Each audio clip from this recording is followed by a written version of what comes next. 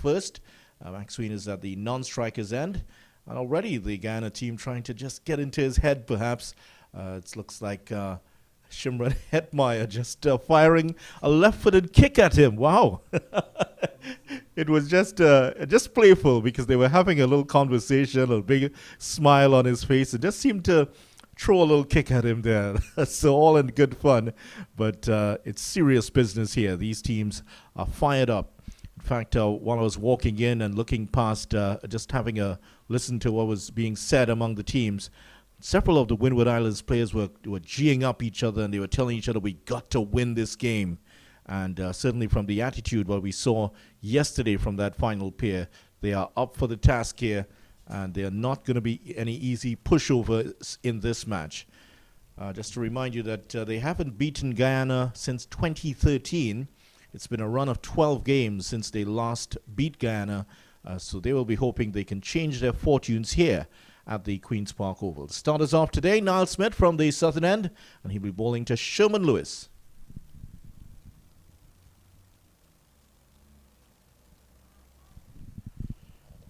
Well, not a great start here from Niall Smith, and this is what we saw from him yesterday. A lot of deliveries being speared down the leg side, and he didn't make the batsman play enough, and he started off in a similar fashion today.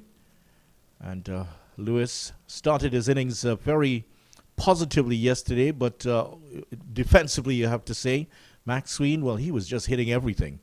There was one shot that he hit yesterday with almost Rohan Kanhai-like, in the way he just hoiked it. Rohan Kanhai didn't hoik, but he hit it wide of long on for 6.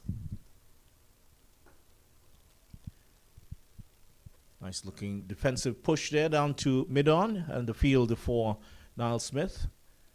2 slips in place and a gully. There's also a backward point just outside of your picture. Forward short leg in place, mid-on, mid-off.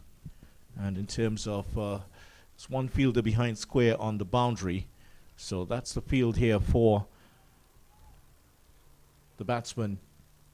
So Preston McSween, in fact, yes, I think it is Preston. Yes, he is the batsman facing up. And he's immediately gone for the drive, and that's peeled away off the edge and gone for 4. So Preston McSween has his maiden first-class 50. That is 50 for Preston McSween. Congratulations to him. It was on the cards yesterday. Gets a hug from his partner, Sherman Lewis there. And that is a proud moment for Preston McSween. This is not a number 10 batsman. He came in at number 10 for his team, and what an innings he's played. 50 of 57 deliveries. And he has done very well to take his team to a position of 282 for 9. They barely looked like they were getting to 225 yesterday, and here they are, looking like they might get to 300 here. This is a very good effort from McSween and from Sherman Lewis, getting his first-class 50. Good bouncer there from Smith. We saw a few of those yesterday also. Just to remind you that one of the Windward Islands batsmen, Kimani Melius, had to go off after 6.1 overs yesterday, struck on the helmet by a rising delivery from Clinton Pestano.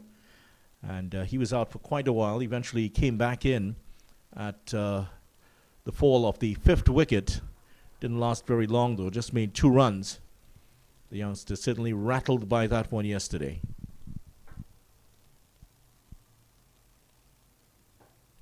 Oh, that's a lovely drive.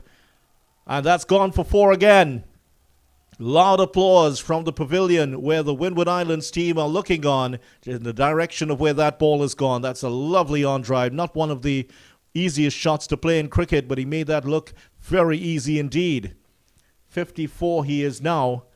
I saw him batting in the nets earlier today, and he was striking it very well. The coach was working with him for at least about half an hour, I think he batted, and also came in to do some bowling. But tell you what, I think he's going to get a promotion. He's going to get a promotion indeed, above number 10, I can tell you that.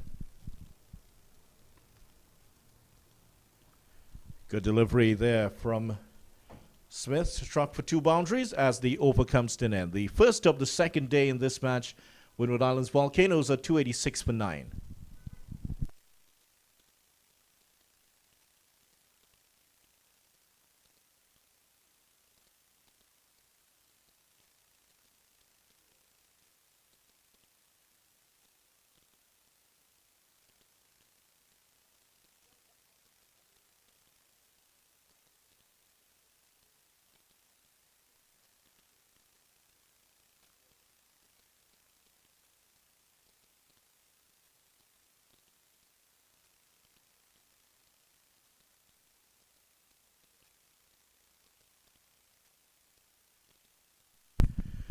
Second over is going to be bowled by Kimo Paul, who had a good time yesterday with the ball, taking 3 wickets for 64 runs and fairly economical, just about over 3 runs and over. So he had bowled some good deliveries and got the ball to shape away from the right-hander a lot yesterday, and bowled some good bounces also. And we might see 1 or 2 towards Sherman Lewis. 2 slips and a gully in place for Sherman Lewis as Paul is on his way. And again, just a sign of the shape that you're getting there from Kimo Paul. That's what he can do. He does swing the ball. And he'll be hoping to do that. Now, immediately, just behind what you're seeing right now, the groundsmen are just having a little walk around. And it looks like there is a bit of weather about. And towards the southern side of the ground, there is a lot of dark cloud hovering over in the region here in Port of Spain. So are we going to get a weather interruption? The groundsmen know very well, and they are already making their way towards the covers.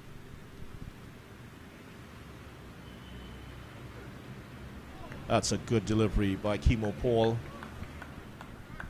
Lewis there trying to play at it, then pulled away the bat at the last moment. He's in. It's started off very well here, Kimo Paul. And he might be the most likely of the Guyana Harpy Eagles bowlers to break this partnership here. Partnership is now up to 71. What a fight back it's been.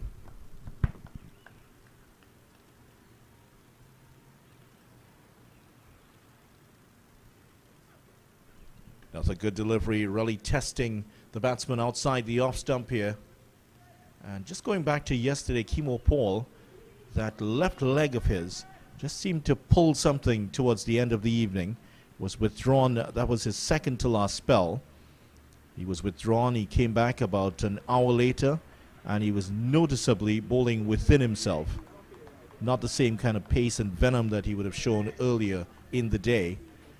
And so he's right now still not 100%. You can see that he is still bowling maybe at 80% capacity or so.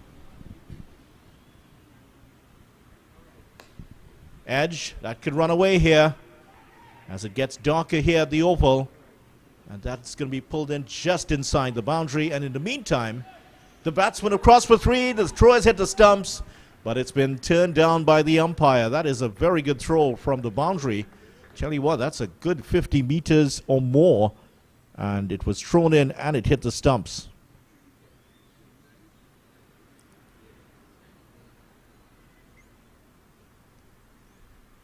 So 54 for McSween. He's back on strike. Lewis should be 3. Added 3 there. He should be on 17 now. Yeah, the weather is certainly threatening now. And tell you what, there's a lot of clouds around the Queen's Park Oval. If the weather comes over the mountains away on the northeastern side of the ground, it's usually not good news here for cricket at the Oval. Here's Kimo Paul.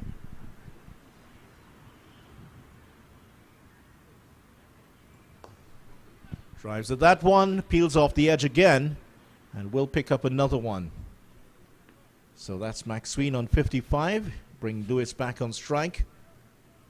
And yesterday, well, the Windward Islands Volcanoes, they have a Facebook page. They've been putting out a lot of content on it over the past few weeks in preparation for this tournament. And one of the players they talked to was Alec Athanaze, who got the top score. He got 68 yesterday. Very interesting comments from him. Straight to the fielder this time, and that'll end off the second over, and the Windward Islands Volcanoes are 290 for 9.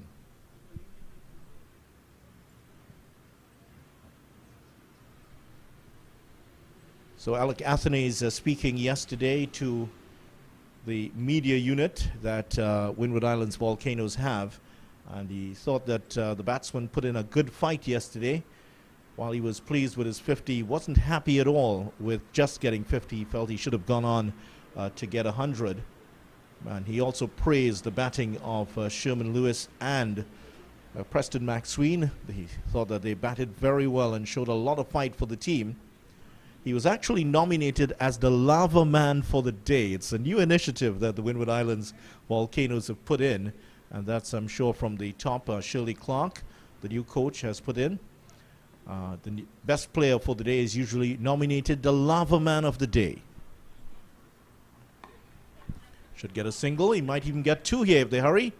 Yes, they're going for it, and they side against it at the end. That is some good work there in the outfield. The man coming in there is Tevin Imlach, who is the substitute fielder. And he's going to stay at that square leg position. Many felt that Tevin Imlach would have gotten the gloves for this game. Guyana have stuck with Anthony Bramble for this one. But Imlach, a young wicketkeeper, he scored some runs in the Guyana trials and was very good with the gloves. Bramble didn't have the best day yesterday.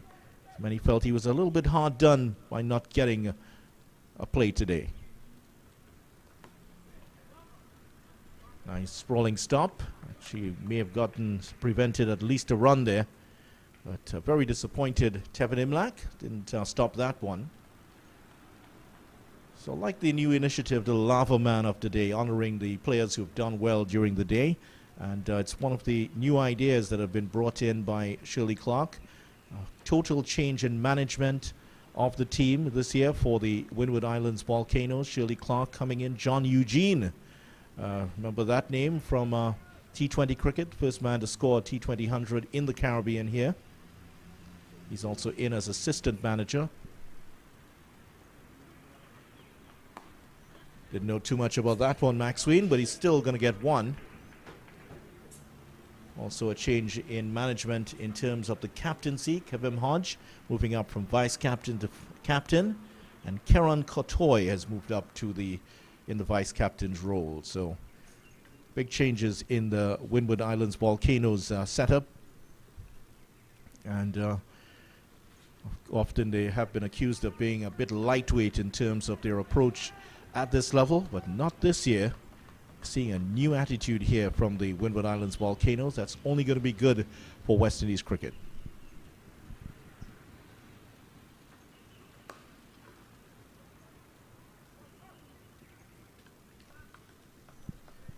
We're going to hear from Colin in just about 10 minutes or so, but one of our colleagues from Grenada, Pastor Stevenson Worm, called me yesterday. Nice to hear from him, and he also said to say hello to his good friend Colin Murray.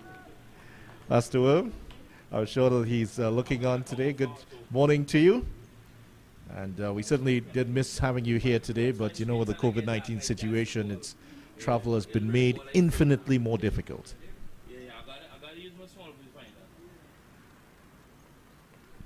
Another good bouncer here from Smith. This has been a better over from him. 21 overs he's bowled, 3 for 68. That's Paul, in fact. Niall Smith, none for 45. Just a ball away from the finish of his 14th over. And still the groundsmen continue to move just outside of your picture. At least 5 or 6 of them are just standing right around the covers right now.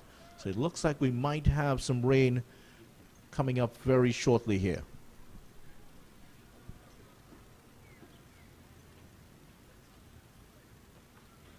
Edged, and that's gone for 4.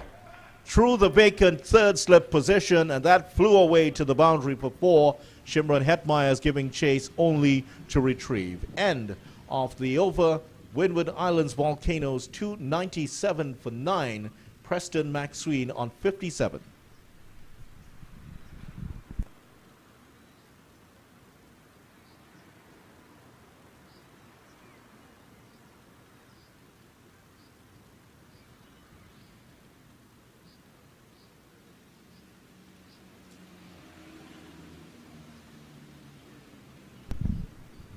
So just at the end of that last over from Niall Smith, flashing blade, Preston McSween. In fact, Sherman Lewis, flashed at that one, and it went flying away for 4. 22 of 66 deliveries he has. Preston McSween on 57 of 62. He'll be facing up to Kimo Paul now. The Guyana Harpy Eagles vice captain is trying to get the wicket to break this partnership, with the Volcanoes on the edge of a psychological barrier here. They've gone for a single. There could be a run out here. He's missed it. Chandapal had a stump and a half to aim at.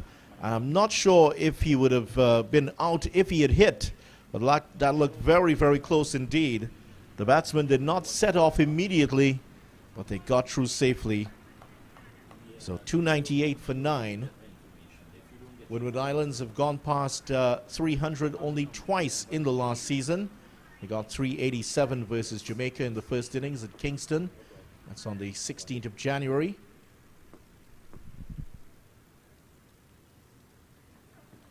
Good delivery again by Paul, shaping away from the bat of Lewis. Too good for the number 11. Windward Islands also got 318 against Guyana in the first innings at St. George's last year, 13th of February. So almost a year to the day, they are once again shaping up to score a score in the region of 300 against Guyana. That match ended in a draw. And with the change in weather here, there has to be rain. And given this performance from the Windward Islands, who knows, a draw might be on the cards here unless something dramatic happens. Way down the leg side there from Paul. Yeah, he's certainly not firing at 100% here, but we're not seeing any signs of that calf injury that he picked up yesterday evening. Just having a quick word with Veerasamy Permaul and the man's fielding close to him, Chandrapal Hemraj.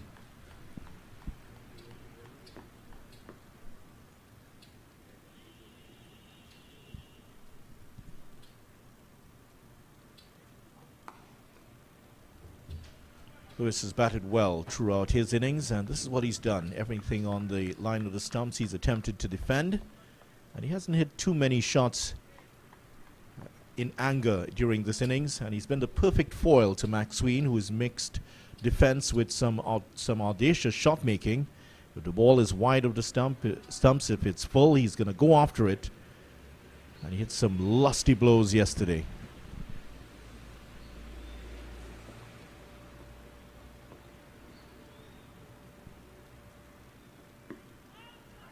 They thought about the single, and again they decided to pull out of it this time, with Chandapal coming in very quickly. So 2 totals over 300 in the last season, and they've gone past, they also got 292 for 8 against Trinidad and Tobago. Second innings at Roseau in 6th of February last year. So they were able to produce, those are the 3 best scores for the Windward Islands in 2020.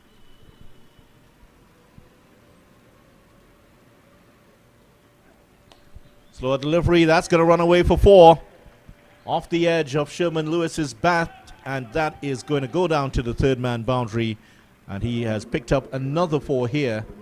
End of the over. Windward Islands Volcanoes have gone past the 300. They've brought it up off 93 overs.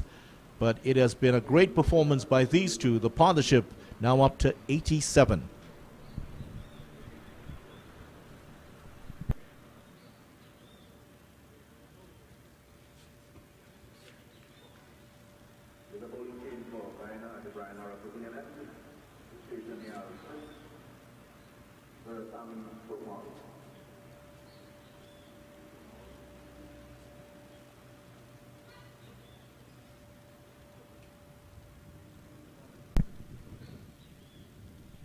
So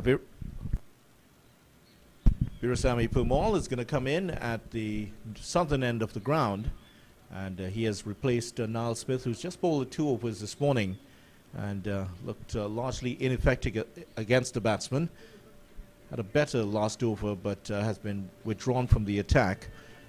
In 2020, Windward Islands, their best partnership for the 10th wicket was 45. And this partnership has almost doubled that. Kieron Kotoy and Josh Thomas, who another one of the players who many felt would have gotten a game here at the Queen's Park Oval. And Kotoy and Thomas would have put on that 45 against Barbados at Bridgetown, 27 February, in case you're interested. And they actually had very good production rate in terms of their lower order batsmen in 2020. 65 for the 9th wicket, 57 for the 8th wicket. Not bad at all. Swings at that. Thought that he had his man there. With Preston McSween going for one. In fact, Preston McSween was part of that 9th wicket partnership of 65 with Ray Jordan, also against Barbados at Bridgetown. The tail really wagged on that day, it seemed.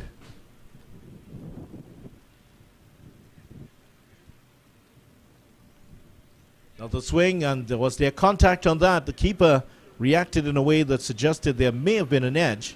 Let's see what the umpire signals. No, there wasn't. Just came off the pad. Big swing down the leg side. Pirasamy Pomal looking for his 4th wicket. So just looking down the list of highest partnerships by wicket for the Windward Islands in 2020. Sherman Lewis was also part of a 57-run stand with Shane Shillingford against Guyana at St. George's. So he has a good record in that. Thought about the single for a moment there, but nothing doing. Of course, the outstanding partnership for the Windward Islands in 2020 was 263. Down the leg side again.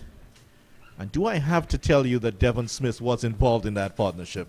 263 unbroken between Devon Smith and Kaveem Hodge versus Guyana again at St. George's. So, good memories for the Windwards. Drove that fairly firmly back to the bowler. May have actually come off the hands of Pomal and onto his face there. But he's acting with the advice, never let your opponent see you bleed. Colin knows all about that. Last ball of the over. Windward Islands Volcanoes end at 303 for 9. Partnership of 88. Here's Colin Murray. What a partnership this has turned out to be. Well, I tell you, good morning to everybody. And certainly this has been a tremendous partnership. And how this game has fluctuated. You know, at 190 for 3, we had predicted at that point, video, that Windward Islands Volcanoes should get up to 300.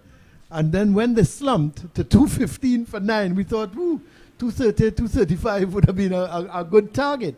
But they've really, this partnership, they've taken the attack to the bowlers. McSween has been uncompromising in his dealings with how he's dealt with all the bowlers.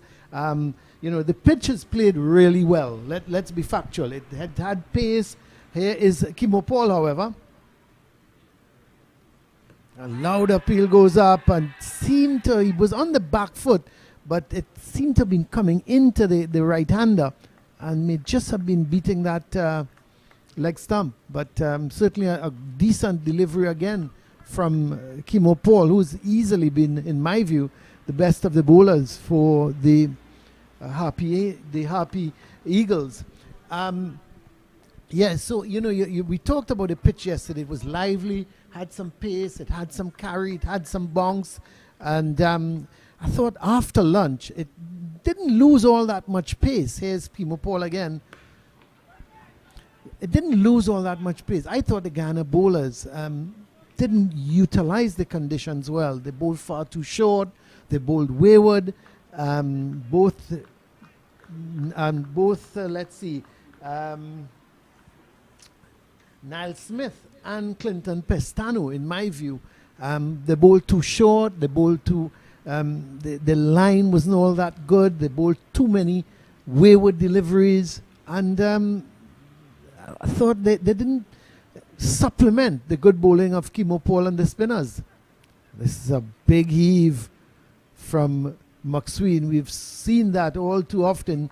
Sometimes he connects, sometimes he doesn't. It peels off the edge. Thing is, he's going hard at these deliveries. So if it comes off the edge, it's going to fly towards the slip cordon, and they've got to be alert. Yeah, so Kimo Paul has bowled well. There's no doubt he's been getting swing. He's getting some nice pace off the pitch. It's been a good pitch for batting. But if you bend your back, as they say, you can get something out of it. Here's Preston McSween going over mid-off. He's connected with that one. Seemed to have come off more the bottom part of the bat. And just stopped a few meters inside the boundary by Hemraj. So he picks up 2 more. McSween not afraid to go after the bowling. He's on 59. 305 for 9. Well, this is going to be a challenge in total for the Guyana Harpy Eagles. But they've got the strength in depth in their batting. So the 300 is always a tough ask, but they can get it. That's another beauty. Pitching, hitting the seam and leaving the right-hander. Another good delivery from Kimo Paul. You look at his figures, 3 for 74. And in his one delivery left for his 23rd over. And, it's, yes, he's just over 3 runs and over, but you just seem to think that he's bowled better than those figures suggest.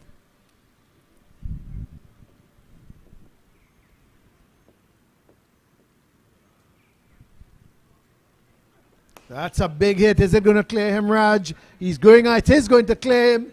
So McSween going after Kimo Paul yet again, and this time he gets a boundary. So they may have to look at protection in the deep, because McSween is not going to be pushing these deliveries. He's going to go for the big one. So they may have to let Hemraj stay back at long off.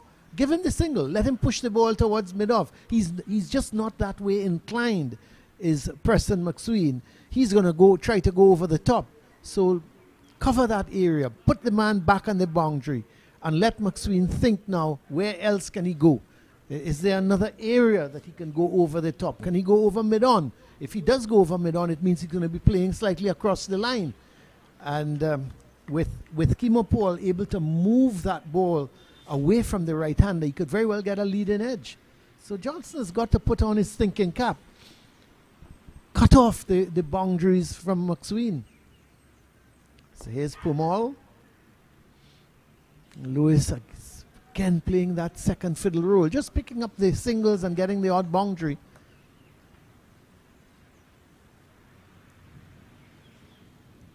Sherman Lewis. 94-run partnership. Well.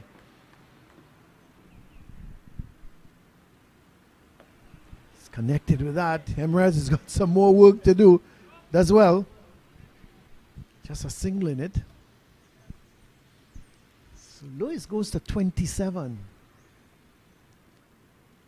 So now they're covering the boundaries. They've got a long off, a long on, a deep mid-wicket, a deep backward square.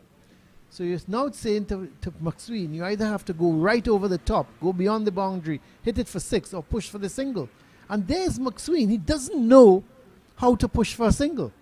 He doesn't know to just push that ball out to mid-on, down to long on, down to long off. He is going to go for the big hits. So if you've got the men in the deep, if he clears them, then that's fine. Let him do that. Let him come down the track and get the single. Now, had the man at deep mid-wicket been into the orthodox mid-wicket position, McSween would have looked to go over the top.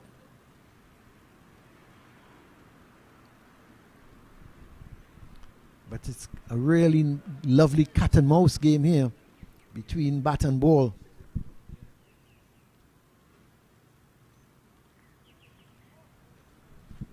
And I like how Johnson has brought in the long on and the deep mid-wicket to the orthodox mid-on and mid-wicket position, because it says to Sherman Lewis, look, if you want to go over the top, you go ahead. You haven't played those type of shots, but take the chance if you're keen on doing it. And Lewis, again, he's just he's content to play second fiddle, push the ball around. It's been a really excellent partnership. 311 for 9. Well, at 215 for 9, who would have thought that? You know, you looked at this. Volcanoes batting 190 for 3 with Athenaeus and Dennis Smith going nicely. And there is the scorecard. 68 for Athenaeus. And when he got out at 190, that's when the collapse started. Smith went for 11, John for 12, Edwards for 1, Milius had come back in, he went for 3. And you thought, oh well, 230, if they can get to 230, they would have done well. Tell you what, this is going to give the Windward's team some confidence. There's the bowling figures, 3 wickets apiece for Paul, Pumal and Moti. I think the disappointment there has been Pestano and Niall Smith. They've been really disappointed. Let's see what Leon Johnson has done to the field now for McSween. See a man, there's a man now at, he's halfway back to the boundary. I still think he needs to go right on the edge of the boundary rope.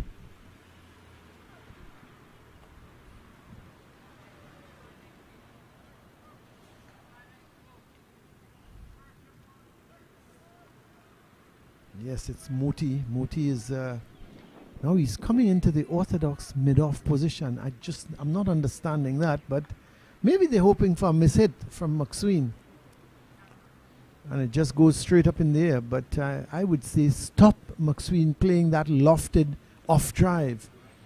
Moti's he's about halfway back. This delivery, he's backing away and then just opening the face of the bat.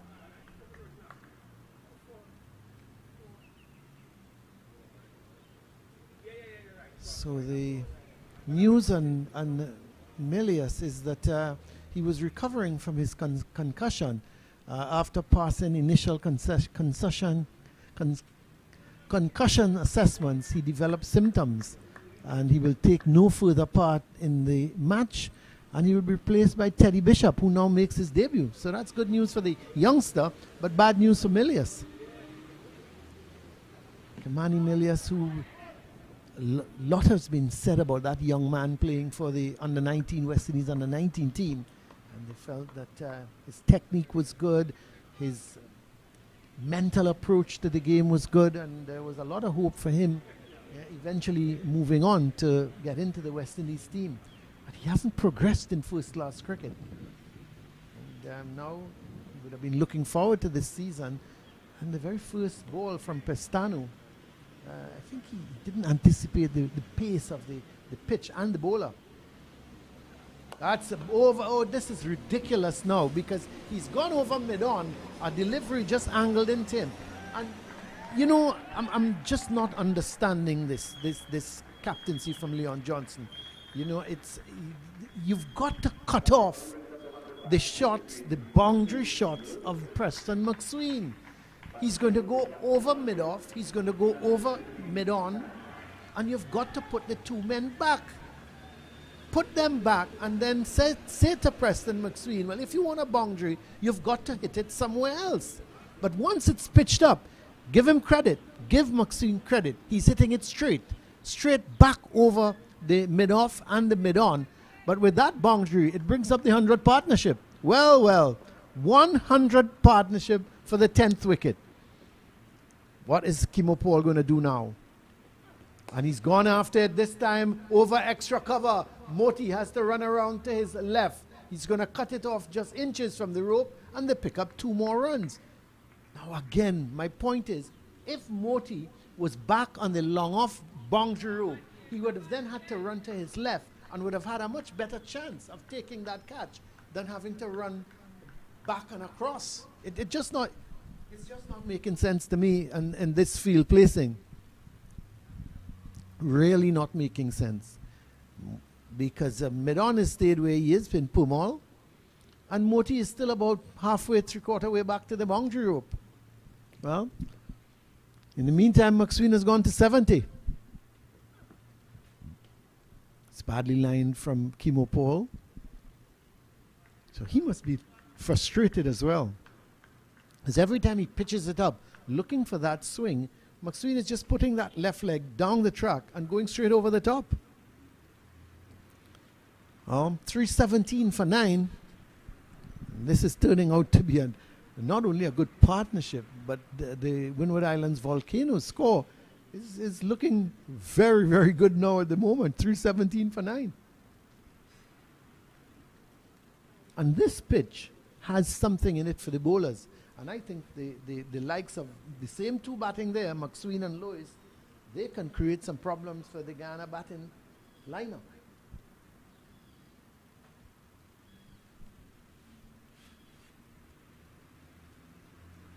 There's also Ryan John, who can, as I say, make the ball talk on this pitch.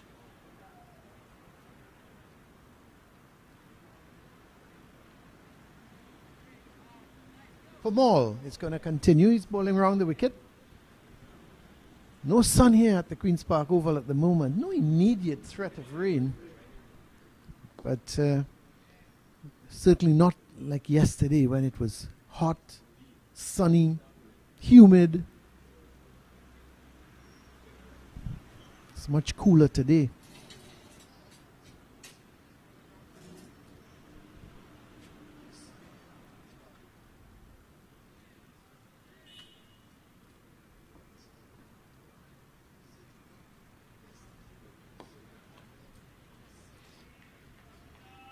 Need to put a little more pressure on Lois.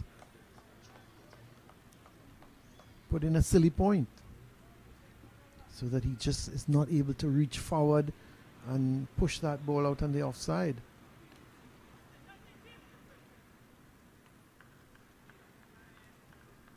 It's interesting that Pamal has not decided to give the ball a little bit more air to Lois. You just might have to tempt him a little bit. Give it some air. Let Lewis use his feet. See if he's brave enough to go over the top.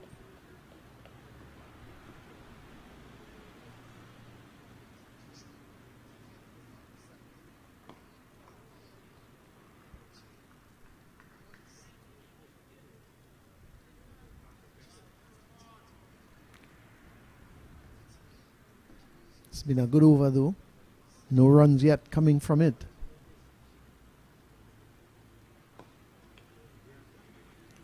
So a maiden over from Versami Pamal, but at this point in time they need a wicket. Maiden overs are really no good to them. And Lois continues to bat well because he's not taking any chances, even though, as I suggested, Pamal has got to tempt him a little bit. Give it some air. Well, I think Leon Johnson is going to try something different. He's going to bring in Hemraj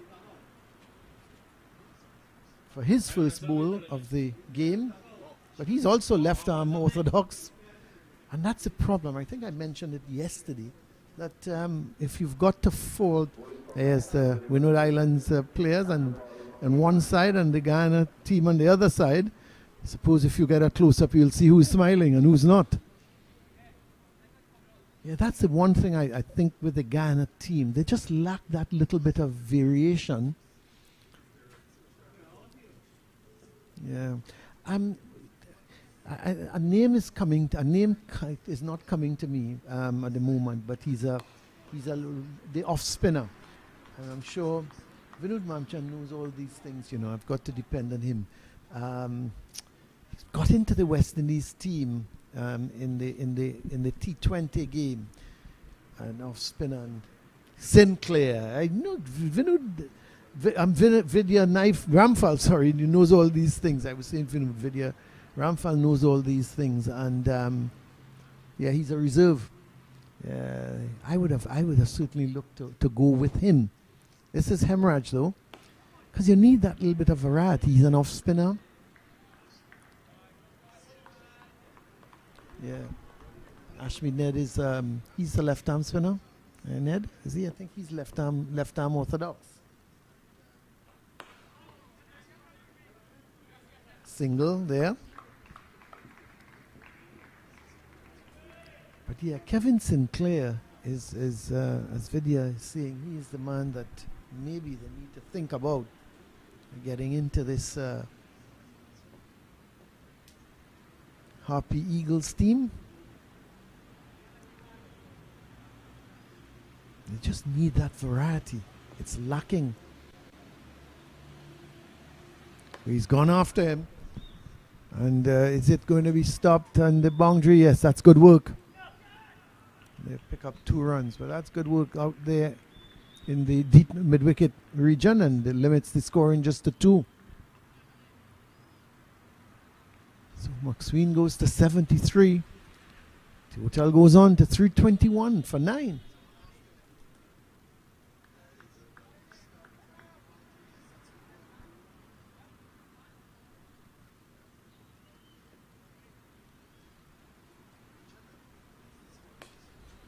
Gone after him, but this time it goes down to deep back with square leg. Just a single in it.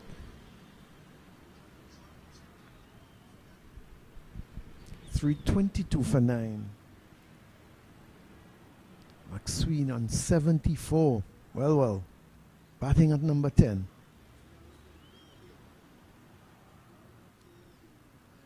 I'd have thought that the conditions here with a little bit overcast, no sun out, it would have been ideal for the seamers to get some movement and get some swing. But you have to say they haven't bowled well, especially when they started this morning. Niall Smith started the first over and was hit for 2 boundaries, one admittedly coming off the outside edge, but the other one a beautiful on drive. And this is after they took the second new ball yesterday afternoon, and it made absolutely no difference to this last wicket pair.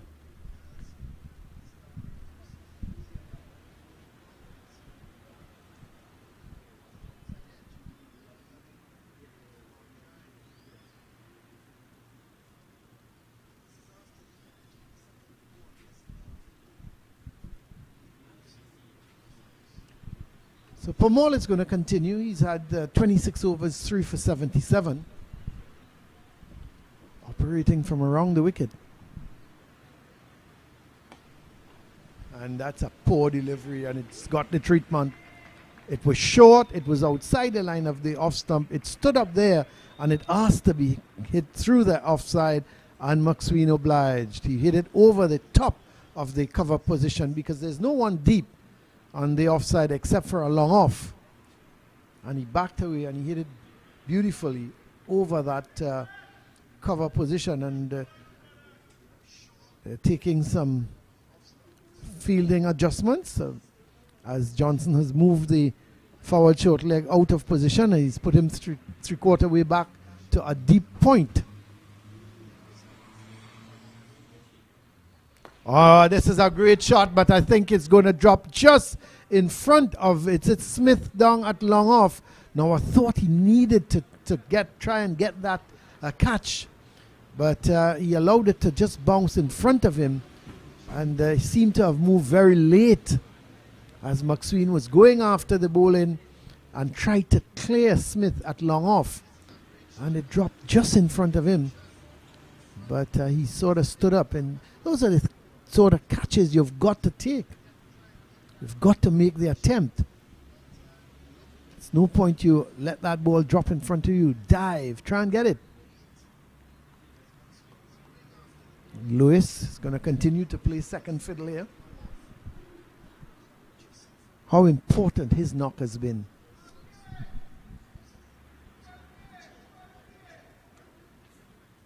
You look at his knock, just 28 out of the partnership of 112. But it's been a very good innings. He's faced 90 deliveries for his 28. And now he goes over the deeper mid-wicket, and that's going to run away. Nope. Didn't make that sort of connection. It may have come off the bottom part of the bat, but still, he was able to clear mid-wicket, and he picks up 2 runs. So Lewis getting a little bit more brave here in some of his stroke play. Goes to 30. 329 for 9.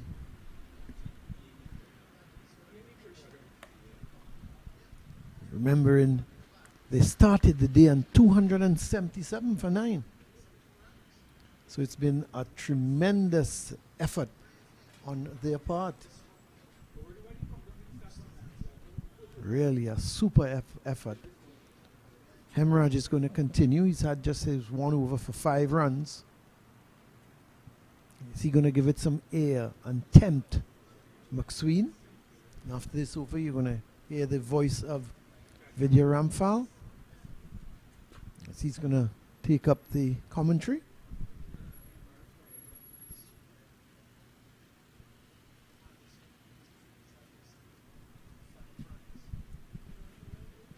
So just the one slip in place for Hemorrhage.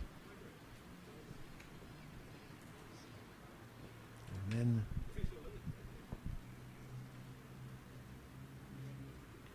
getting a fair amount of turn there, giving it some air. So there's a long off, a long on, deep mid-wicket and a deep backward square. Oh, that's a badly lined ball. Swept away. Are they going to come back for the second? Yes, that's good running from the part of McSween. Smith had to come a long way to his right from a deep backward square, almost a shortish fine leg. And they were able to pick up the 2 runs. 81 to McSween.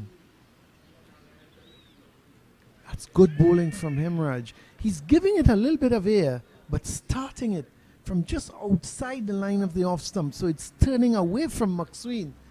And McSween almost can't reach it. Now there's a slight drizzle. There is a slight drizzle. So the players are going to come off as the covers are coming onto the field. There is the covers. So a slight drizzle at 331 for 9. I'm sure this is not what the Volcanoes were hoping for.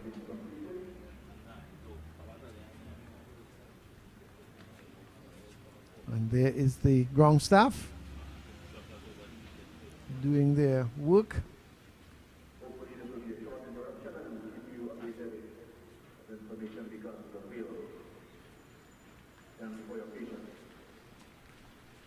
So Vidya at 331 for 9 from 277. So they've added what, 23 and 54 runs they've added basically this morning in about 50 minutes. So it's been a tremendous effort again on the part of these 2 batsmen, McSween and Lewis. Yeah, it certainly has been, especially on the part of McSween, who started off at 46, remember. So he's added 35 runs in the morning already. And so the bulk of the scoring, again, has been up to him. But credit to the other batsman out there, that's Sherman Lewis, who is on 30 not out. Now, he's now gone past his best first-class score, which was previously 20.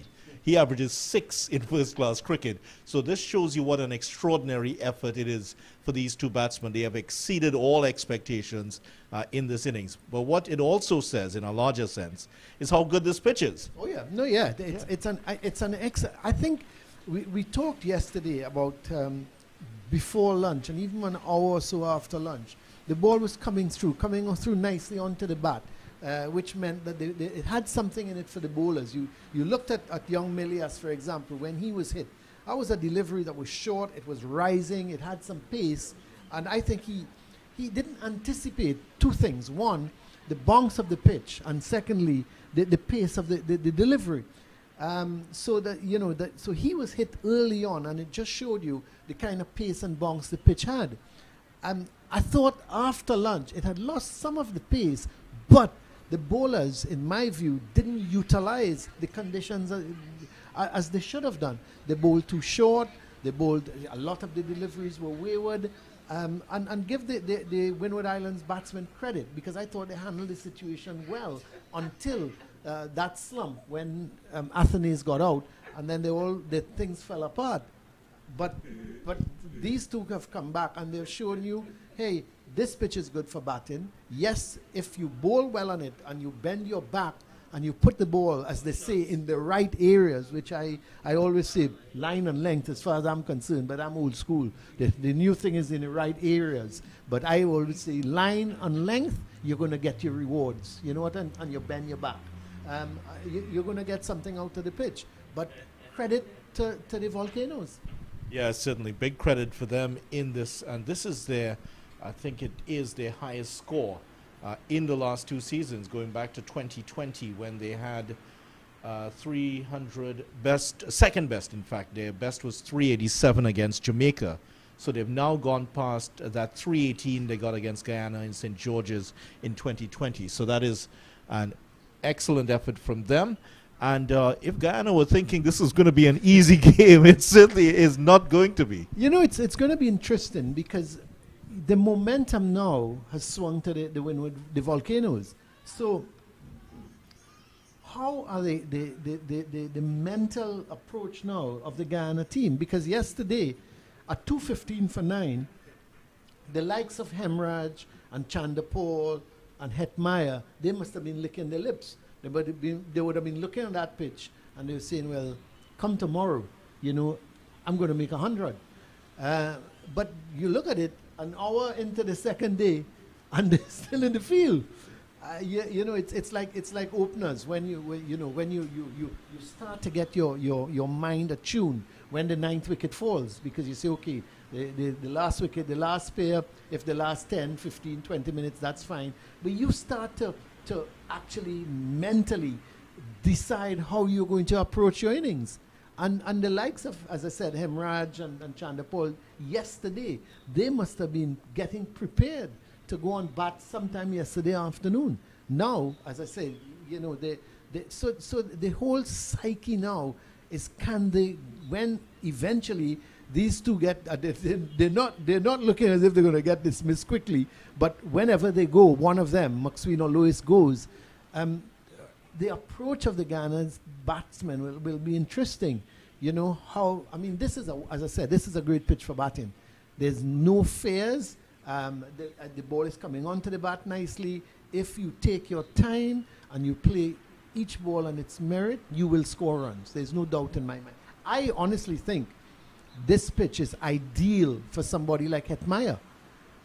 But, you know, it's Hetmeyer we're talking about. He plays 2 great shots and then plays an awful shot and gets out.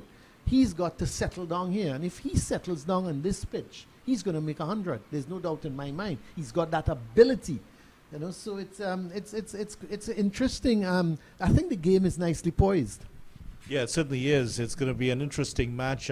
Definitely the psychology of the Guyana team will be affected here. Yesterday, late in the evening when Windward Islands were 9 down, there were batsmen playing shots around the wicket. They're not playing shots right now. I'm not surprised. No, I tell you, that's the norm. That's the norm. You know, the 9th wicket falls, and especially for the openers.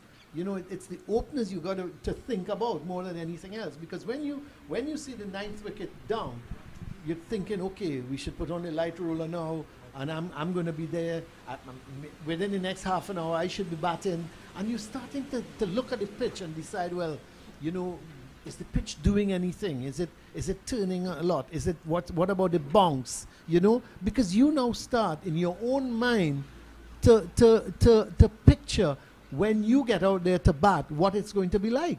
So, you know, you gotta, as I said, it's all in the mind, and it's going to be interesting how this partnership in particular and the score, because don't forget, 331 is a lot of scoreboard pressure as well. You got to say to the batsmen, hey guys, you got to go out there and bat for long. So it's I think it's beautifully poised. It's a pity, you know, we've had, I mean, I don't expect this shower, and it looks like just a drizzle. There was some overnight rain as well. So I don't expect this to last too long, especially in the dry season. You know, I think hopefully once this drizzle passes, we should be getting some more action. Yeah, definitely. Well, before we close up, just to end on a lighter note here, Colin. Now, compare this to what happened in Barbados yesterday. I'm not sure if you're aware.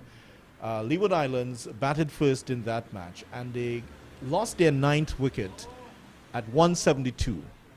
the captain then decides to declare the innings.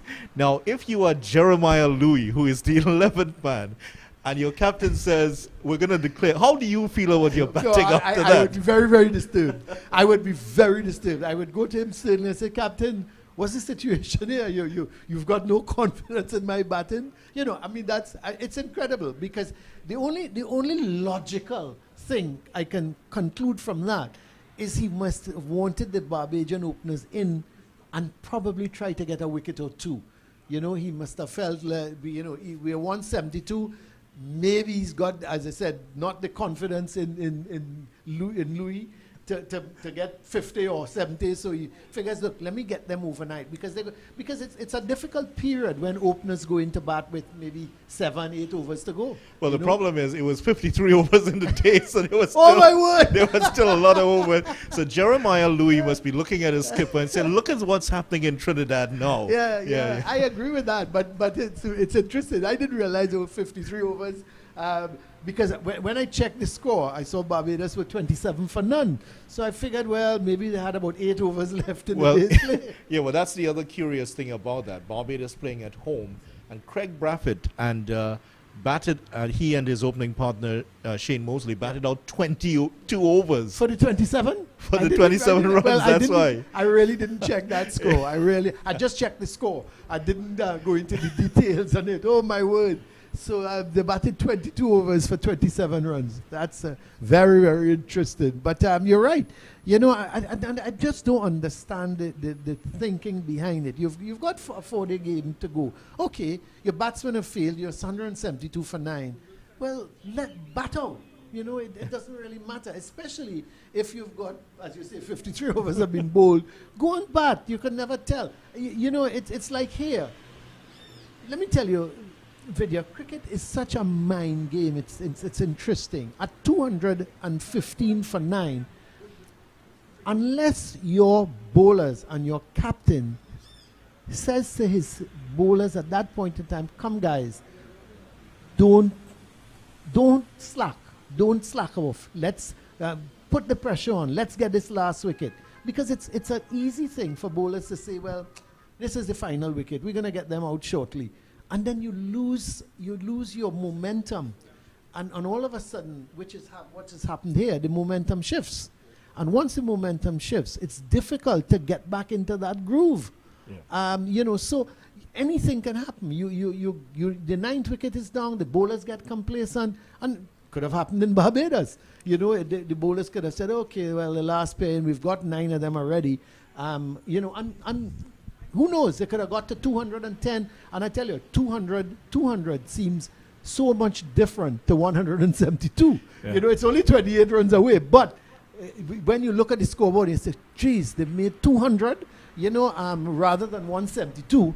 So I just I don't understand the thinking behind that. Maybe, I don't know. That's an interesting one. Maybe we'll hear one day. I think Hamilton is the captain, yes, right? Jim Hamilton. Yeah, maybe one day we'll hear the reasoning behind it. Yeah, I hope we he should can be explain interested. it. But I'm sure if there's one person he has to explain it to, is Jeremiah Louis. Yeah, Louis. Yeah, I would have been very upset. I would have said, you know, Captain, what's going on here? Am I not? Are we only batting with 10? You know, it's and you know, again, I said for a 4-day game, you know, unless you're pressing for a victory, and it's a time like I honestly thought that there were a few overs left in the day's play. So you think, okay, let me take the gamble, and you know, if we can, you know, get 1 or 2 out, you know, with about 8 overs, 9 overs left in the day's play, that would be great. But when you've got 53 overs and you have 172 for 9, why declare? Yeah. It's amazing. Certainly he will discuss that. I will leave you if you see him. I think the Leewards play here the next game, right? Yes, they do. I will leave you to have an interview with him. We will have a little talk with him when he comes in. But the news here at the Queen's Park Oval, Windwards 331 for 9, McSween on 81, Lewis on 30, a partnership of 116. Rain delay at the moment. We'll be back as soon as play is ready to start. On behalf of Colin Murray and the rest of the crew, bye for now.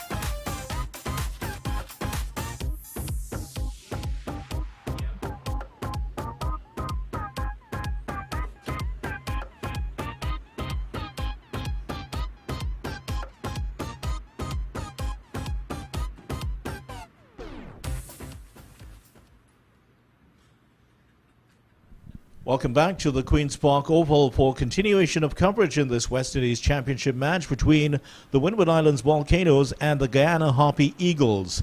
The news is that after a break which just started at about 10:45 for the rain, we are back on the field. So just about a minute, an hour in fact, and 25 minutes or so has been lost to rain here.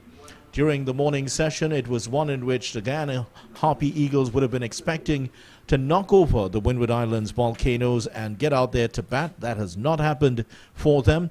Preston McSween and Sherman Lewis, who started overnight on 46 and 14 respectively. They would have come in overnight at 278 for 9. They've now pushed on to 331 for 9, as you can see there. McSween 81, Lewis on 30. And they have put on 53 runs, in fact, in the morning session before the break. So a challenge for two batsmen also to once again play themselves in and push on for a good score. This is going back to 2020. This is the highest score by the Windward Islands, but one. Their highest score in the last season was against Jamaica, first innings, and Kingston. They got 387. They've surpassed the 318 they got against Guyana in the first innings at St. George's on the 13th of February. So this has been a very good effort between these two. The partnership is now worth 116. Chandrapal Hemraj, who had bowled just 3 balls of his second over, will continue here. Left arm slow left arm orthodox bowler, and he will continue round the wicket. Joel Wilson is the umpire here at the northern end.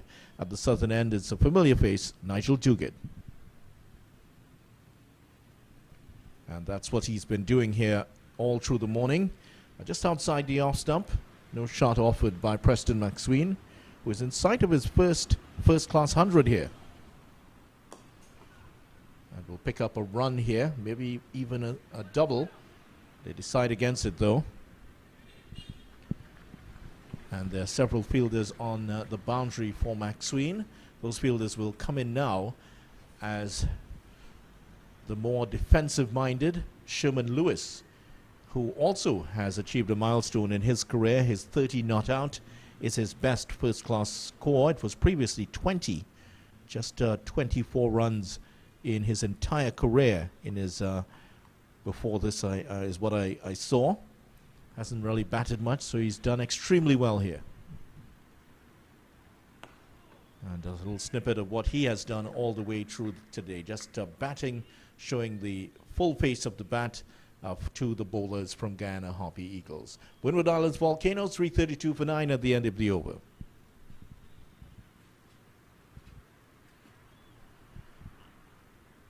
Outside of this outstanding partnership of 117 of 175 balls between these two, the other big news this morning concerns Kimani Melius, the opener who was struck off the 37th ball of the day's play yesterday. 6.1 overs into the match, he was struck on the helmet by a bouncer from Clinton Pestano, who does not look the fastest bowler when he runs in, but he really uses his shoulders and back well, and sent in a bouncer that hit Kimani Melius on the helmet. He went off after examination, and now the news earlier today was that he will be out of the game. He passed the initial concussion assessment, but has since developed symptoms, and the Windward Islands Volcanoes management have announced that he will take no further part in the game. He has been replaced by Teddy Bishop, the West Indies under-19 batsman, who will now make his debut batting in the second innings. So that's another talking point in this game, which has been very absorbing over the first day and a half.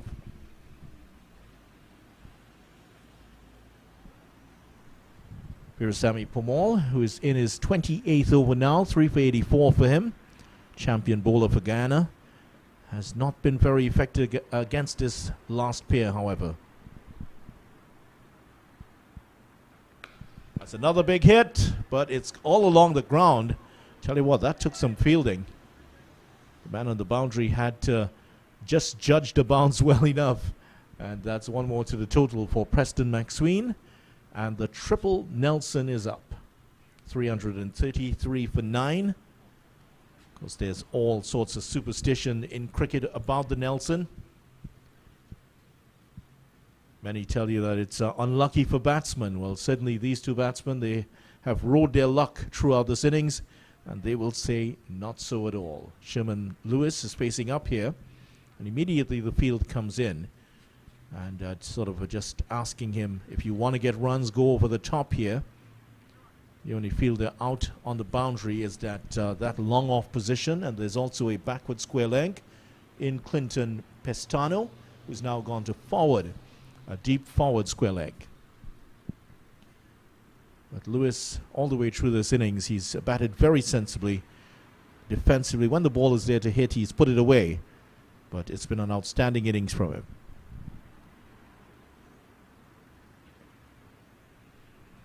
Just allowing that one to strike the pad, just turning in from outside the leg stump.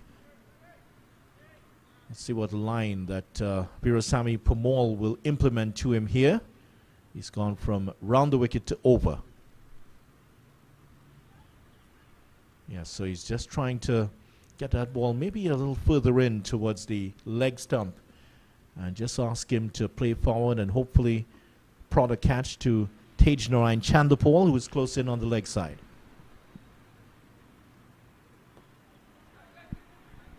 Better delivery here from Virasamy Pamal. Hoping for something here, a bat pad catch, an edge to first slip. Any of that will do for the Guyana Harpy Eagles right now. He's looking for a little bit of a change here, Pamal. Selimadov is in place now. He's asking for another change, and that is now asking the long off to come into a mid-off position. So he's telling him, if you want to get the runs, you have to go over the top of the infield. And just outside of your picture right now, there are three groundsmen who are, I can't say racing across, but they're running across as the over comes to an end. 3:33 for 9. They are the groundsmen. They're already heading back across to get the covers on the northern side of the ground. There are covers on both sides, and that's because the weather is threatening once again. Got a report that there's a lot of rain in the eastern side of Trinidad, high winds and heavy rainfall in the eastern side of Trinidad. Usually takes about half an hour to an hour to get down to Port of Spain. So that's the news. There may be another interruption coming. But what the interruption has done, it's created a window here for the Guyana Harpy Eagles. A window in the sense now the concentration of these two batsmen has been disrupted once again. They will need to play themselves back in. And it's another opportunity for the Harpy Eagles to break this partnership, which is already gone past ominous territory, 118 already. Another change. Chandrapal Hemraj off the attack, and Gudakesh Moti, who's taken 3 for 61. He has a chance now to wrap up a fourth wicket here. And Preston McSween, this field has spread for him. Long off, long on, deep mid-wicket, and a deep backward square leg in place for him. Nice delivery to start off. Johnson at first slip has taken 3 catches already.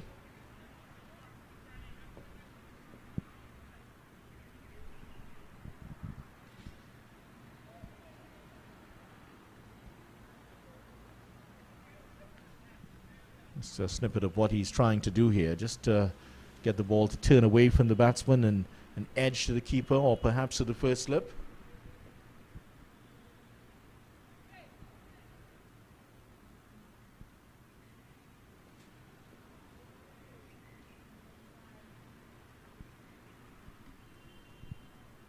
Groundsmen have the covers in their hands right now, and they're ready to run on the field. So I think they are telling us that there is going to be an interruption very soon. No sign from Joel Wilson here. Leon Johnson continues to wave the baton out there. Well, that looked like it was heading down the leg side. They're going to get some runs here, and they will get 2. Should be leg byes. Well, Joel Wilson does in fact signal it. The TNT umpire started his career not too far from here, umpiring in the North Zone of Trinidad and Tobago cricket. That's at the Queen's Park Savannah. If you've ever been to Trinidad and Tobago, you'll know that's the largest roundabout in the world, they say.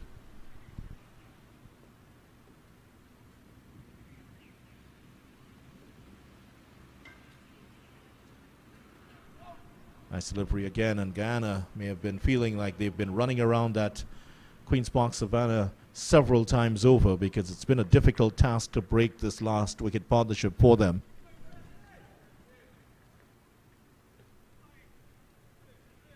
Over comes to an end. At the end of it, Windward Island Volcanoes, 335 for 9.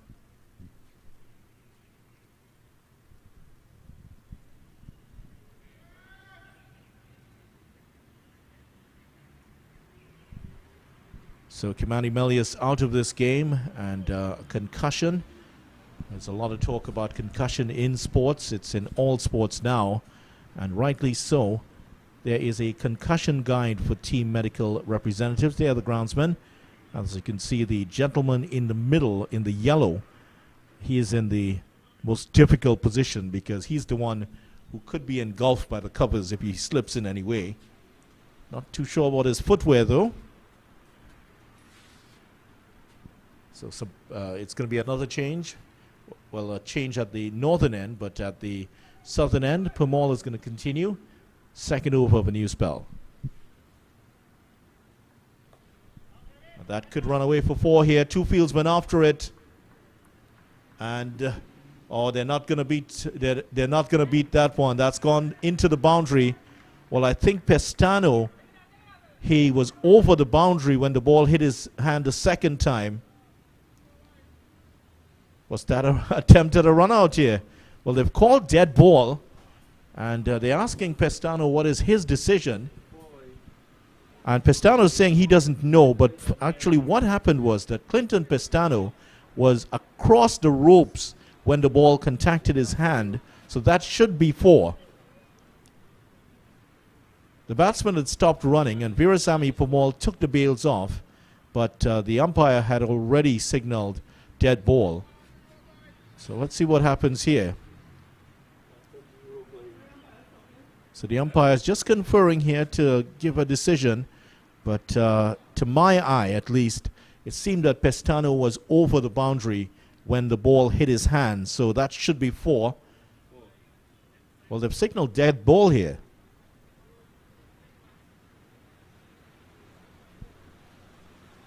So is that going to count? In terms of the dismissal, they've called that dead ball, so that will not count. McSween on 83. Lewis is still on 30. So no change in the score, so it has been declared a dead ball. But to my eye, Pestano, who may not have seen exactly what happened, he was sliding over the rope when it touched him.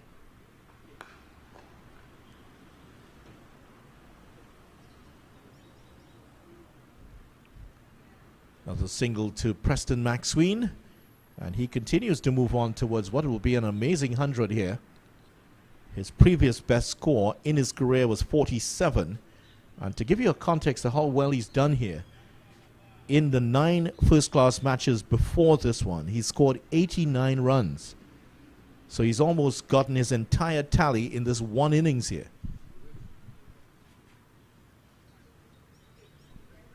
Permaul pulls out of that one. The groundsmen have now gone back to their positions, but they're still hovering around the covers. In fact, I think I can see some rain in Port of Spain in the distance.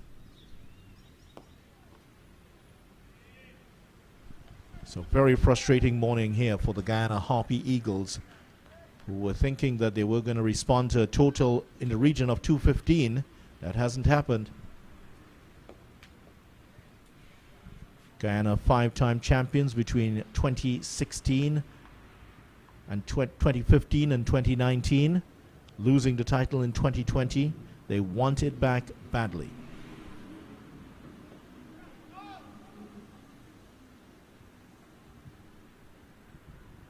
Last ball of the over. Windward Islands Volcanoes took the new ball 23 overs ago. It's had very little effect here on the proceedings.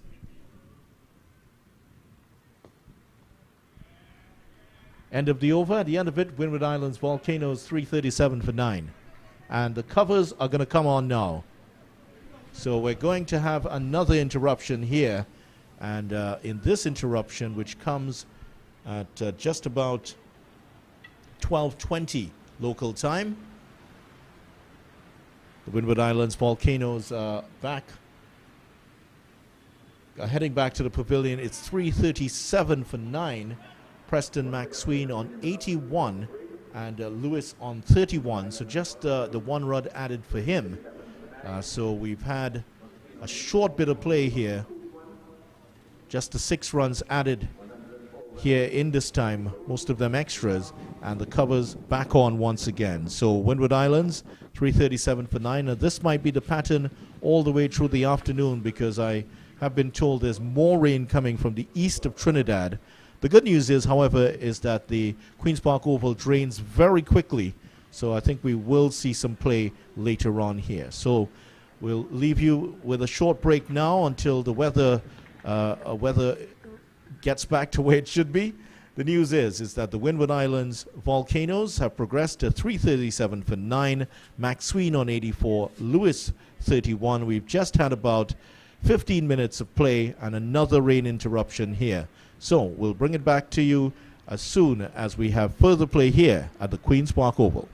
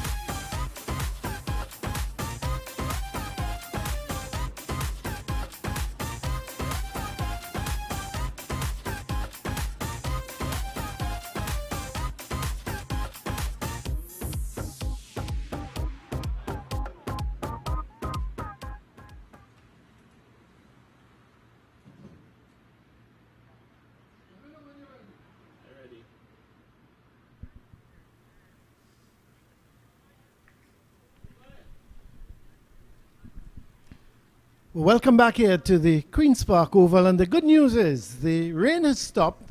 It's not sunny, but certainly there is no semblance of rain clouds about, so let's just keep our fingers crossed that we are able to carry on play from now until maybe 5:30 if the light holds. The good news as well is that the umpires are making their way out onto the field, followed by the Guyanese fieldsmen, and who would have thought that yesterday afternoon at 2:15 for 9 that Guyana would still be in the field at 1:20 on the second day. It's absolutely amazing what this partnership worth 122 by Preston McSween and Shimon Lewis have done. It's really a super partnership. McSween is on 84 at the moment, and it's interesting if he can get those 16 runs. We're trying to work out and see any stats. You know, a number 10 batsman has got to 100 in the 40 West Indies Championships. I'm not sure it has happened before. I can't recall it. But I'm sure some number 10s must have come close. Not only that, even the partnership with 122 for the last wicket. I can't recall a partnership like this unless it's been between Sobers and somebody else. Or Lara. I remember Lara a time with Danraj, but Danraj I think was batting at number 9, and they put on. I remember Danraj made about 11 out of the partnership worth about 130 or 140. But then again, that was Lara, not McSween and Lewis. I think there's a slight difference there. But we're going to continue here as the play is just getting ready to restart. It's going to be Moti, and he's bowling to McSween, and a delivery outside the line of that off stump again. You could see Moti just giving it a little bit of air, and when they do give it air, it tends to turn. When it's flat, it's not turning, but once they give it a little bit of air, it tends to turn. This is a good shot from McSween. How accomplished he's looking now. He's playing that one, getting it on the drive and playing a good off drive and sending it down towards the long off position. So he goes up by 1. He's 85 now.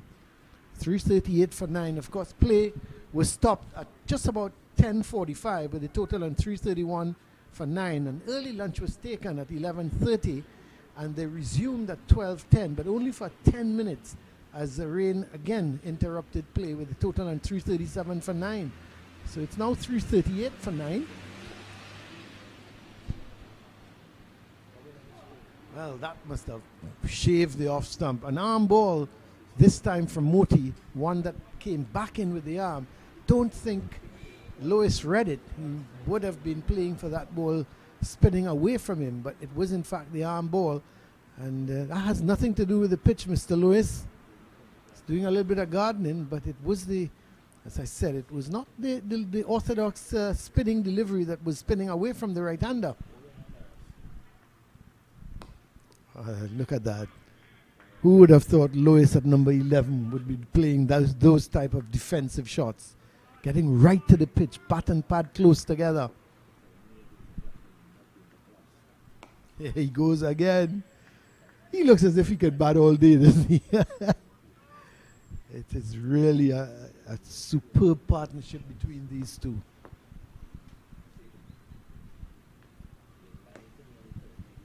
See, the thing is, Moti is going to bowl like that, 3-4 deliveries and over. And all Lewis is going to do is get onto the front foot, bat and pad close together, and, you know, unless Moti starts to give it a generous amount of air, almost tempting the batsman to come down the track and go over the top, Lewis is going to bat like that all day long. So I would love to see a little bit more variety from Moti, you know. Give it air, tempt the batsman. You know, if you're going to bowl flat trajectory and bowling it maybe middle and off, Lewis is going to just defend. The second ball of the over was probably his best ball when he did bowl the arm ball, and Lewis didn't read it, and it came back at him and shaved that off stump. Probably the closest we've seen to a dismissal for a little while. And of course we talk closest to a dismissal when McSween went after Pumal hit it high in the air down towards long off. And Niall Smith didn't go in to try to take the catch. He allowed it to just bounce in front of him. Pumol is back over the wicket. And McSween plays that sweep shot. It hurries down to Pestano down there at that deep backward square leg. So the total creeps up to 339 for 9. Well.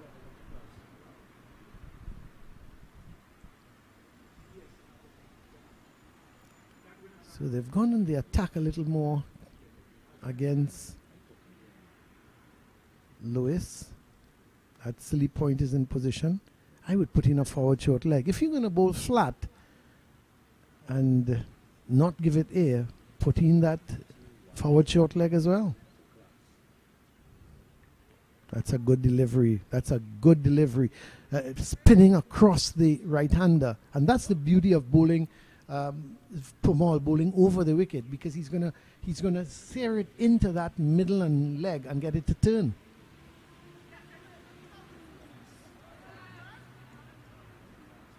This ball coming off the pad. So Pumol has got to have the control if he's going to bowl that middle and leg. Now Johnson is asking the square leg umpire, maybe did he see that ball come off the glove? But Joel Wilson, I think he ignores Johnson.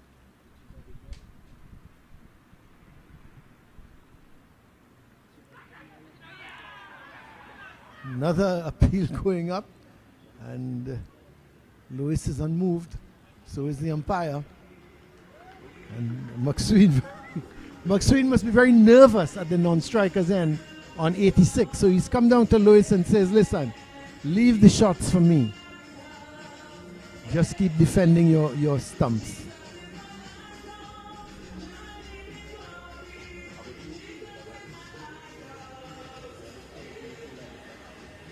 That's it. That's the ball. You've got to pitch it middle and leg. Spin it away from the right-hander. It's going to tie up Lewis. He's not sure if to come long forward. He's not sure if that ball is going to come back in with the arm. He's not sure if it's going to straighten. But more than likely, it's going to be spinning across his body. That's much better. Well left. But the line from Pumol was not good. That's not been a bad over from Versamy Pumol. He's bowling over the wicket, and you could see what he's trying to do. He's trying to pitch that ball middle and leg, spinning across the right-hander, whereas Lewis, if he pushes forward, the likelihood of him maybe getting an edge, going into slip, or coming off the edge onto his pad or body, and that silly point man may come into position, may come into a catching position at that point in time. So it's not a bad idea. Because again, if he's going to continue playing defensively, then the other thing to do is to just give it some air. There is the Windward Islands scorecard and the bowling. Pumol 3 for 88 from 30. Moti 3 for 62 from 26. And we haven't seen Kimo Paul since this morning. 3 for 83, 24. Here is Moti. Moti now opting to go around the wicket. That's a poor delivery. He's lucky to get away with it. That's one of the few short deliveries, bad deliveries that McSween didn't make contact with.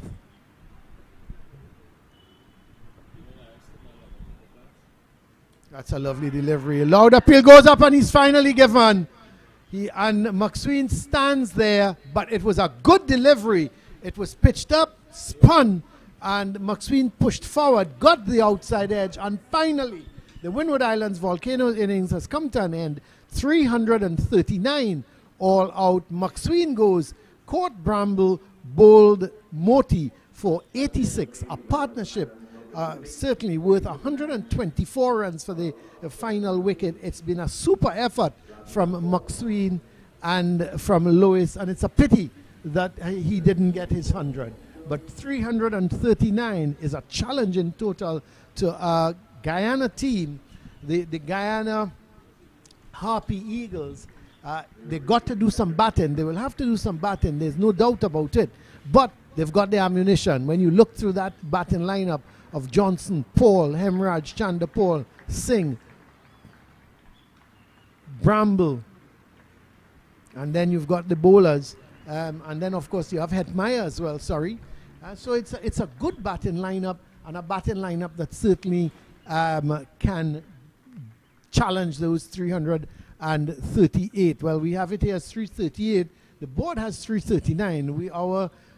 We have 338 as the final score, so we'll have to just double check on that. But let's go through that scorecard quickly for you. Melius bowl Mooti for 3. Smith, Cord Johnson bowl Paul 52. Hodge, he went for 10. Athans, yeah, he got a 68 with the top score. Then you had Kotoy 34, Smith 11, that's Dennis Smith, John 12, Edward 1, Denver 6, McSween 86, the last man out. And Lois, he remained not out on 31.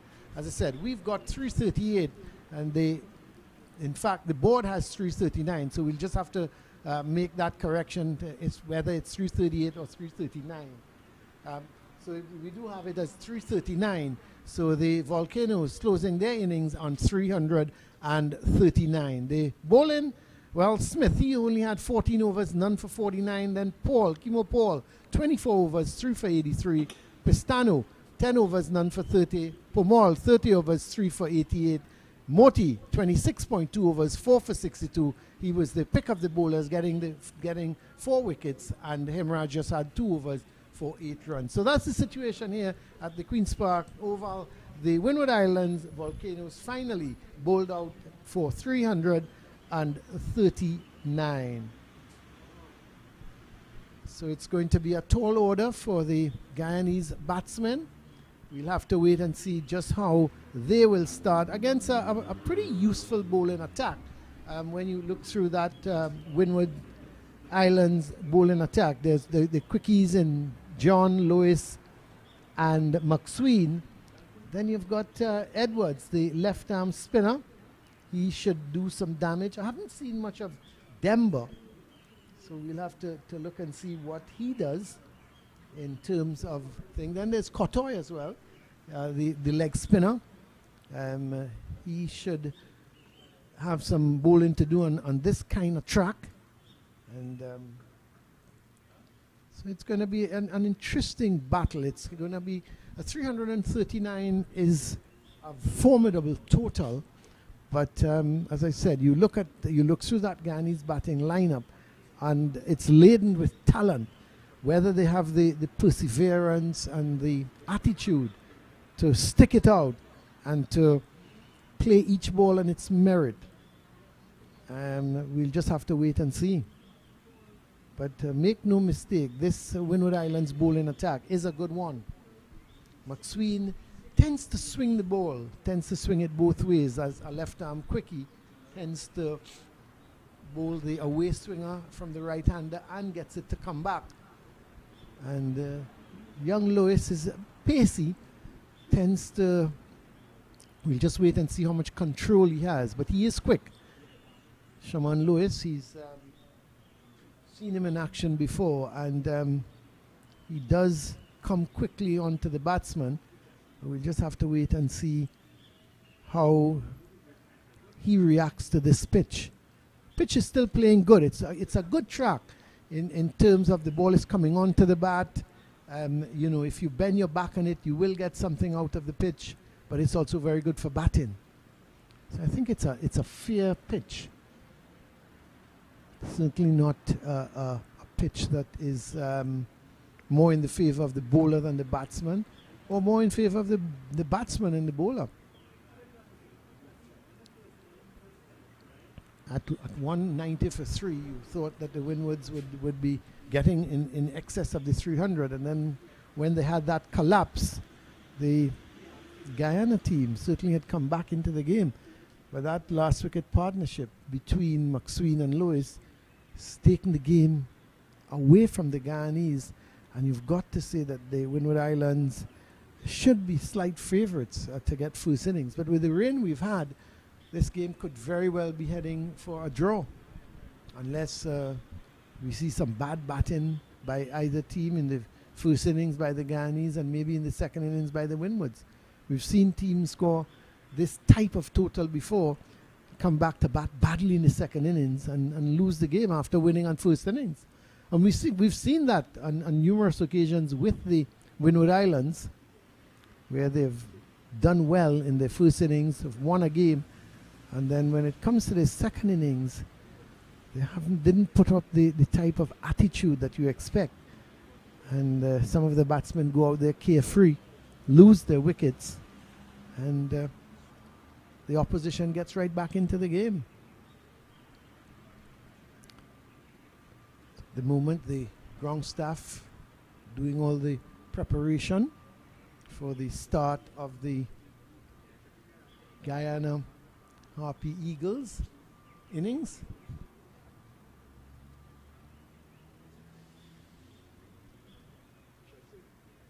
So there, McSween, the top scorer, Athenaeus with 68, McSween with 86, Smith, that's Devon Smith, he continues like Old Man River. Just rolls along, getting to 52. It's got nearly 15,000 first-class runs. It's Devon Smith. Never really excelled at test match level.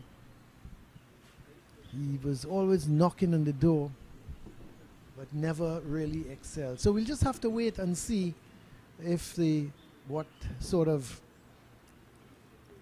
innings that the Guyana team will come out and how they will challenge the Volcanoes.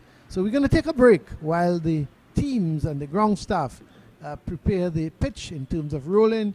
The Windward Islands Volcanoes, they are out on the field as well doing their warm-ups. So we're going to take a little bit of a break, and then we're going to come back here at the Queen's Park Oval for the start of the Guyana Harpy Eagles innings.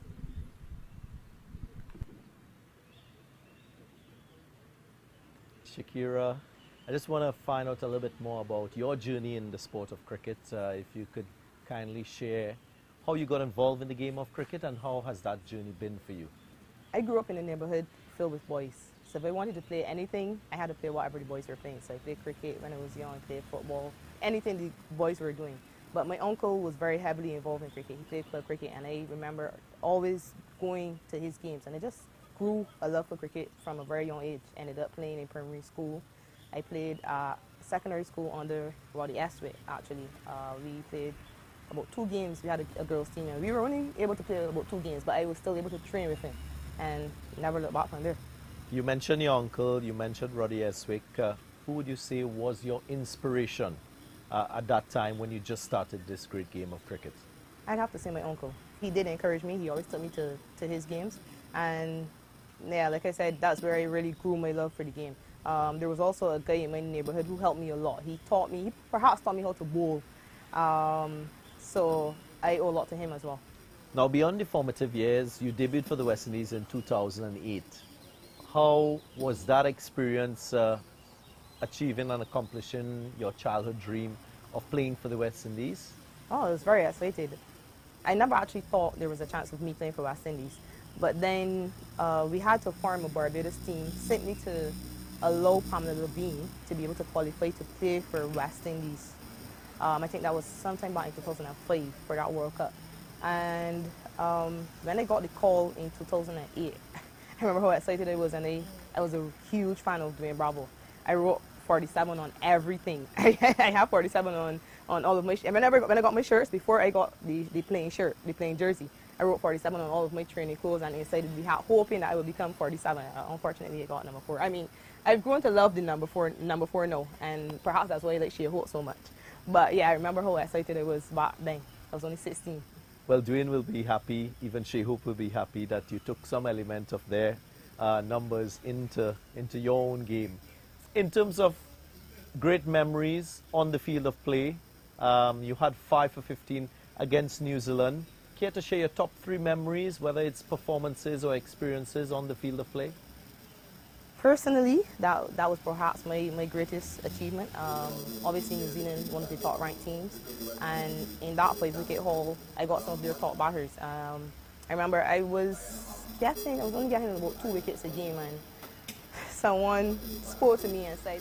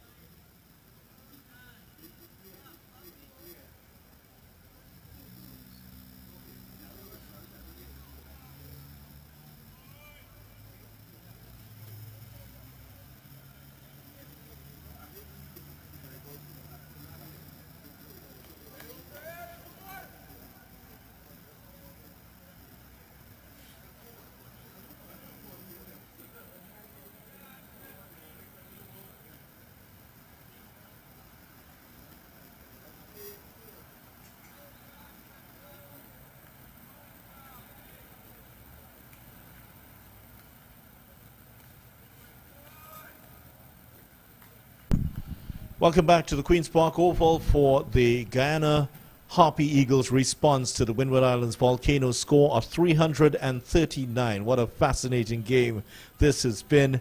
And Windward Islands Volcanoes 339. It looked very unlikely when they lost their 9th wicket yesterday at 215 for 9. However, an outstanding last wicket partnership, one of the highest in regional cricket history, between Sherman Lewis, who got 31, and Preston McSween, who got 86. He was the last man out. Unfortunate not to get his 100, but he went out. And that was the story of, that's been the story of the game so far. All has been forgotten, perhaps, about Devon Smith's 52, 68 from the Lava Man, as they call him now, Alec Athanaze. So, Tejaran Chandapal facing the first ball. And Preston McSween, the hero of the effort by the Windward Islands. He top scored batting at number 10. I was trying to see if there was a regional record in the making in terms of 100 at number 10. There have been several hundreds at number 10 scored in first-class cricket, but out of the 20 or so I saw listed, none of them from the West Indies here. So there were some famous names, though. Alan Kippax, all the way from 1920s, but none from the West Indies involved.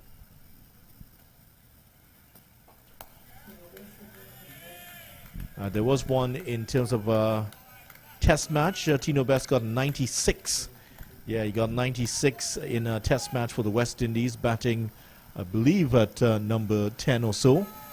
Yeah, 10 or 11. 11, in fact, batting at number 11 for the West Indies. And that record only lasted a week because one of the Australian batsmen would have eclipsed it right after. So McSween, with his tail up here, he would be certainly have a lot of confidence. Chandapal, not quite the carbon copy of his father. His father was as slim as a fleeting hope in his day. Tejaran has a bit more muscle about him. You can see that he's been to the gym. A bit more muscular around the arms and legs. And but the technique, just some slight resemblances to that of his father. They're not exactly what you would describe as elegant players. Tejaran certainly a lot more on the continuum. Good delivery that just swung away from him and taken by the keeper. So it's been a good start here from Preston McSween. And tell you what, Preston McSween, who got 86 as we mentioned, he will certainly have a lot of confidence going into this game now. This Windward Islands side is certainly a lot more prepared for this game. We talk in football about the new manager bounce that you see when managers come in the middle of a Premier League season. They really are getting a bounce here from their new manager. That time playing inside the line there, Chandapal. Shirley Clark has joined the Windward Islands Volcanoes setup as their manager. John Eugene has also joined as assistant manager, an entire change in the management team of the Windward Islands. And there certainly is a bounce here because players, when a new manager comes in, you certainly want to impress him. You want to make sure you get your name on the team sheet every time around. And that's exactly what's happening. It's 4 or 5 games in. That's when the real challenge is. Chanderpaul is bringing it out to cover, and there's no run. Maiden over to start off here from McSween. Guyana Harpy Eagles yet to get on the board here after 1 over.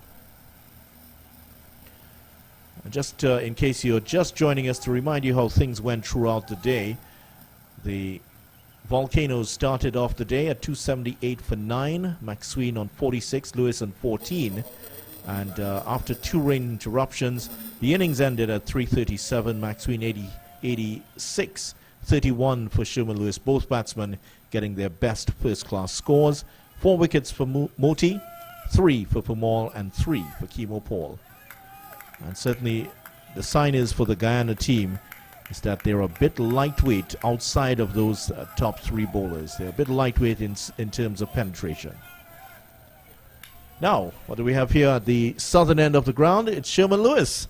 Well, they just left us batting, now they're back out bowling. The number 10 and 11 batsmen, and certainly a lot of confidence they would have taken from their batting. Let's see how it translates into their bowling now.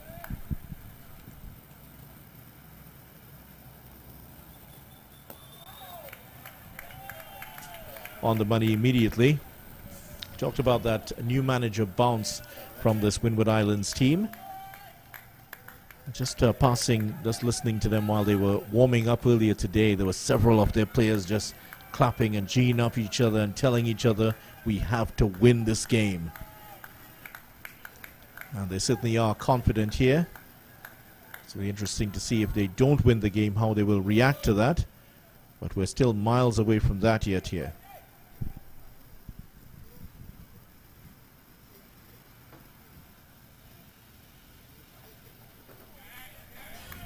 The other bit of news is that Teddy Bishop is making his debut for the Windward Islands, and the youngster who is part of that West Indies under-19 team that recently played in the World Cup here in the Caribbean. Teddy Bishop is out there. He has replaced Kimani Melius, who was struck in the helmet yesterday, and he has been withdrawn from the game here. So Bishop making his debut for the Windward Islands.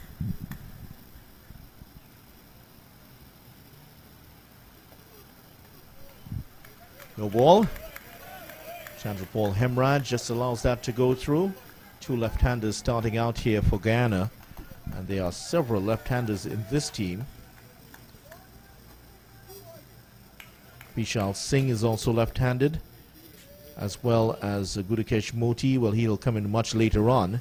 And then there's one Shimron Hetmeyer, who is also left-handed. And of course, Windward Islands, they have some bowlers who can take it away from the left-handers.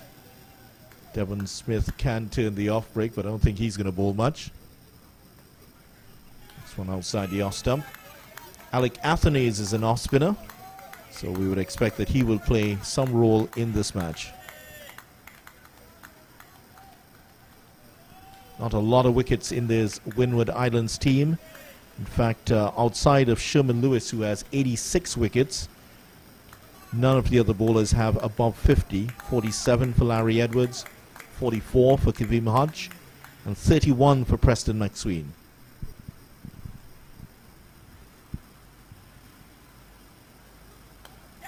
Oh, that splash past third slip and gone away for 4. So he's gotten the edge early here, Sherman Lewis, but that has gone between gully and third slip and away to the boundary. So an early chance here for Chandrapal Hemraj, and that is one that hopefully they won't rule too much, the Windward Islands Volcanoes. Hemraj had a very good CPL season in 2021. Did get 100, his maiden T20 100, and he did attribute his turnaround in his career to increased a better fitness regime, which he implemented during the COVID-19 pandemic.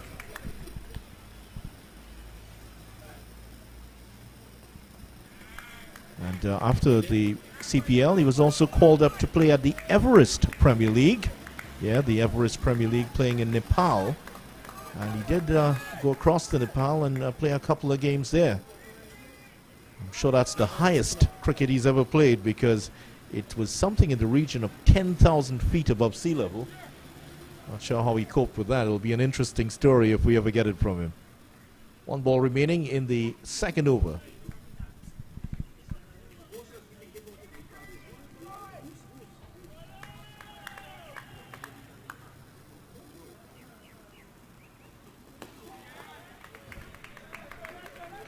End of the over. At the end of 2, Guyana Harpy Eagles are 5 without loss.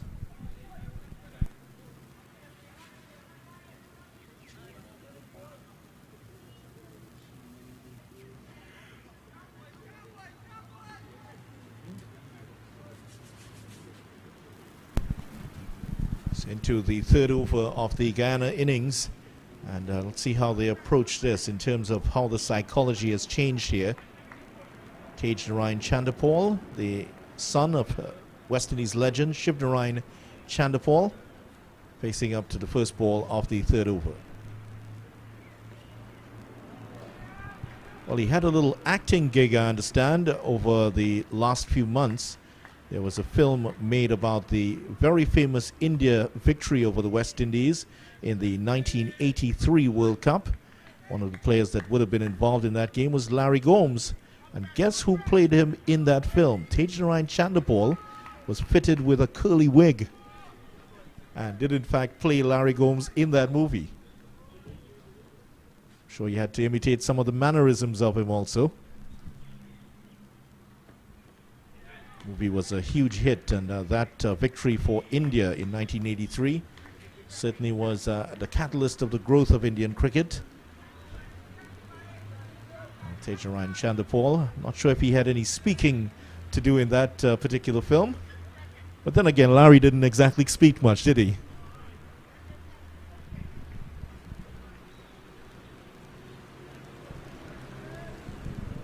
"25-year-old is the son of Shivnarine Chandapal. 43 matches and just over 2,000 runs already scored.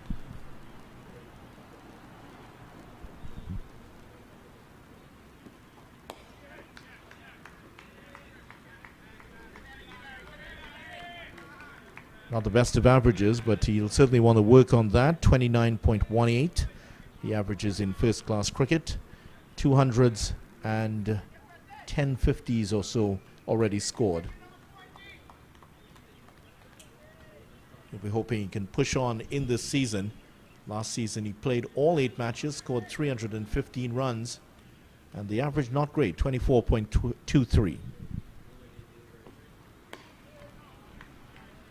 Straight to cover that time.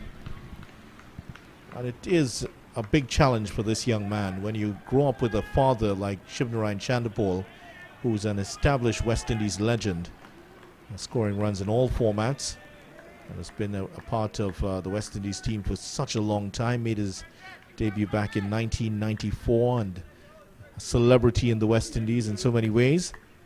It's a big albatross around your neck in some ways.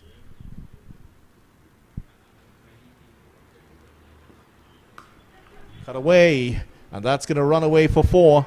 Courtois thought it was coming to him, but flashed in between Gully and that backward point position, and a nice sound coming off the bat of Tagenarine Chandapal. That is his first boundary, 9 without loss.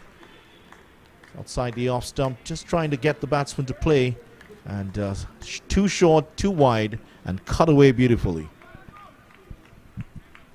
3 slips in the gully in place for McSween, left armour. Let's get the ball to move away from the left-hander.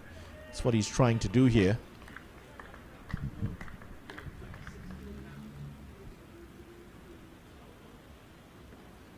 Just like that. Good delivery to end off the over. Nice comeback ball from McSween. 9 without loss at the end of the over.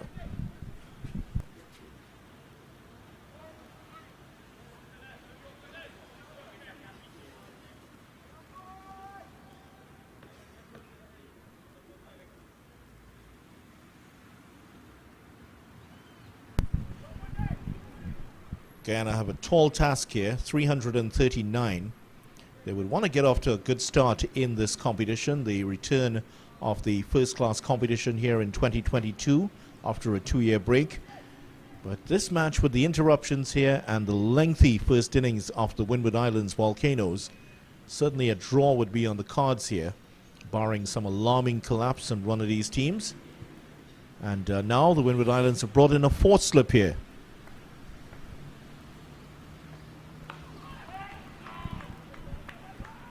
Hemraj has played a lot of white ball cricket recently. In fact, he's been on a steady diet of white ball cricket in the last 6 or 7 months or so. So it's a big mental adjustment for him here. And maybe 1 or 2 of those deliveries that he is playing at right now, he'd be better advised to let them go through. There's a lot of time here. And also he would want to make sure that he can get himself back onto a West Indies team.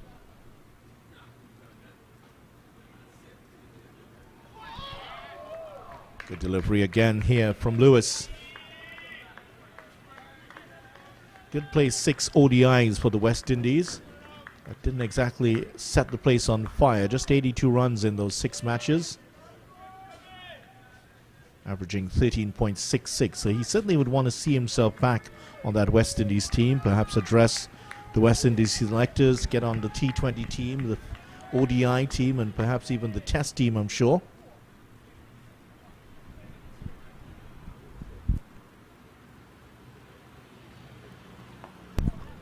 Should get one easily here. Problem for him has been, while he does get starts, he hasn't carried on in a big way. 40 list A games, 200s and 350s for Hemraj. Also at first class, that's at list A level. At first class level, the 31 matches, just a 100. And 10 50s for him.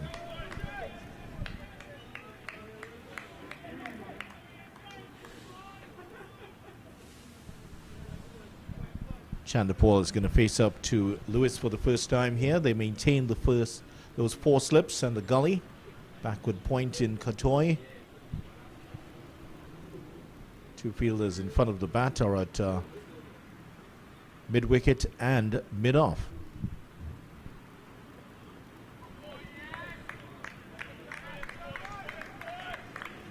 He does encourage the bowler. He just sort of picks up the line very early, Chanderpaul, and just plays inside the line. He's worked out his own method.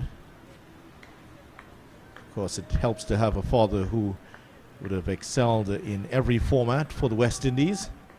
Sure, he is not exactly short on advice on his batting.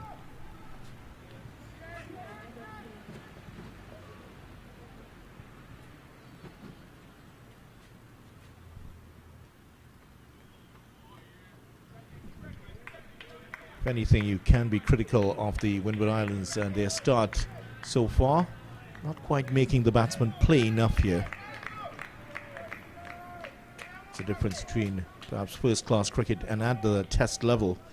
You always have to play a higher frequency of deliveries facing to the ball, up to the batsman.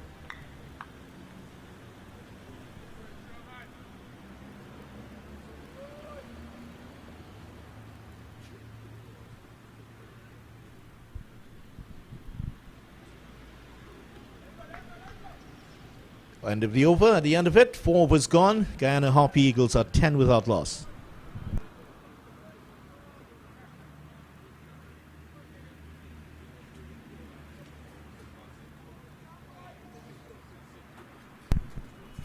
What a pulsating game this has been. Several turning points in the game already. Dismissal of Devon Smith for 52 was a big blow struck by Guyana. They seem to be carrying along very well at 190 for 3, Windward Islands. And they lost Alec Athanaze for 68 to a reverse sweep. Sure he would want to put that shot at the locker for a while. There was a run of 6 wickets going down for 25 runs. And then that final wicket partnership of 124. I'm sure this is a record for the Windward Islands between Preston McSween and Sherman Lewis. Now they're trying to do the business with the ball. Edged it and caught. And that is the end of Chanderpaul Hemraj. first delivery he's faced from Preston McSween. He's just hung the bat out there and played it straight to second slip. That is a good catch. And the end of him, he is out for 5. And that is the first wicket for the Guyana Harpy Eagles. And they'll lose one very quickly here. And we did talk about the fact that Hemraj has been playing a lot of white ball cricket and perhaps would have been better advised to leave some of those deliveries alone. Certainly didn't need to play at that one, and caught at second slip. First wicket down for the Guyana Harpy Eagles.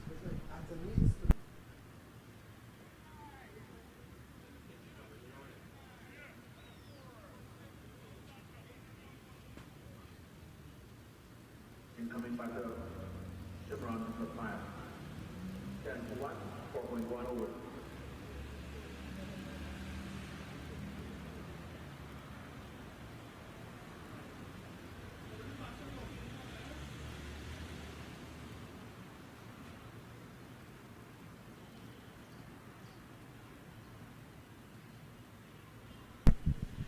So the news batsman coming in is Shimron Hetmyer, 25-year-old left-hander and one of the stars of this Guyana Harpy Eagles team.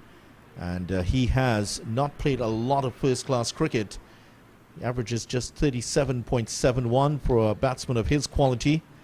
Doesn't sound like a lot, but just 112 50s for Shimron Hetmyer, which certainly does tell a picture, does tell a story by itself about why he hasn't been quite as successful for them.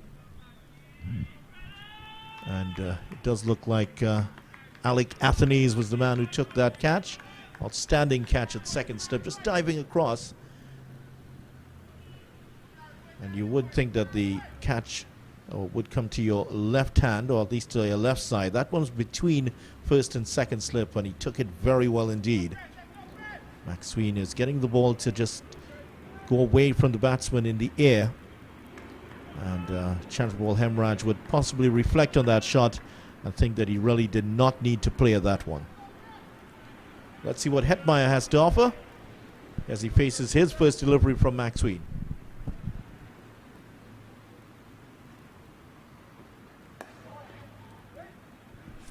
Off the mark immediately.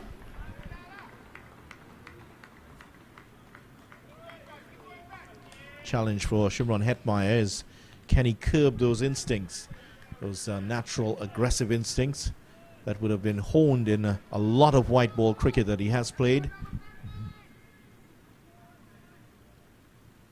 Of course, he famously led the West Indies to glory at under-19 level in 2016. Now 25, a host of teams he's played for: the Delhi Capitals, Multan Sultans, the Quetta Gladiators, Royal Challengers Bangalore.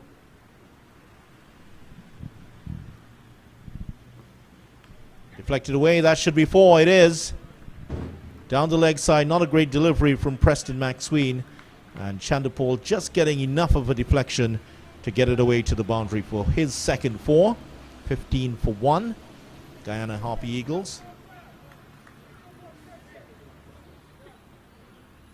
In fact, the last games that Shimron Hetmyer would have played, West Indies versus Australia at highest level, 5th November 2021 in Abu Dhabi.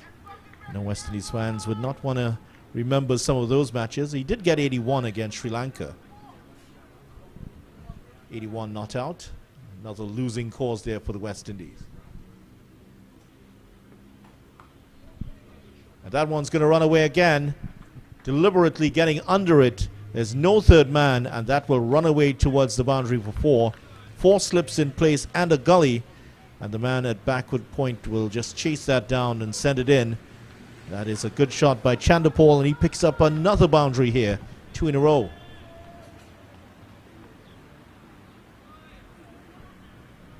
In fact, I was checking to see when is the last time Shimron Hetmyer would have played a first-class game for Guyana.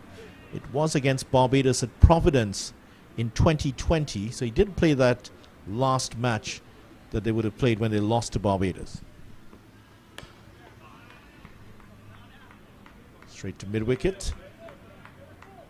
They've gotten the early wicket here, and that is what they wanted. Windward Island Volcanoes certainly on top here. piling up 339 and taking an early wicket, and a good one too, getting the wicket of Chandrapal Hemraj.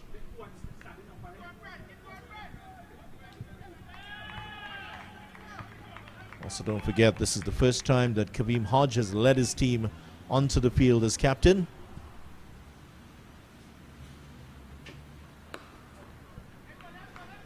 And that is the end of a successful over for Preston McSween, an over in which he got rid of Chandrapal Hemraj, caught at second slip of his bowling. He did concede some boundaries in that over. Guyana Harp Eagles at the end of it, 19 for 1.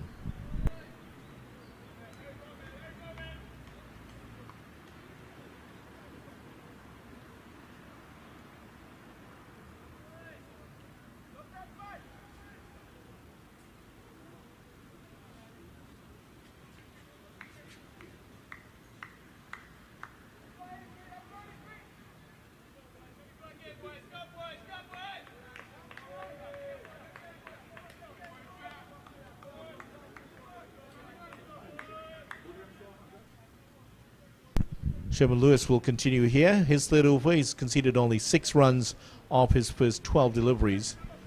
So they're persisting with the 4 slips and the gully here for Shimron Hetmeyer, who's new to the crease. He's just faced 1 delivery.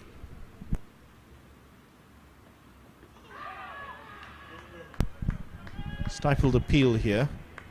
A lot of spaces for Hetmeyer to score. There's a mid-wicket in place, so anything on the leg side he can clip away. He's going to pick up runs. Just in front of the bat, just 2 fielders in front of the bat. One at mid-wicket and one at mid-off. In fact, it might be 3 now. That fielder is going to run back towards that backward point position.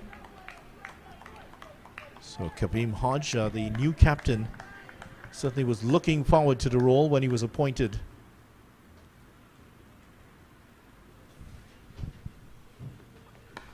Nicely cut away. It wouldn't go to the boundary. They could get 2 here. Oh, that's a nasty looking fall. Well, it's created quite a divot, if you can call it that, on the turf. He slid after the ball, and tell you what, his knee got caught in the turf and he went tumbling. We saw that a few times during the Under-19 World Cup. There are 1 or 2 soft spots out there, and look at that. That is a long slide there. And that has, hopefully he's okay. Yes, he seems to be all right. But we did see 1 or 2 of the players injured. One player was left with a twisted knee of some sort during the Under-19 World Cup, on that side of the field at least.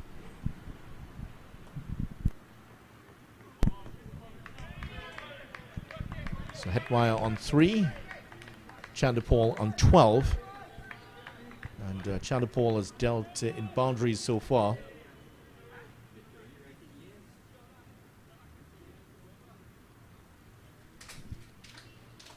So the new skipper for the Windward Islands team, looking forward to his time as skipper, moved up from vice captain, of course, for this season. Said he's always looking forward to the experience. And he said he's always seen himself as a leader within the team. And great to see young men aspiring to leadership positions. Excellent.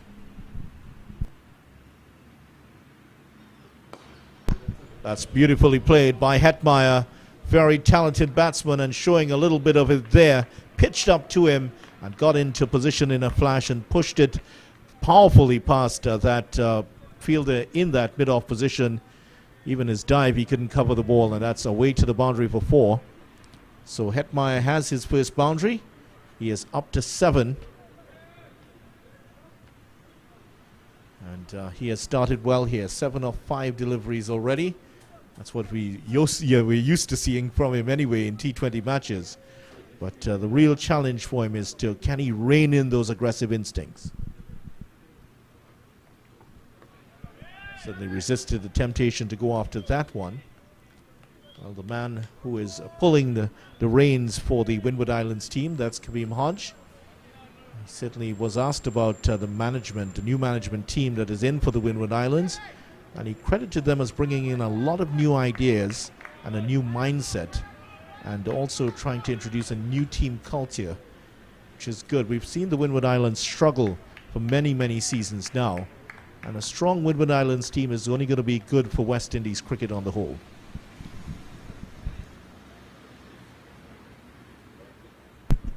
A bit of a change here. The fourth slip is now out as Lewis is now going around the wicket, in fact. And Teddy Bishop, who's making his debut, nice new green cap on his head. He's just in front of square on the leg side.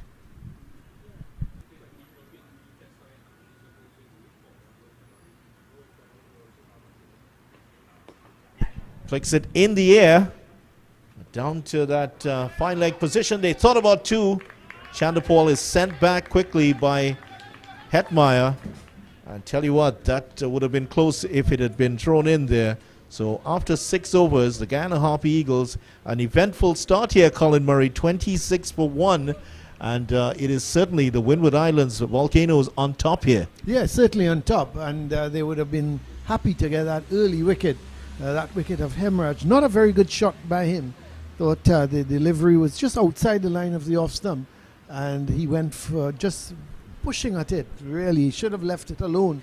Had a little bit of bounce, a little bit of movement, took the outside edge, and a really good catch by Athenes because he was diving to his right at second slip. It came off the bat quickly, came off the edge quickly, and you had to think that the type of catch it was heading between first and second slip.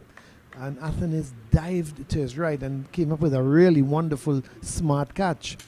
So 26 for 1, and of course that wicket went down with the score on 10. So at 10 for 1, you would have thought that the Windward Islands would look to be pressing home the advantage. But Hetmeyer has since come to the crease, and he's looked very composed and getting behind the line of the ball. Played one lovely off drive, just getting it to the left of a wideish mid-off, and raced down to the boundary. Outside of that, he's been very circumspect in terms of how he's handled the bowling. Anything that is pitched on a good line and a good length, he's treated it with the respect it deserves. Of course, if they're offline, you've seen him play a couple of flick shots down the leg side. Hasn't been able to get the boundaries, but he's been picking up the odd run. Again, leaving that alone. This is good from Hetmeyer. Because you would think in T20 cricket and ODI cricket, he might have been very well going after those deliveries. There's 3 slips and a gully in place, so the Windward Islands looking to pick up some early wickets with McSween and Lewis. McSween in his 4th over, 1 for 13. Whereas Lewis, he's had 3 overs, none for 13, so both these bowlers are quite on target. Lewis McSween would look to get a little closer to that off stump. He needs to make Hetmeyer play, because Hetmeyer is loving nothing better than this. He's getting the pace and the bounce of the pitch. So the longer he can leave these deliveries outside the line of the off stump, it's the better for him.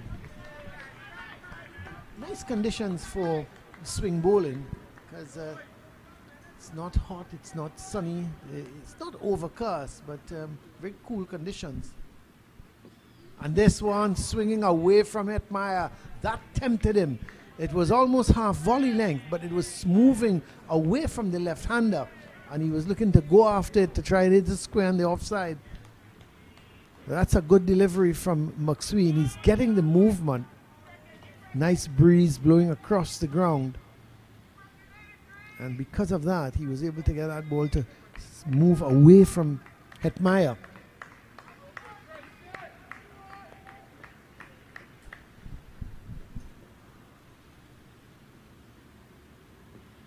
That's a good shot, but can't beat the field.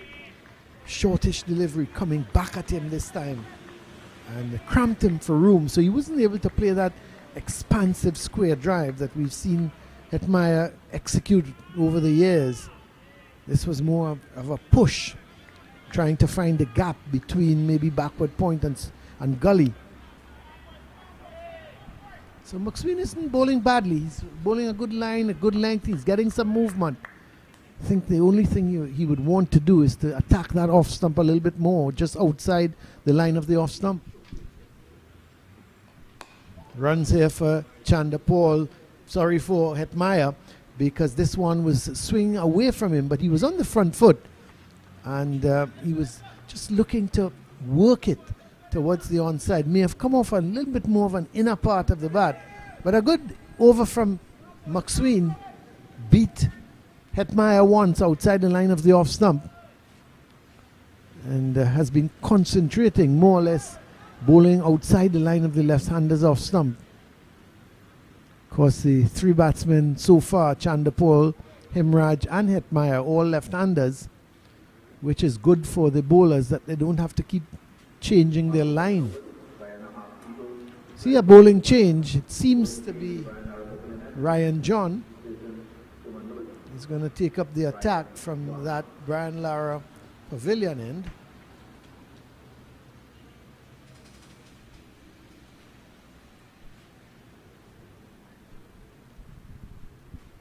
And it's going to be bowling to young Tejnarain Chandapol.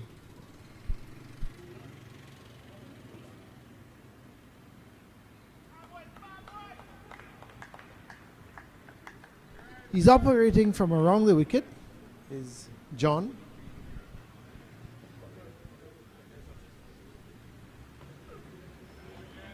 Starts with that a little too wide of the off stump.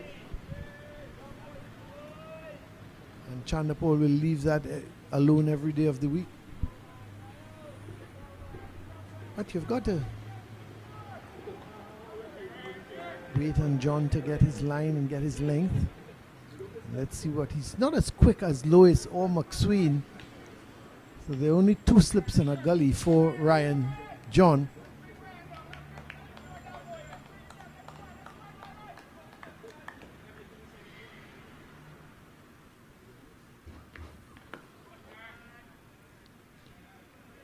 Chandapol, hate to compare players, and certainly wouldn't say he's reminiscent of his dad.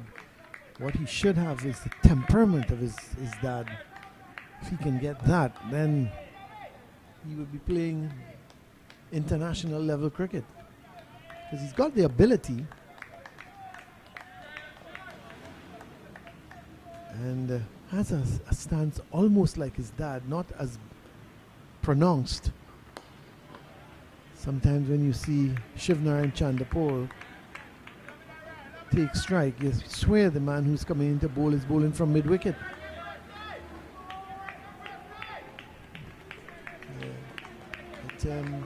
Young Chandapol here is not as pronounced. He's still got this open, wide stance where that right leg is somewhere outside the line of the leg stump, so the feet aren't together in the orthodox batting style.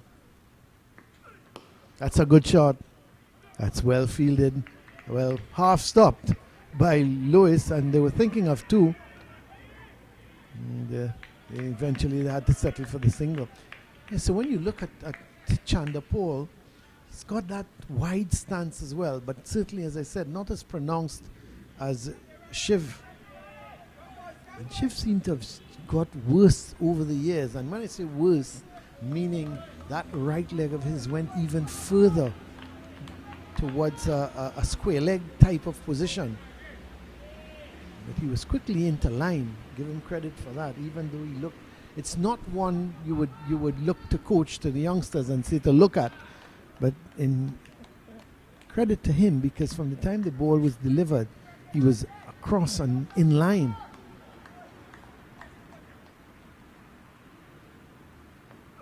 Oh, Justin just short. Ooh, that was close. That wasn't a bad ball from John.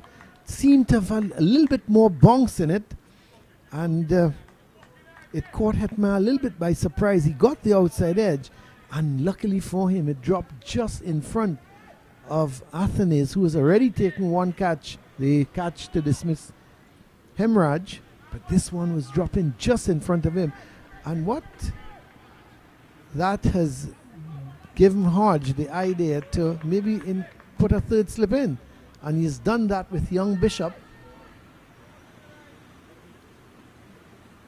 Young Teddy Bishop, who is making his debut because of the concussion procedure to Melius.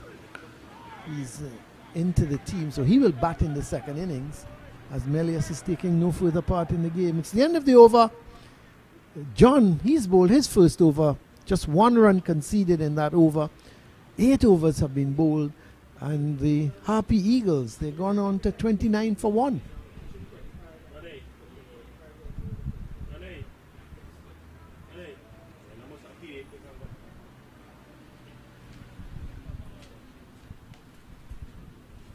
So McSween is going to carry on, 1 for 15 from his 4 overs. Lewis, who John replaced, and very well may see Lewis bowling from this, the Jerry Gomez media center end, or the Willie Rodriguez end. May very well see McSween rested and Lewis come down from this end. But we'll wait and see just what Hodge is thinking.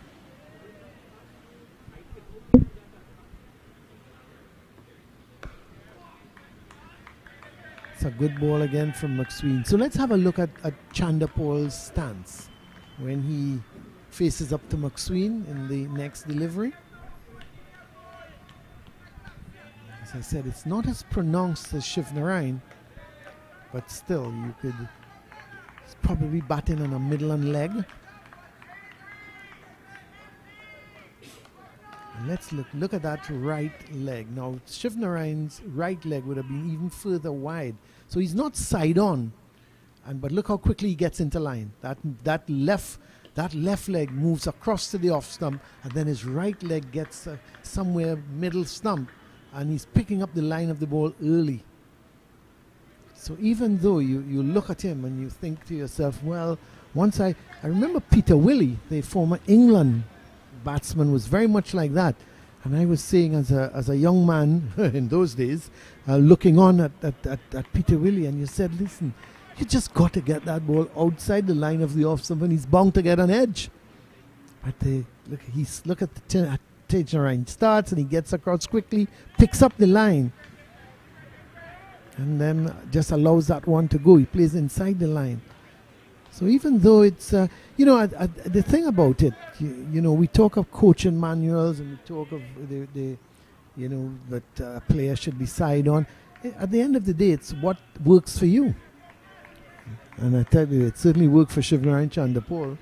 Nearly 9,000 test runs, or nearly 10,000 test runs. 11,867. Well, that's... Yes, he was just about 25 runs short of Brian Lara, I think. Yeah, and I think that was the hurtful part, because he wanted to play another test match. And the selectors felt that his time had come. That's the thing is, when your selectors say, hey, that's it, not much you can do about it. We've seen many players like that have suffered at the hands of selectors. That's a good shot, but again, cramped for room. Could see him looking to play that, trying to get on top of it and play that delivery square on the offside, getting it between Kavan and point, but didn't have the room. Well, that's not a bad delivery from McSween, cramping Tajanarine Chanderpaul. Such a great opportunity now in this West Indies 4-day championship with the test series coming up against England. The West Indies selectors must be looking for 1 or 2 changes. They must be looking for 1 or 2 changes. That's a good shot. That's a wonderful shot. He came right in line, and then he punched it onto the onside, and it goes into the boundary just about now, and that's 4 good-looking runs for Chanderpaul. He got right across, got in line, a ball pitching maybe middle and off, and he just worked it with that top hand and played it beautifully towards a straightish mid-on for 4. That's a great shot, and that would give him loads of confidence. He goes to 17 with that. It's the end of the over. McSween has bowled 5 overs, 1 for 19, and it's 33 for 1. So just talking a little bit about Shivnarine Chanderpaul. 27,545 runs. Well, in first-class cricket with a high score of 303 and an average of 53.17. So you can say all you want about his style and his stance, and he looks crabby. Well, I don't mind looking crabby if I'm going to score 27,000 runs. This is Hetmeyer pushing this one. He's going to get a single. Yeah, I don't mind looking crabby if I can score 27,000 first-class runs. I think a lot of first-class players wouldn't mind looking crabby if they're going to score 27,000 runs. But he was a very dedicated player with Shivnarine Chanderpaul. You know, they tell me he would spend hours in the nets practicing, and that's the only way you learn. You know, once you decide, listen, I'm gonna practice. Give you a story about Geoff Boycott once. That's a good shot again. Oh, that's even better than the first one that he hit through mid-on. That's a super shot. It was on the front foot, and he smashed it beautifully. That raced across. There was nobody could even chase that. He timed it sweetly. His placement was good. Everything about that. That's textbook. Because he got in line. The ball came on. The ball is coming onto the bat nicely here at the Queen's Park Oval. And he punched it sweetly. Timed it. It was all timing. And he's not a big man. Is a young Chanderpaul. And it went down to the boundary for 4. 38 for 1. He's into the 20s. He's on 21.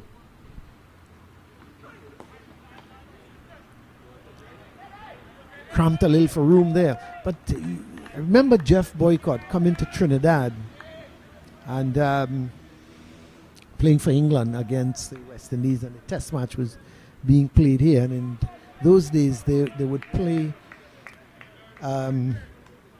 warm-up games. And it's not like now where the international cricket, it's so compact, the fixtures, that you go from one series to another. And Geoff Boycott was playing against Trinidad, and Bernard Julian got him out, nice in swinger. He was flicking it and got caught, either caught behind or caught leg gully or leg slip. And he walked into the pavilion, he walked straight into the dressing room, took a right turn, and went straight to the nets. And spent about 2 hours in the nets, you know. And they tell me Shivnarine Chanderpaul was very much like that. And it's the only way.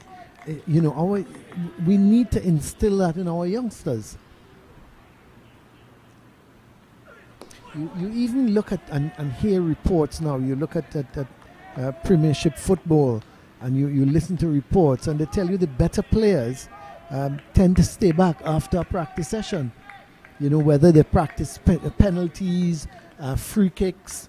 You know, and everybody marvels and says, "Well, did you see that free kick? How good it was. He can't do that again." And then the following week, the same player comes and does it again. Because he practices that and practices and practices. And we've got to instill that in our youngsters.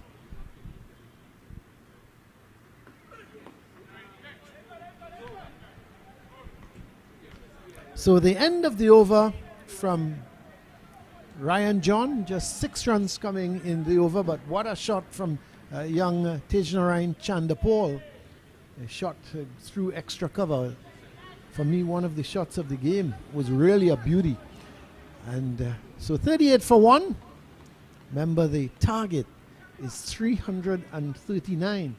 So when you look up at the scoreboard, you still think as a Guyanese player, you look up at the scoreboard and you think, Lord, we've got 302 more to get to at least get first innings points. It's a daunting task. But so much depends on this pair.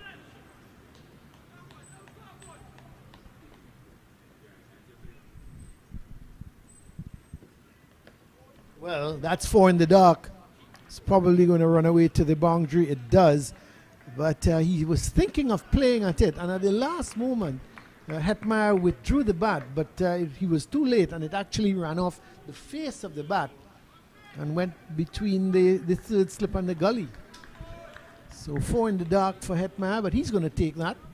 He goes on to 15.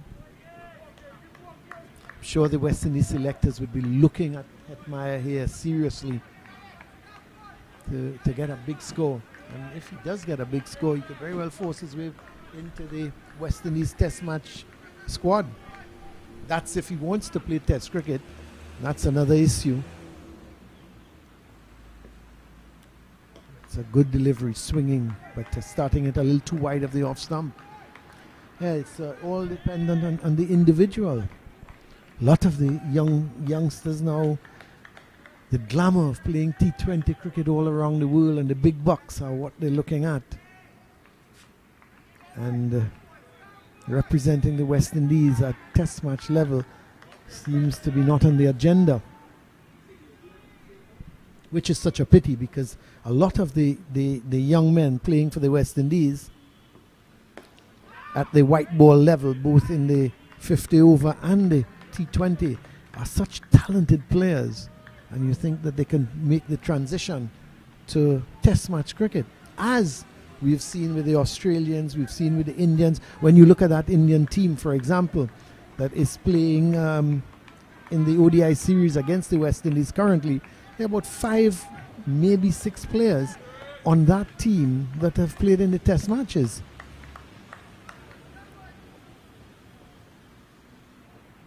And when you think they've rested 3 of the best bowlers, in terms of resting Bumrah, Yadav, and Shami, they've all been, and the 3 of them also play Test cricket. They play T20 cricket. They play ODI cricket. How come we can't get West Indies players playing all the formats? Well, I can't answer that. But surely we should be aiming to get our players playing all the formats. Look at the Australians. They have all come back from the T20, winning the T20 World Cup. Warner, Smith, Stark, Cummins, Hazelwood. Back in the Test arena, having won the T20 tournament.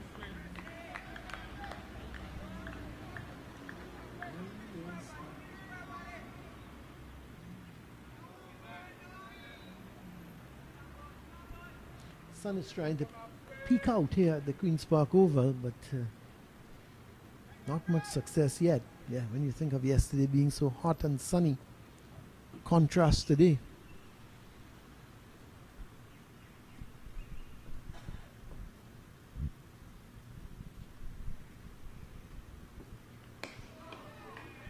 That's a good delivery to end the over. Good line, good length. Not much movement, but certainly was a delivery that made Hetmeyer just to stand there and defend. He couldn't do very much with it. So the end of another over from McSween. He's bowled 6 overs, 1 for 23. John, he's had 2 overs, none for 6. And Lewis, he's had Shimon Lewis, he's had 4 overs, none for 13. So the batsman gone already. Hemraj caught Athanase off the bowling of McSween for 5. And Chandapol not out 21 Hetman, not out 15. His partnership so far of 32. So Guyana come into terms with the bowling of the Volcanoes, and it's just the 3 bowlers used. McSween 6 overs, 1 for 23. Lewis 3 overs, none for 13. And John, he's had 2 overs, none for 6. But it's been a good steady start from both teams in terms of the batting. You look at Chandapol, Hemraj, who got out a rather poor shot. He just stood there and hung his bat outside the line of the off stump. A delivery had a little bit more pace, had a little bit more bounce from McSween. And Hemraj didn't get across. Had he got across, he would have probably left it alone. He just stood there, pushed the bat out. It took the outside edge, and a very smart catch by Athanase to dismiss him. And since then, we've seen a good partnership developing between Hetmeyer and Chandapol. Hetmeyer had a little bit of a scare when he got on the outside edge to a delivery from Ryan John, and it dropped just in front of the man at second slip. A delivery that had a little bit more bounce, which I don't think Hetmyer catered for. Had a little bit more bounce as he pushed forward to it. And luckily it didn't go into the hands of Athanaze. So 42 for 1. And it's going to be interesting when the spinners come on. But I don't think we're going to see spinners for a while. Very likely that Hodge is going to rotate his quicker bowlers in McSween, John and Lewis. I expect that Lewis may very well come on to bowl from this Willie Rodriguez end. And John will continue at that Brian Lara Pavilion end.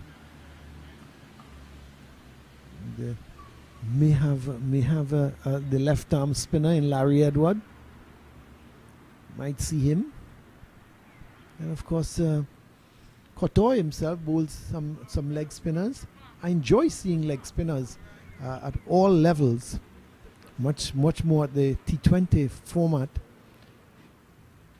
There was a time when spinners were not thought of bowling in the shorter version of the game. But now the leg spinner is so important.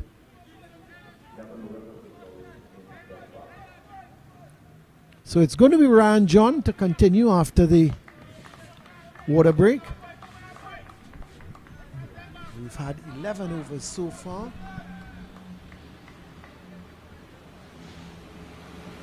So here's John. That's a delivery seemed to have come back at Chanderpaul, but again he was in defense. His technique certainly looks good, young Tejnarayan Chanderpaul, but sometimes you need to turn your technique and your good technique into runs. It's no point, we've talked so much over the years about this one and that one look promising, and they just don't score runs. And you see a third slip is being added now, or 2 gullies, is it? Yes, it looks like 2 slips and 2 gullies. So they're seeing something that he may be looking to open the face of the bat and go squarer. So they've opted to put two gullies into position.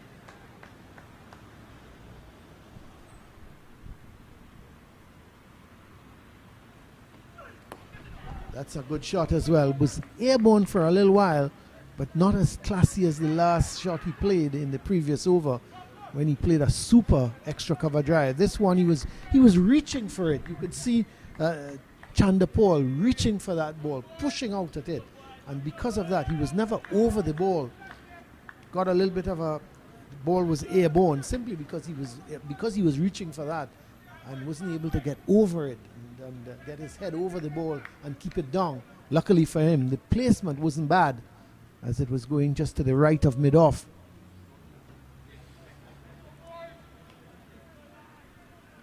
So it's a situation where Ryan John, not as quick as Lois or McSween, he's going to depend on a little bit of movement. He's also going to depend on taking the ball up to the batsman. I'd be very surprised if he bowls any short deliveries willfully.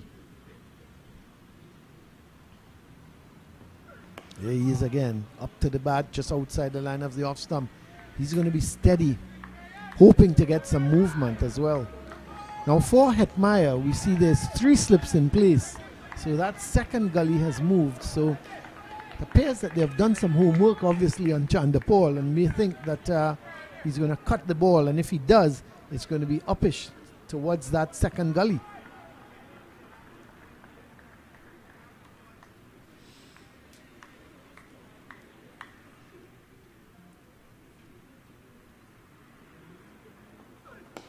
That's a good shot from Hetmyer. Not a full-blooded drive, but getting to the pitch, which is important. Because John is going to keep, as I said, he's going to keep that ball up to the bat. He's going to keep it just outside the line of the off stump. He's going to hope to get maybe a little bit of extra bounce, a little bit of away movement. So if you're going to push at it, if he does get that little bit of away movement, he may very well take the edge. But both batsmen so far getting out onto the front foot, getting to the pitch, and certainly covering whatever swing there is and pushing it nicely into that extra cover position. It's good batting. That one came back slightly at Chandapol. Didn't swing away. So it's John mixing up his deliveries. We have even straightened on Chandapol rather than came back at him. But again, he was covering up bat and pad close together.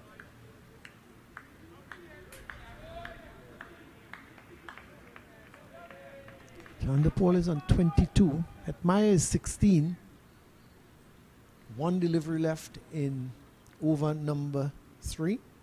Sorry, in Ryan John's third over. His third over as this one badly lined outside the leg stump, and Chandapol tucks it off the pads nicely, and he beats the man at fine leg. The man is wide, and it went very fine indeed and goes into the boundary for 4. So 26 to Chandapol, 16 to Hetmyer, 48 for 1. And Vidya Ramphal has his binoculars. I'm not sure what it's trained on. There are no horses here, but he has his binoculars out. Maybe you'll tell us, Vidya, what you trained your binoculars on. No golf balls either. Thank you very much, Colin. Yeah, it's been a period here where Shimron Chandapol's son, Tej, he and Shimron Hetmyer, they've pushed on here. They went into the water breaker just at 42 for 1. So just 6 runs being added. We're seeing another bowling change coming here. And it is going to be Lewis who's going to come back now from the northern end. Had a spell of a couple of overs from the southern end. So now he's been switched over here. Still 3 slips and a gully in place for him. Let's see what he has to offer. So we're seeing that the captain, Kareem Hodge, just mixing up his bowlers in terms of very short spells. It is hot out there today. That one immediately just tealing back into the batsman off the seam. Shimron Hetmyer had the right foot out there to cover the movement of the ball. But something for him to think about. Very interesting discussion Colin had about the career of Shivnarine Chandapol. I picked up there was a story about Chandapol and David Warner from back in 2012. Apparently, they both played together at the same time at the County Club Durham. And Warner had some interesting things to say about Chandapol. Worked away by Hetmyer, will get 1. In fact, Warner in 2012 would have equaled Chandapol's record for the 4th fastest century in Test cricket, scoring 100 of 69 balls. And Chandapol did have that extra gear that we don't often talk about. He could score quickly when he could. And Warner said it was actually from Chandapol he learned the art of batting through the day. He said he was having a conversation with Chandapol, and Chandapol was telling him he batted on the bowling machine for 6 hours a day on his off days. And Warner, of course, thought he had, he was nuts. That's basically what he thought he was. And he said that Chandapol just completely reframed his thinking. He told him, if you're going to bat for 6 hours in a game, you might as well practice that way. And now his son, Tej is batting out there.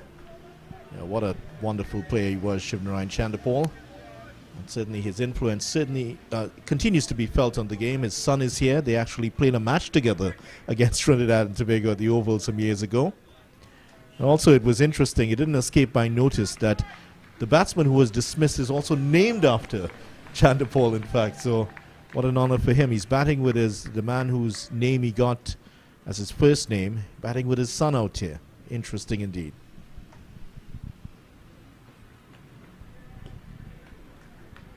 Next delivery outside the line of the off stump. Yeah, so also talking about what's going to happen in this particular game. Just moving forward, we're going to see a lot more of the pace bowlers, as there's still just 12 overs all this ball is, so there's still a lot of life in it. And they do have some paces here. They have the spinners, of course. Larry Edwards is going to bowl his slow left arm orthodox at some point.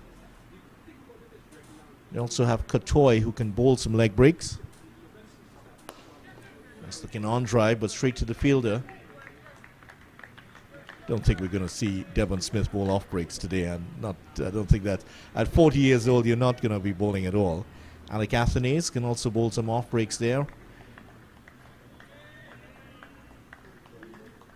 And Kenneth Demba, right arm medium fast, I think is what I saw him listed as. So we might be seeing him at some point. Windward Islands actually did have two leg break bowlers, leg spinners in this lineup, who they didn't play.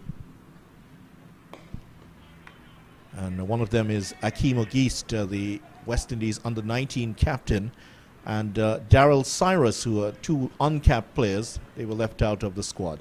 End of the over, 49 for 1, Guyana Harpy Eagles. And looks like they will continue with Seam at the other end. That's the southern end. Ryan John is going to continue here.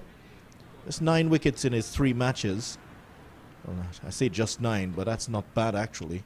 9 in his 3 matches.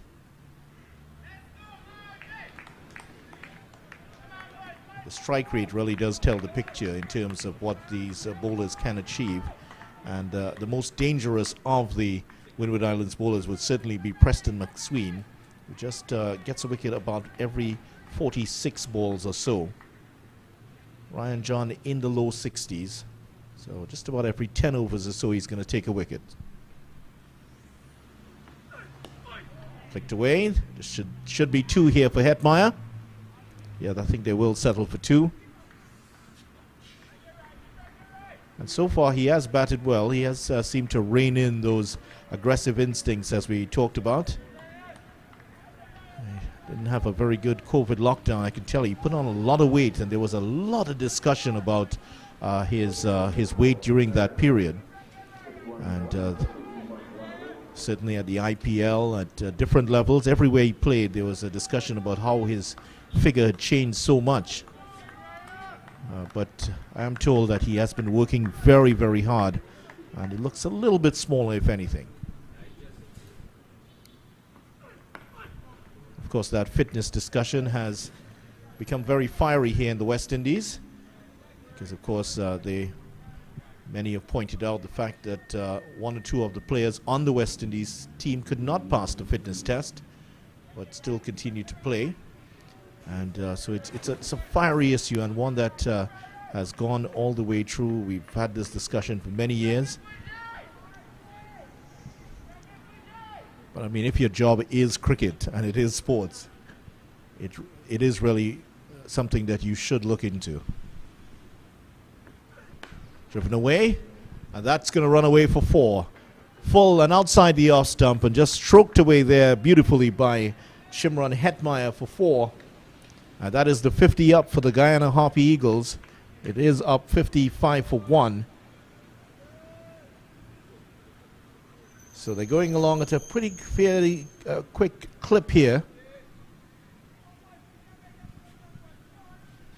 Just over, yeah, they're going on quite well, just over 4 and over. So that's pretty fast in the context of this game.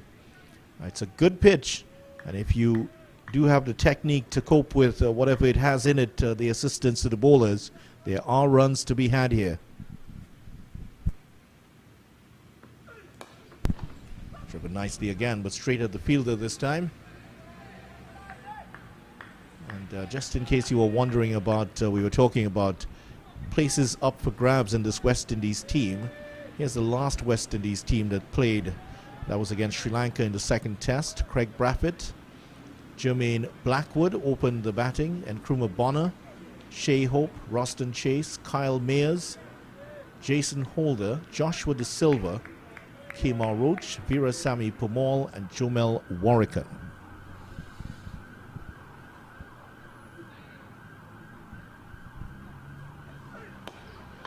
That field, of course, they would have played that 2nd test match at Gaul. And certainly you would see some changes there, because I don't think they'll be going with the 2 spinners this time around in the Caribbean, where there's more assistance for the fast bowlers. So there certainly will be a change there. Don't forget also in that match, in that series in particular, Jeremy Solorzano made his test debut for the West Indies and never batted. He was struck in the head while fielding and had to come off the field, didn't play any further part in the series. And interestingly, as the over comes to an end here, he was not selected for the Trinidad and Tobago team. So it's going to be certainly one of the changes for that test match. 55 for 1 at the end of the over.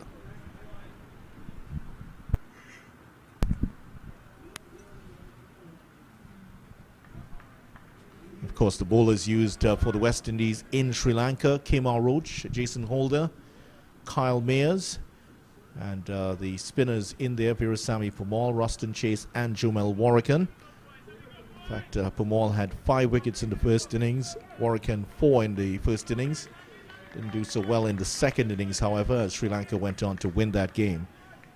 But certainly there will be a change in personnel as the West Indies take on England in the Caribbean. Deflected away well again, and that will only be one this time. There's a fielder out there. Chandapol has moved on to 26. Hetmeyer has raced on now to 23. So he's almost caught up with Chandapol. And that series, only 2 players from the West Indies team averaging over 30 with the bat. 49 average for Nkrumah Bono, who did very well. 36.5 for Joshua De Silva. So you would certainly feel that they would occupy their positions in the batting lineup. Captain Craig Braffett has struggled with the bat, just average under 20, just 29.75 in those test matches. That one swung in viciously, didn't it? Started outside the off stump, it just seemed a little bit of a wobble seam there. And flicked away. He dealt with it well, Hetmeyer. Sure, he's seen quite a lot of that. As for the bowlers, Virasamy Permaul averaging 17. Took 8 wickets in the series. Warrican had 9. Ruston Chase had 8. You would have expected the spinners to dominate in Sri Lanka. Flicked away again. Just erring on the pads a bit too much here. And that one picked off for another single. So certainly we would expect to see some changes in that West Indies team. Which players will put up their hands in this first and second rounds? Of course, the first round played, 2 matches being played here in Trinidad. And in the second round, 2 more matches played here. TNT Red Force against Windward Islands Volcanoes. That's at the Brian Lara Cricket Academy. And the Harpy Eagles will maintain their hold on the oval, playing the Leeward Islands Hurricanes here. Nicely worked away again by Chandapol, another single. So 3 world-class venues here in Trinidad and Tobago now. The Oval, the Brian Lara Cricket Academy, and Diego Martin Regional Sporting Complex. It is a wonderful facility. I don't know if Colin has seen it yet, but I was blown away when I saw it. In fact, our co-commentators who are during that series, who were from Ireland and Barbados, when they were told matches would be played at a club ground, they were wondering, a club ground? But when they saw it, in fact, our commentators from Ireland were saying it's a world-class facility.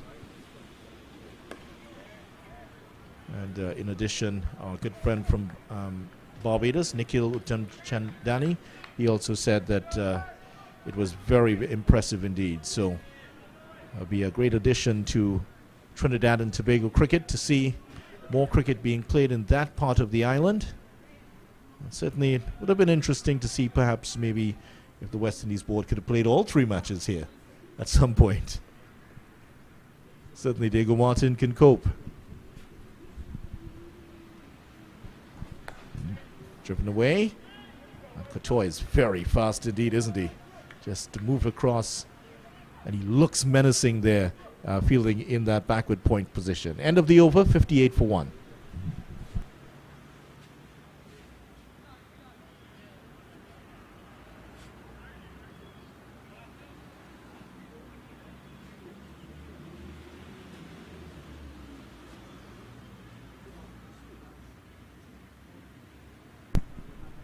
So there was a big change as a result of the rain. We had 2 rain interruptions earlier.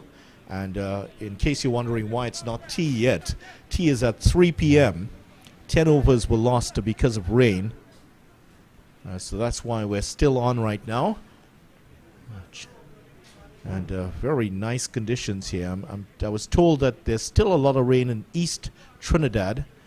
Not always does the weather from East Trinidad get here to Port of Spain. Sometimes the systems swing down through the central part of Trinidad, dump rain in the Cunupia, in Chaguanas area in Trinidad, and then sometimes it just comes and sweeps across the northern side of the island and into Port of Spain.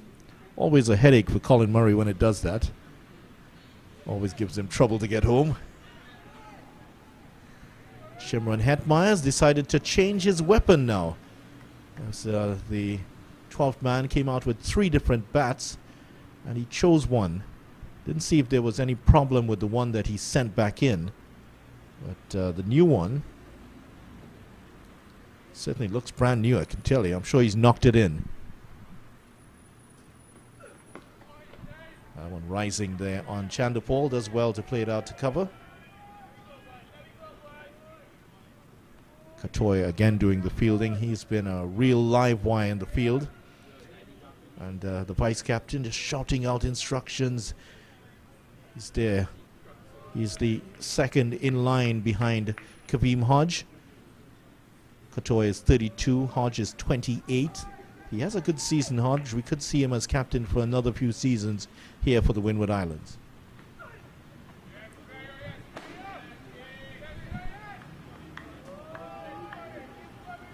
One of the other developments in this game was the loss of Kimani Melius.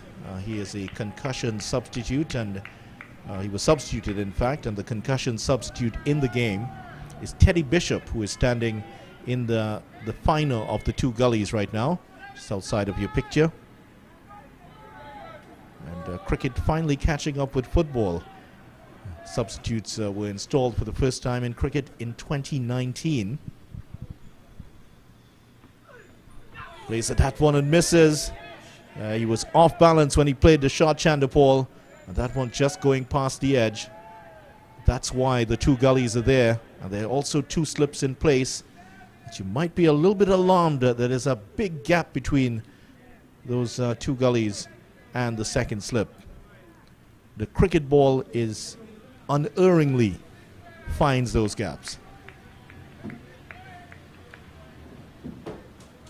Cricket first using the substitute in 2019. Football has been using them since 1965.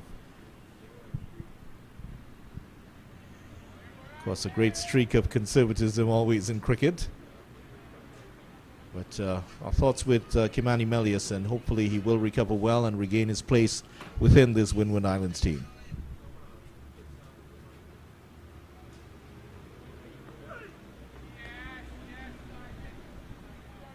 Not sure in Collins' day if there was any discussion about concussion at all. He's telling me you just move on after you get hit. Well, in fact, there's a clear protocol for the ICC that has been set out. I just want to tell you a little bit about it before we go in. If a player gets a knock on the head, on the helmet, in fact, and there's a suspected loss of consciousness, that's one of the signs. The other signs are if the player is dazed, if he's unable to stand or is staggering, headaches and dizziness. Also, if they are not their normal selves, if they seem confused or disoriented, if there's any kind of memory impairment or worse, seizures or convulsions, that's what the physio would look out for.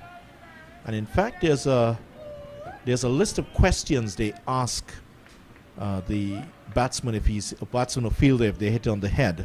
I'll tell you what they are in case you're interested, because in the old days is how many fingers are you seeing? And I think that's the popular one, which has been stereotyped within films or in all sorts of ways.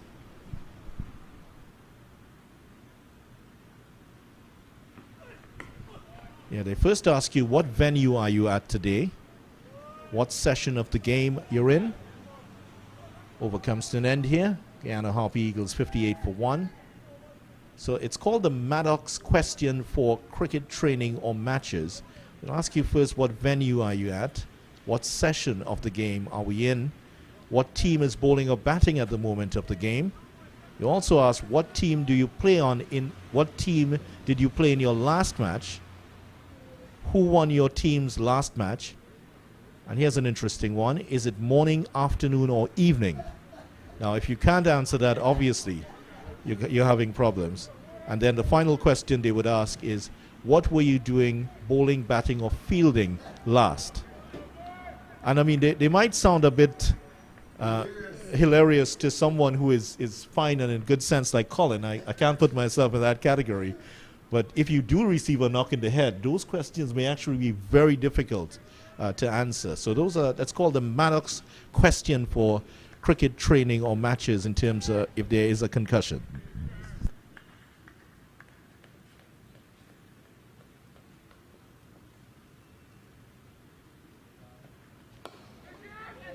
Oh, what a catch! Stunning catch! What a catch that was! Brilliant, and the second wicket goes down. Shimron Hetmeyer has had to go here. That was flicked away with some speed, and Ryan John dives across to take the catch. Brilliant catch indeed. And Hetmeyer, who was looking pretty good for 24, has had to go. He's caught by John, and that is a big wicket for the Windward Islands Volcanoes. What a catch that was. Tell you what, that was really traveling, and Hetmeyer has to go. But credit to the Windward Islands here. They worked out Hetmeyer very well. They know that he would flick the ball in the air. They had the fielder in place. But tell you what, Ryan John had a lot of work to do, and he did it well. And Hetmeyer goes for 24. Guyana Harpy Eagles are 58 for 2.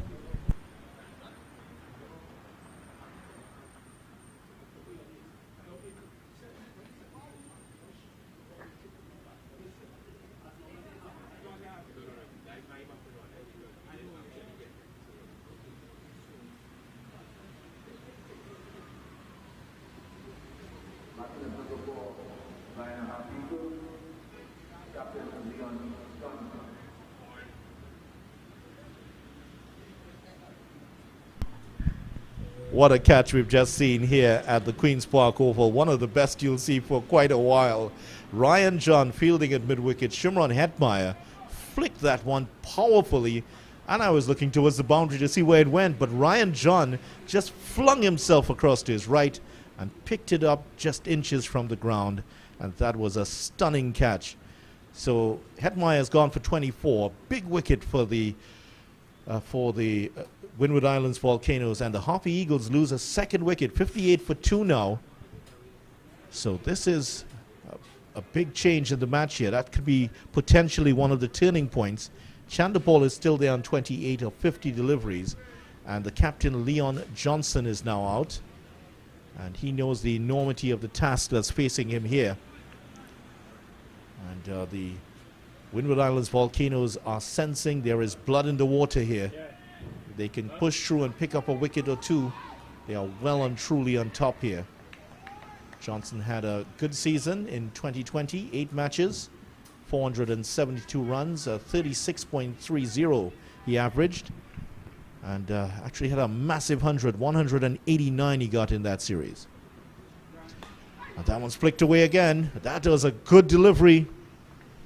Just swinging in at the batsman, and Johnson did well to get a bat on that.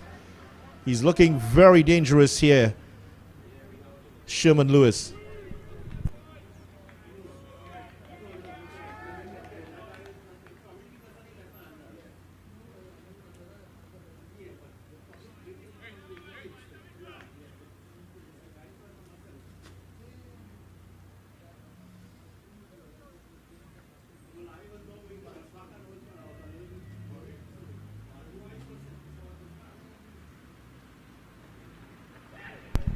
Down the leg side. That one a bit short there from John. From Lewis, in fact. Just, I guess John is still on my mind. That was such a brilliant catch.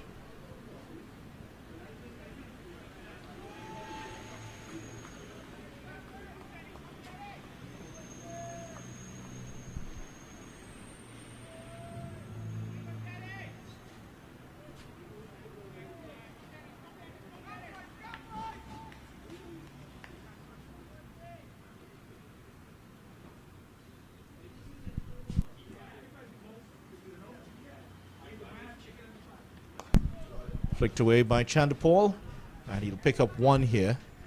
So he and Johnson will have to put up a big partnership. And Guyana, interestingly here, starting with 4 left-handers. Not often you'll see that. 4 left-handers for Guyana at the top. And tell you what, they have another one coming in Vishal Singh, who might be coming at 5. And Anthony Bramble, he is a right-hander at 6. So quite a few left-handers in this Guyana team, which does work against them in some ways. Here's Lewis. He's getting the ball to swing in towards the left-handers.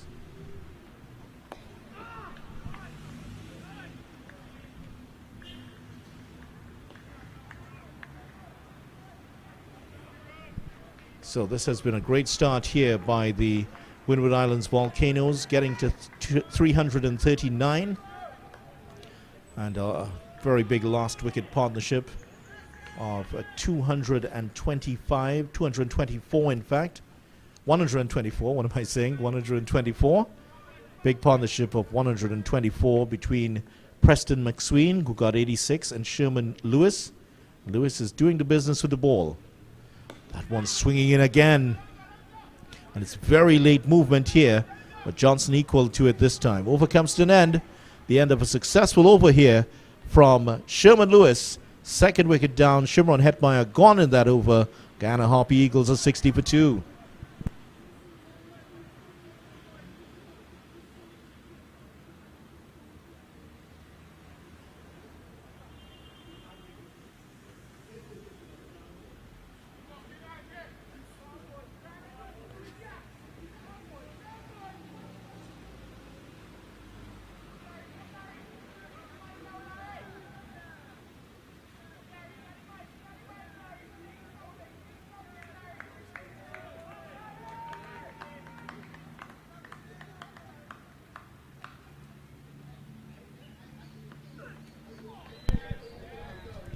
Ryan John continues here.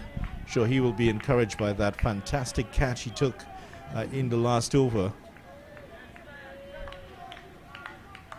And what a catch that was. I was stunned by that one. We've seen some great catches in the Under-19 World Cup. I was at Diego Martin to see the catch by Farhad Mutagana, in fact, sorry, from Uganda. Took a stunning catch over his shoulder, diving backwards.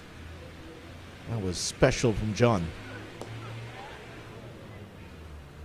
If you haven't seen it, you can check it out on YouTube, that Farhad Mutagana catch, Uganda versus Scotland. It's really, really good indeed. This one is also special from Ryan John. I hope they clip that up and they put that, because that one should go viral. That's excellent stuff by John.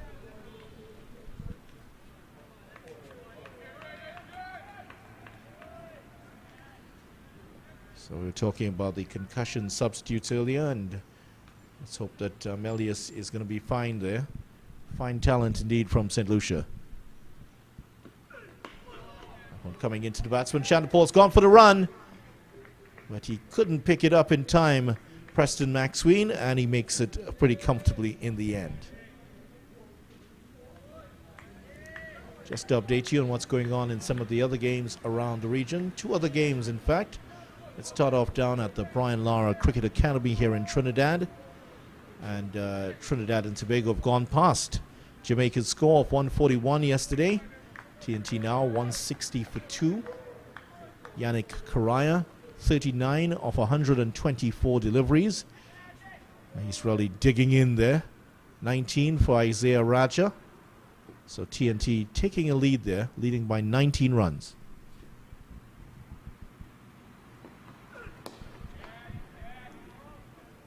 Cross in Barbados. Leeward Islands 172 for 9. Barbados have made a strong reply. They are 206 for 5. And the men getting runs. Well, Craig Rafford is already gone. But here's a name that could figure in that test series. Shane Dowridge, 56 not out. Shamar Springer getting 33. Battle of the wicket keepers there. Joshua De Silva is the incumbent at this time. Pushed away nicely by Johnson here. He's going to get runs. And that could be 2. They won't get 3 here. It's pitched up to Johnson, and he just elegantly just pushes it past the bowler and picks up 2. Chandapol on 30. So that Barbados match. Leeward Islands declaring at 172 for 9. We talked a little bit about that earlier. Barbados 206 for 5. And Shamar Springer, nice to see him getting some runs here. Young man who made a big impression during the 2016 Under-19 World Cup. Wonder if he still does the dance. Keon Harding is in next, I see, for Barbados. And Harding had 4 wickets in the first innings there as they got Leeward Islands out cheaply. 63 for 2 at the end of the over. We are dangerously close here, I think.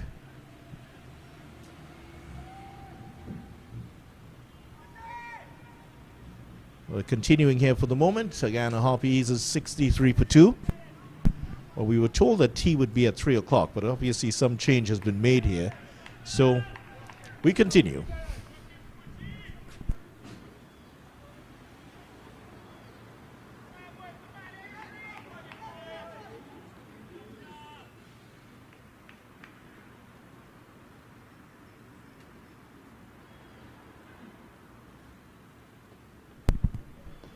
Sherman Lewis getting the ball to move away from the batsman now. So as the ball is getting older, it's in its 19th over. Starting to see a little bit of movement here. In the last over, we saw several times the ball swinging in towards the left-hander. That one just moving away.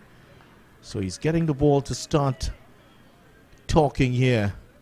Sherman Lewis. And if he can continue to get that movement away, that will certainly give the batsmen something to think about, encourage them to play a bit more and entertain those 3 slips and a gully in place. Too wide that time. But outside of the bowlers that have been used, Preston McSween, Sherman Lewis and Ryan John, they still have some options here, the Windward Islands. Kaveem Hodge can bowl his slow left arm spin if he decides to do so. Karan Kotoy can also bowl leg breaks. Alec Athanaze is an off spinner. He might be useful against these left-handers for Guyana. Ryan John has already been employed. And Larry Edwards, slow left arm orthodox. He has also slated to bowl. Edge caught, second slip. Outside the off stump, and Chandapol could not restrain himself, and it's caught by Alec Athanaze. Easier catch this time. And the 3rd wicket has gone down here, and the Guyana Harpy Eagles in trouble now. Chandapol, who's batted well, caught at second slip for 30. Johnson still there on 3. And the Guyana Harpy Eagles, after conceding 339 to the Windward Islands Volcanoes, have lost their second opener here. This is Tejaran Chandapol is out, and he is gone for 30. And that is the 3rd wicket down. So, interesting times here. Windward Islands Volcanoes well on top. Coming back up, Singh.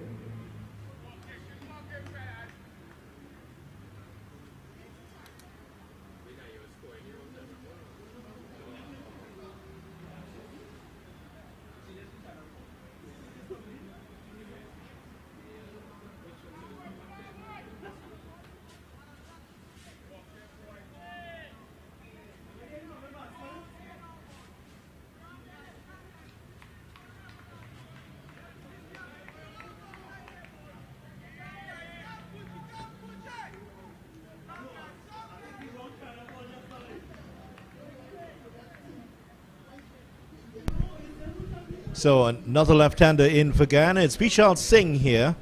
And Singh is going to continue. And Vishal Singh and 5 left-handers for Guyana at the top of the order here. I'm not sure if we've ever seen that ever before. But Vishal Singh is now going to take up the attack here. And Singh would have some good memories of the Queen's Park Oval. Edged again, and this time to 3rd slip, but hit the ground first. Singh got 141 against Trinidad and Tobago here. I'll just confirm the score, but I know he got 140 odd against TNT when Guyana absolutely smashed TNT in that match. Yeah, it's 141, Guyana versus TNT back in December 2014, Vishal Singh. So he has some good memories of batting on this particular pitch. Sherman Lewis is causing some problems with that late swing. It's played inside the line that time, while taken by Dennis Smith, the little wicket keeper. Yeah, so he's getting the ball to move late here. A few moving into the left-hander, and in the last over we saw one moving away, and that may have influenced Chanderpaul's thinking. He's left the ball well, very well in this innings, but that particular delivery, it came only about 2 balls after he saw one move away from him, played at it, and was caught well by Alec Athanaze, who's taken another good catch here.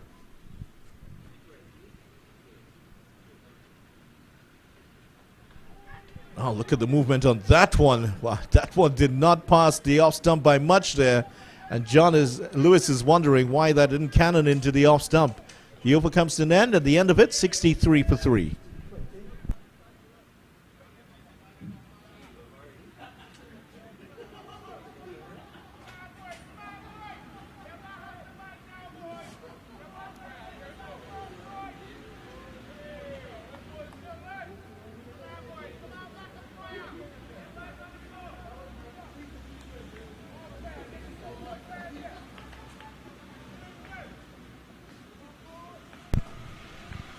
So we're just told just about 5 minutes away from tea. There's been a change. It was originally slated at 3, now it's 3:20. And John continuing round the wicket here to the left-handed Leon Johnson. Johnson has had some big scores for Guyana in the past few years. Just to tell you a little bit about him, he's 34 now, Johnson. 117 first-class matches. Almost 6,200 runs, so he's been a fabulous servant for Guyana cricket. 32.40, just to 213 50s. That's, I'm sure, is the area that he would be a bit concerned about. Not a great conversion rate.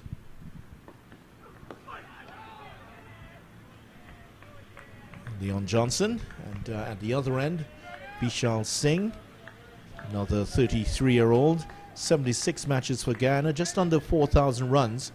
In fact, if he gets to 15 runs in this innings, he will go past those 4,000 runs.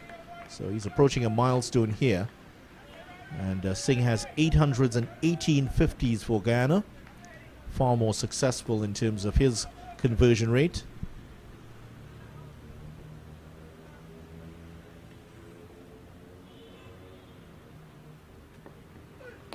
Flicked away just over the head of the fielder. And that's going to run away for 4. Good shot by Johnson. He took on the fielder and gets a boundary for it. 67 now for 3.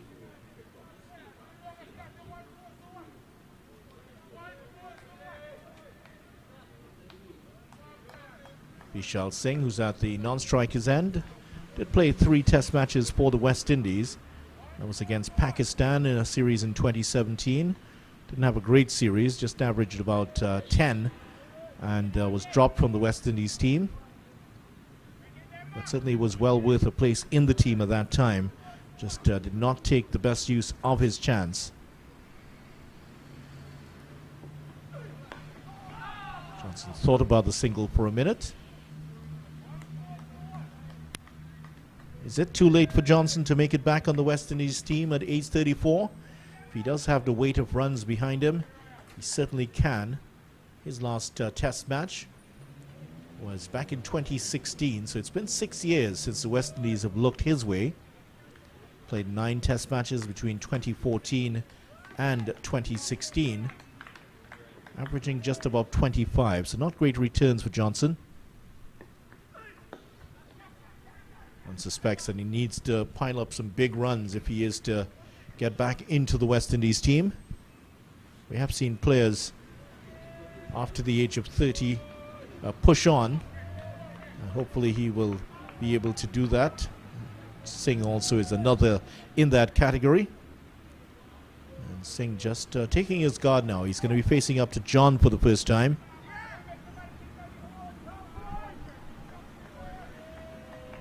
Big challenge for these two Guyana batsmen. 68 for 3. Hetmeyer already back in, as well as Hemraj and Chandapal. So it's an interesting partnership. It will be between these two.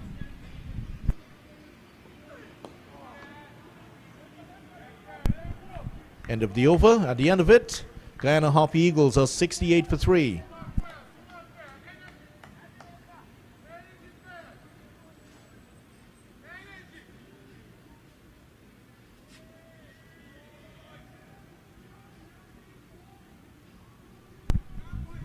Danger man for the Windward Islands today has been Sherman Lewis. 2 for 19 already. And he scored a valuable 31 not out, batting at number 11, his highest first-class score. Obviously, he's been well encouraged here. His partner in crime, Preston McSween, just away to his left, the left of your picture, just outside of the picture. And he is certainly giving him some advice here. 5 left-handers for Guyana at the top of the order, 3 already back in the pavilion, and 2 more out there right now. No ball. So the second extra conceded here by the Windward Islands team. And Guyana gave away 24 extras during their time out there. 24 extras in a total of 339. So in case you're just joining us, 86 for Preston McSween, 68 for Alec Athanase, 52 for Devon Smith, 339, a big partnership of 124 for the 11th wicket for the Windward Islands Volcanoes. And they're well and truly on top here. And Guyana certainly conceded the advantage late on the first day. Windward Islands were able to get away, get out of jail basically. 215 for 9 they were. What a remarkable turnaround in this game.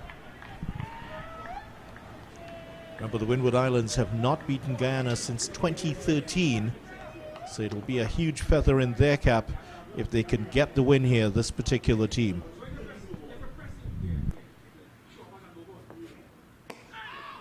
That is a very good delivery, just spearing it in.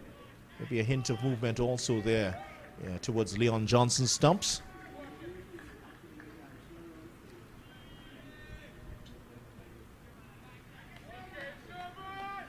Weather has improved. Certainly it's been a very dry time here in Trinidad and Tobago over the past few weeks. As you can see from the pitch, a lot of cracks in there. Maybe a bit more than we're used to seeing here at the Oval. That's pulled away, and that may go for 4. It has.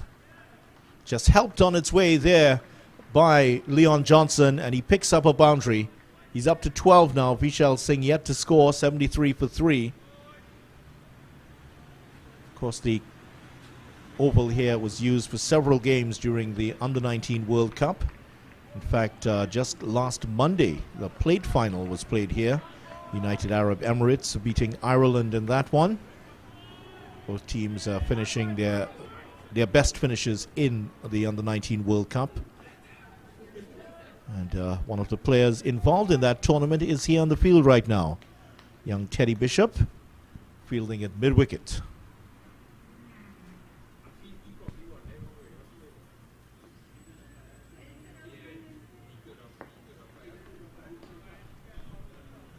It's a bit offline that time. Sherman Lewis. Teddy Bishop scored 100 for the West Indies against Zimbabwe in the last game. So just less than 2 weeks ago, had 100 for the West Indies in Trinidad. So I'm sure he'll be looking forward to getting his time to bat here. I know you may not have been expecting to play at all this after he was chosen as a substitute fielder, but that's how the game is now. In as a concussion substitute.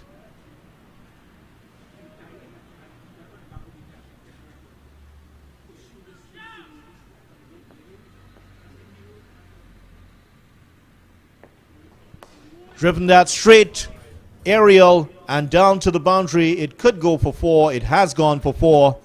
That is a nice straight drive, a lofted straight drive there by Johnson. Pitched up, it swung into the batsman, but he saw it coming all the way. Because the ball is swinging, he's bowling a bit fuller now. Sherman Lewis. And that one, Johnson was into it very well and hit it back over the head of the bowler. Bowler has a bit of a smile on his face. I don't think he's going to be too unhappy with Johnson driving at him with those 3 slips in the gully waiting. But he's getting some late movement here.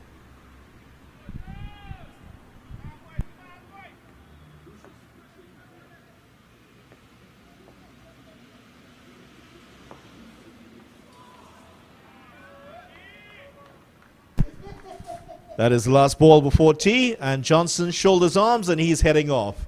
So Guyana are in a lot of trouble here at 77 for 3. They are replying to the Windward Islands Volcanoes score of 339 all out.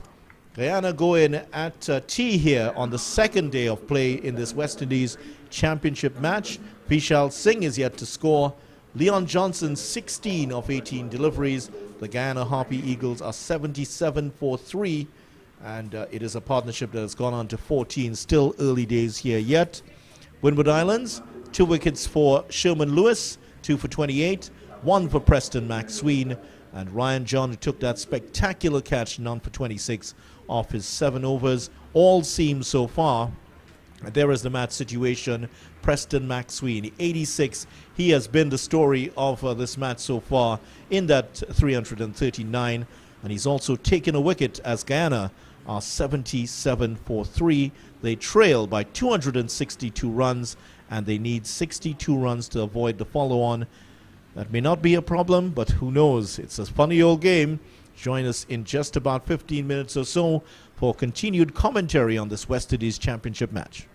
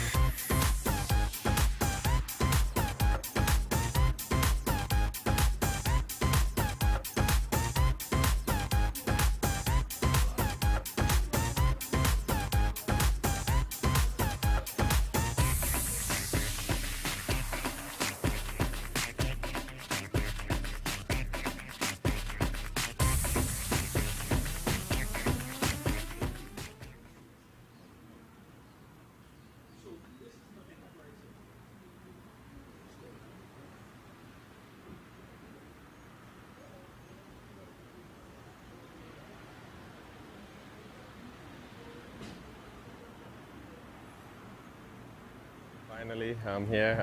It's been a while since I come to Antigua. It's always good to come here. Every island, actually, but Antigua is always nice. You're here mentoring some of the young players from all the regions. Are you looking forward to that? Yeah, I'm looking forward to it. Thanks to CWI for giving me the opportunity to be involved in West Indies cricket again. West Indies cricket is very close to my heart. It's important for seniors like myself, for us to give back our knowledge and pass on our experience to the younger players. The more we can do that, is the better. But yeah, it's good to be around and being able to talk to different teams in the different islands. Take you back to 2002, 2003 when you started your list A career. Would you have thought you would have got to the heights you soared to, World Cup winner, etc., etc.? No, I never envisioned it. Obviously, I keep saying if someone said that to me 20 years ago, this is what your career going to look like, I would say no chance. Brian Lara is my hero, and I remember saying to my parents that I wanted to be the next Lara. I never thought that would have been possible because, one, I'm a right-hander. But yeah, cricket is every kid's dream in the Caribbean. It's the only team that unify us as a people, as a Caribbean people. So to represent the West Indies team is when you feel like, yeah, you really make it as a professional cricketer. And then I'm happy with my achievements. Obviously, there can be times where I think that I could have achieved more. And then it could have been on the flip side where it could have been worse. So I'm happy. What about playing for TNT? We see the guys on the beach here. They seem like the best bunch of friends. Is there a real unity within TNT cricket going back to when you were playing? Someone who has to take a lot of credit for this bunch of guys is Darren Ganga. He was our senior player. He was our captain. He laid a foundation that no matter who come and take over and represent Trinidad and Tobago, there's a certain structure and a certain standard you have to follow. So there's no jealousy, there's no envy. All about trying to win cricket games for our country, and we pride ourselves on being the best white ball cricketing team in the region, and that's our motive. Super 50, there's some really good young talent coming through. Has anyone particularly impressed you? The Caribbean never lacked talent. We all have talent, everyone has talent. But it's your attitude to enhance that talent is what will make the difference. As a player myself, I believe that to be a cricketer is one thing, but you have to have that self-pride. So as a mentor, is it more what you do off the park with the players as opposed to preparation and the mindset as opposed to technical? Yeah, because players at a first-class level, they don't want to interfere with the game too much, especially the technique. But I'm a strong believer in a mind game. If you can understand the game, read the game, it will also help you technically. Pollard and Dwayne Bravo. Yeah, Dwayne Bravo here, giving his guidance on some of the young bowlers coming through. Must be wonderful. For me, I just want to speak to bowlers, get to find out about their thinking, how they go about when they're under pressure, hear what they've come up with, and then maybe I could add some stuff. But technical-wise, I can't tell someone whether to bowl side down or I'm not going to do that. But just more talk about the game, think the game. If you analyze the game, when you're not playing, you try to watch the game. So those things is all part of learning and developing. Brilliant. Ross, you're a top man. Thank you. Thank you.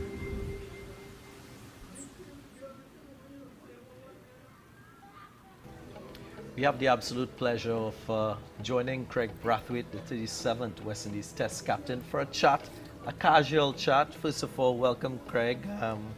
We know of your exploit on the field of play. We want to get into your mind and to understand Craig Brathwaite properly. How would you describe and define your personality? Cool and chill, to be honest. I don't think it really would get away from that. Pretty much the same, on the field and off, to be honest.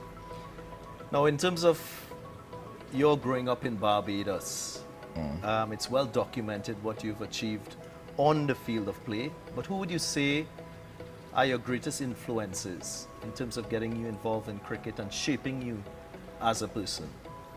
Well, first I would say my dad. From a young age, watched him play cricket, and obviously he inspired me to want to play. And obviously he always encouraged me in terms of doing schoolwork, and because any day, cricket obviously is to a certain age. So for sure, he was, you know, one of the main, you know, influential people. And, you know, my grandparents, you know, they were always there for me. And to be honest, like my aunts and uncles, they support me a lot cricket-wise. You know, they're all the games in Barbados. So that helped a lot, you know, from primary school coming up, you know, having that support, was pretty good. You've taken on the role as captain for the West Indies in Test match cricket. Yeah. When you were offered that role, were you scared? What are your emotions like?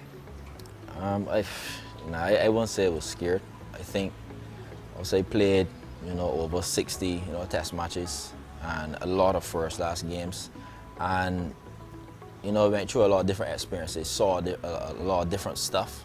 So I think, you know, I was pretty much looking forward to it. I know it wouldn't be an easy role, but I just think the different, you know, experiences I went through, you know, seeing situations of games, I learned a lot from them, and I think I'm in a very good, I won't say the perfect position, but I think I'm in a very good position, you know, to do well, you know, as a leader. Well, you look quite relaxed. I mean, you've taken on the role as captain, you're in very good form as a batsman. Apart from the environment around cricket, what do you do for relaxation? How do you relax? Well, you know, I love horses, thoroughbred race horses. So pretty much when I'm home, I'll be at the garrison, you know, watching them exercise on mornings. And then I have some mirrors, you know, by my house that, you know, just go there and relax.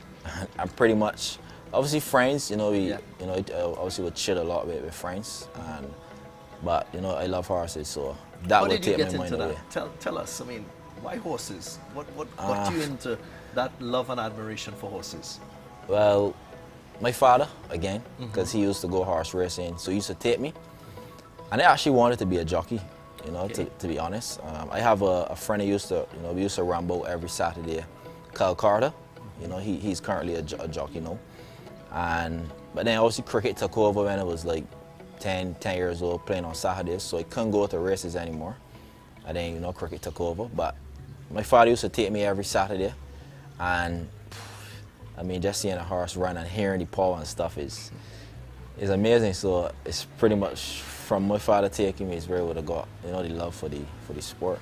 Right.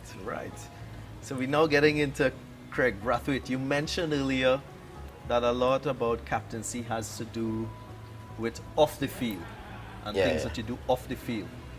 Well, I heard from good sources that there was an instance in England that you bought a remote control mouse and you scared all your teammates. Yeah. Are you a bit of a prankster? Well, yeah. I mean, up to yesterday, I was in my room, so I had some like pops like being thrown on my ground. So I was jumping a lot of guys. They didn't know who was throwing it. You know, so yeah. I mean, I like a lot of foolishness. I have a mask here that I bought from England that I pretty much looked. What type of mask it is? Tell me, is it Dracula or? Yeah, it's something down that line. Like he has one eye though, but. So we're gonna use that on some of the guys, probably at night time sometime. Right. But yeah, I mean, I like a lot of foolishness, to be honest. Oh God, there's a different side of Craig Brathwaite. Yeah, for sure, no doubts. So let's get a little bit into your preparation for international cricket. Morning of a Test match, what's Craig Brathwaite actively doing? Maybe I get this.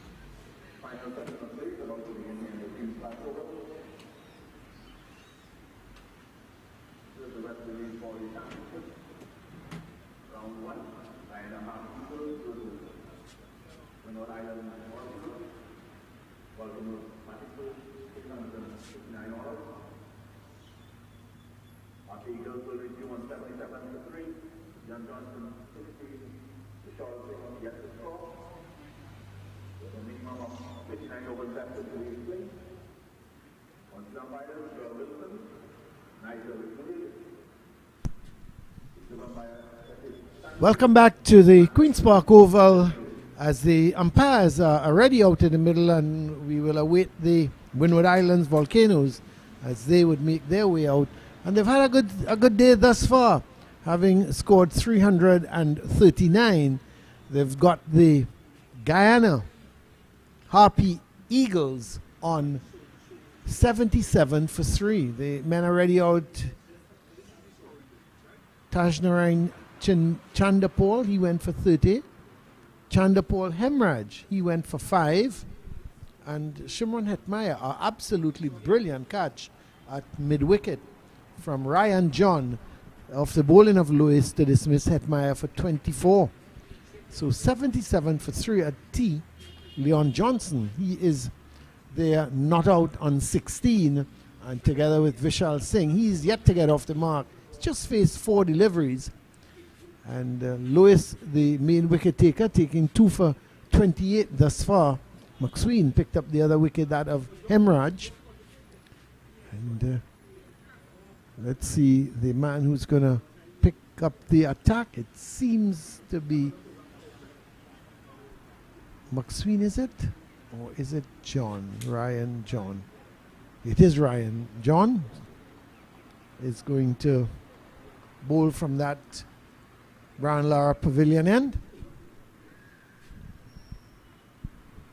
So far we've only seen left-handers. Chandapol, Hemraj, Hetmaya, Johnson and Singh. 5 left-handers at the top of the order for the Guyana Harpy Eagles.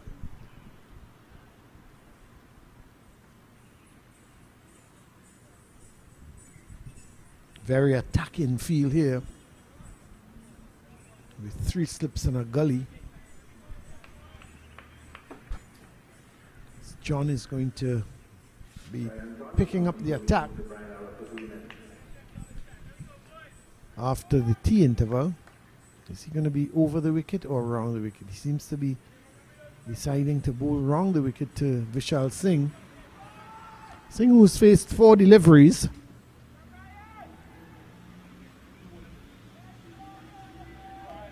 Came in just before the tea interval. We've had a rain delay today, so tea wasn't taken until 20 past 3. We've lost 10 overs for today's play, so we'll just have to hope that the rest of the afternoon we get no more rain. It looks good conditions here as Davis, with the first ball, John, not Davis, Ryan John with the first delivery. And Singh is just playing it out on the offside.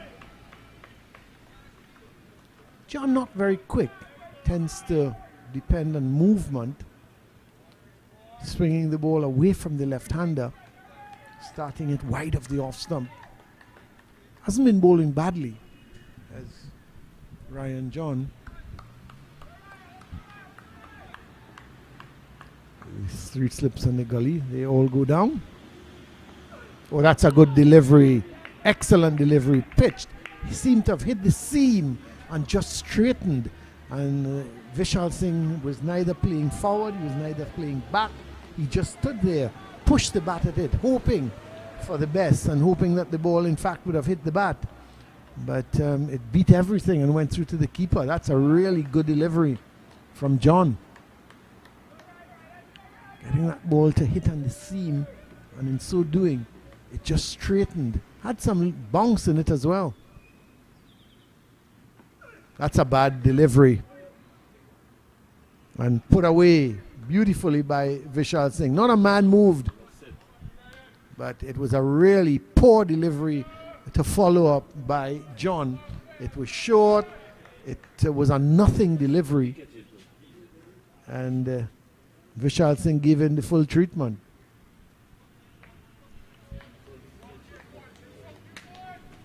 I think you could skipper Kevin Hodge would be very disappointed with that after the previous delivery in which John beat the outside edge of Singh's bat. Nice straight approach. Oh, that's another good delivery.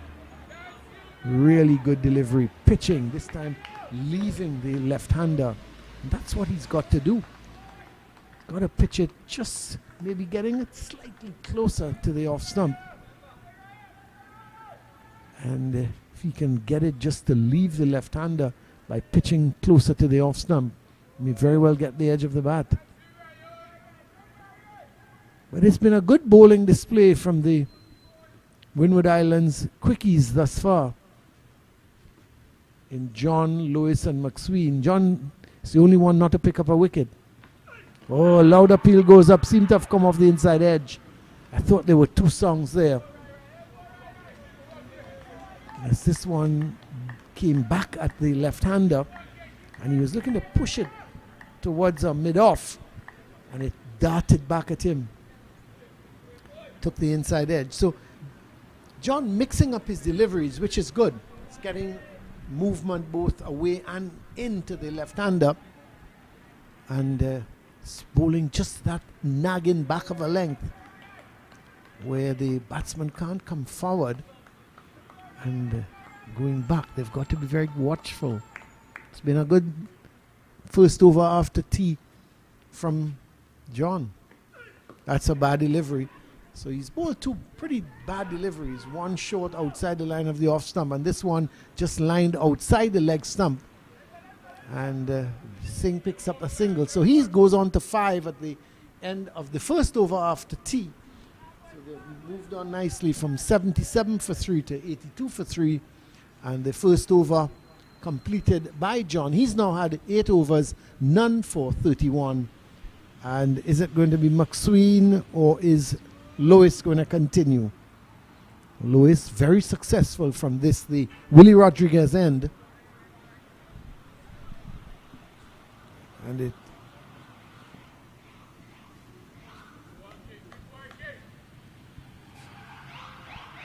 is McSween. So McSween has replaced Lewis.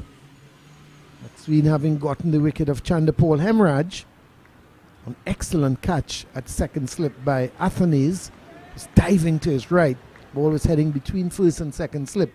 And Athanaze dived to his right and came up with an absolutely brilliant catch. 2 very good catches we've seen so far in this innings. A wee swing there from McSween. Starting it a little too wide of that off stump. He's getting the movement. He's getting some good away swing to the left-handers. But he's got to put it closer onto that off stump. He did in fact get the edge of Hemraj's bat. But I thought it was a bad shot from Hemraj. He just hung the bat outside the off stump. He could have left it alone.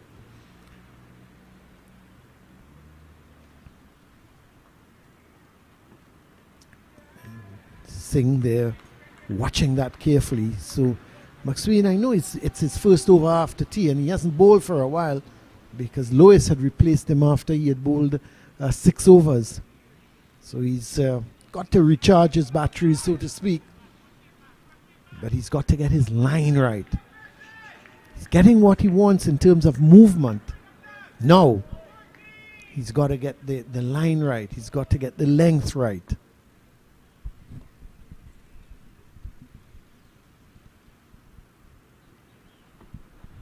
That's too short. Gives Singh the opportunity just to get back and across, and luckily he wasn't able to hit it as hard as he would have liked because didn't have the room in which to play that expansive square drive. But again, a little too short from McSween. Be better advised to bowl that ball up to the left-hander. Get it fuller. Give it time to swing. Then too wide of that off stump. Got to make him play. McSween got to make him play. Especially after the tea interval. Batsmen come out. They've got to readjust to the light. They've got to readjust to the conditions of the pitch. The bowlers, the different bowlers. Remember, Vishal Singh hasn't faced McSween for the innings. So he's got to adjust to McSween. But in the meantime, McSween is giving him all opportunities to adjust. That's better. That's better. Loud appeal goes up. Not out, says the umpire. Well, that must have clipped the pad on the way through, because it certainly, that's the type of delivery you want. Pitching just around the off stump. Make sure he plays at it. And Vishal Singh played at it, missed it. At least as far as umpire Joel Wilson is concerned, he missed it. Ryan John is not too convinced, probably went up to him, said to him, you know you played the ball, why didn't you walk? And he would have given the answer like all other cricketers, I don't walk, that's what the umpire's job is. That's hit hard, but straight to the man at point. Another shortish delivery from McSween. So the end of a good over, because when you think about it, he beat the bat, could have so easily have picked up the wicket of Singh. But still, there's a lot of room for improvement with McSween, because he's a little too wide of that off stump. Getting the swing, getting the movement, but he's got to get his line and get his length going. Because at the moment, he's not making Singh play enough deliveries. 82 for 3.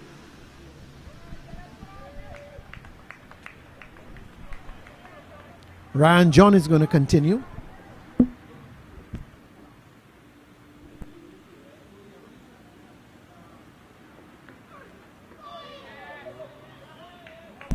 Naughty from Leon Johnson. A ball is pitching outside the line of the off stump. Made some height, but was leaving him. And Johnson really should not have played at it. But it's the first delivery he's facing after the tea interval. So it's again the situation where he's got to play himself in. He's got to get accustomed to that bounce of that pitch again. Ball is coming through nicely.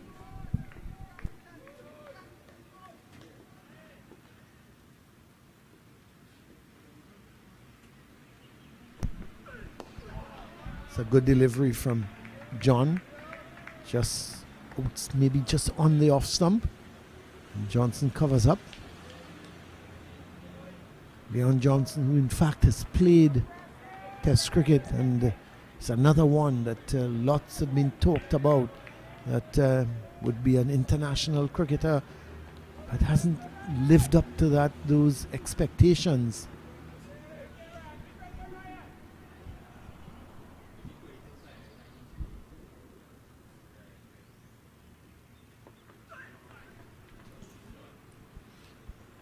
Johnson just helping that on its way down to fine leg. Shortish delivery.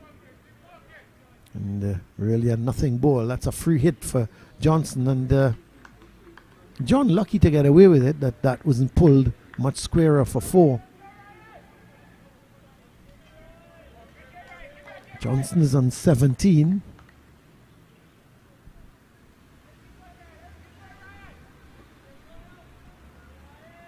Ryan John in his 9th over. None for 32 so far. And you just have to think that he may very well be the workhorse of this Volcanoes bowling attack. That's a good delivery again. Pitching it up to the batsman and just getting that ball to seam away. Singh, you could see Singh there not totally in control. Was trying to reach out for that ball. Was trying to get to the pitch, get to smother whatever swing there would have been. And in the end, he was just able to push at it, and it took a thickish outer part of the bat. So if John can be a little bit more consistent, keep that ball somewhere around the off stump, can certainly cause problems. That's well played.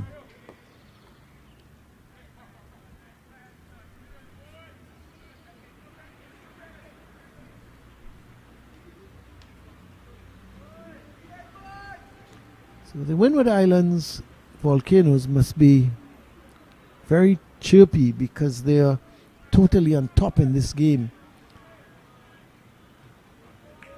And Guyana, one has to admit, they haven't played good cricket. They let the Volcanoes off the hook from 215 for 9.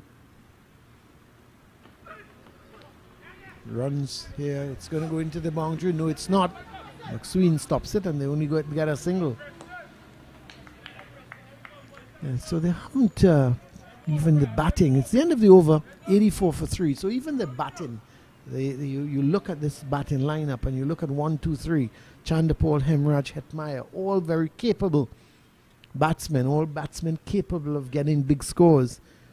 But when you think of 30 for Chanderpaul, 5 for Hemraj, 24 for Hetmyer, it's not what they were looking for.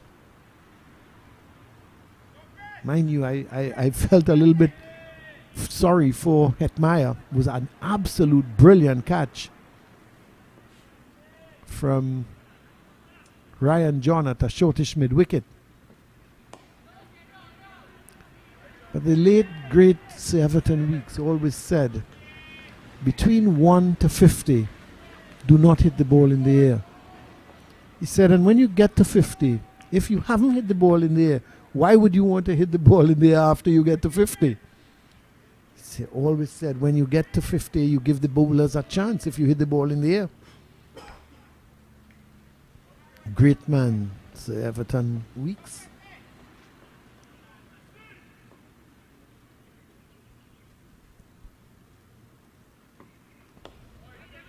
It's a good looking shot from Singh, but not the kind of line that McSween would want to be bowling. You need to keep it away from the left-hander pads. Keep it away from that leg stump. Sun has left us again here at the Queen's Park Oval. It's been a mixed day. Had some rain. Matter of fact, we lost about 10 overs to the rain.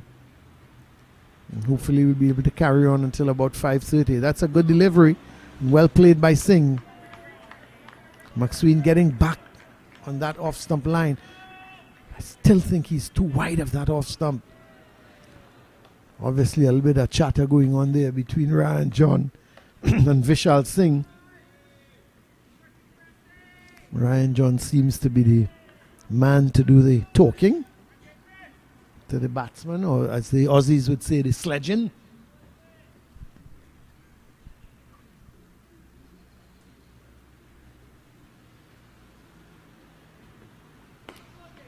Another good delivery, this time short of a length, but Singh covers up. Remember in local cricket, Paragon, with the likes of Prince Bartholomew, another late great guy, Prince Bartholomew and Pascal Roberts, and these guys, they were the sledgers on the local circuit. Leo John. If you played on 2 or 3 balls, Leo John would say, you have no shots. Play a shot.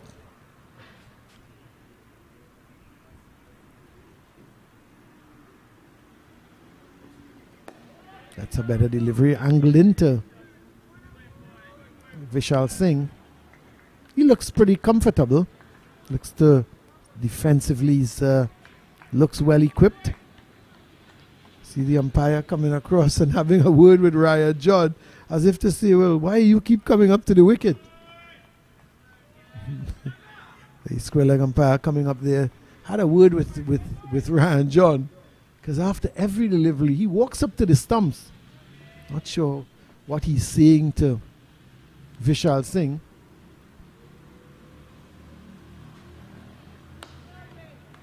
That's well played. So Sting's starting to look a little comfortable, but again, my position with Preston McSween is he's got to take that ball up to the left-hander. Get it onto the off-stump, get it to swing away from him. Then you can look at his technique and see if it's good. But if you're going to bowl short of a length or just back of a length, he's going to just go back and across. It's not going to trouble him. So McSween has completed his 8 overs, 1 for 23, 84 for 3 at this point in time. Johnson is on 17, Singh is on 6. 339 is the target. Seems a long, long way away. Ah, that's a good delivery. Loud appeal goes up, not out, says the umpire. Not too sure if it was the height, but it came back at at Leon Johnson. So that's good bowling by John. He's moving that ball now at Hidderseen and came back at him. Having a word with the umpire, obviously asking him, well, what was wrong with that? It was hitting the top of middle stump.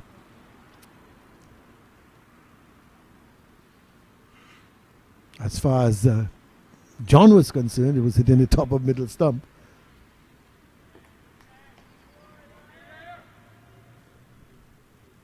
Partnership worth 21 so far. And this is a crucial partnership.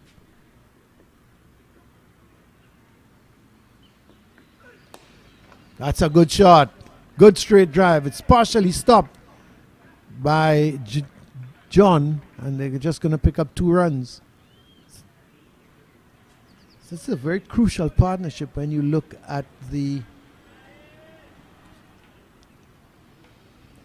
Harpy Eagles team. There's Kimo Paul to come. There's the wicketkeeper Bramble. And then you've got the bowlers. So not much left in terms of batting. Kimo Paul's pretty capable with the bat. And also Bramble. After that, just got the four. You've got the four bowlers.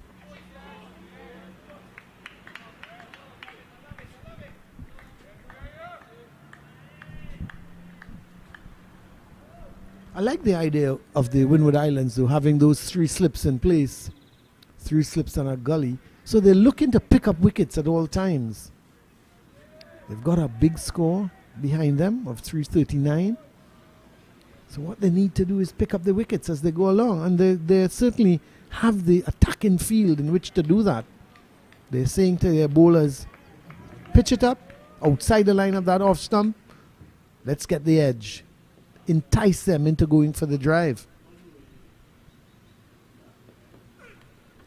There was Johnson, his eyes lit up, but it was just too wide of the off stump and even moving further away. It looked at one moment to be half volley length. And Leon Johnson, his eyes lit up. And then he did the right thing, left it alone. No need for him to chase after that delivery. Both him and Singh would be looking to bat out the evening.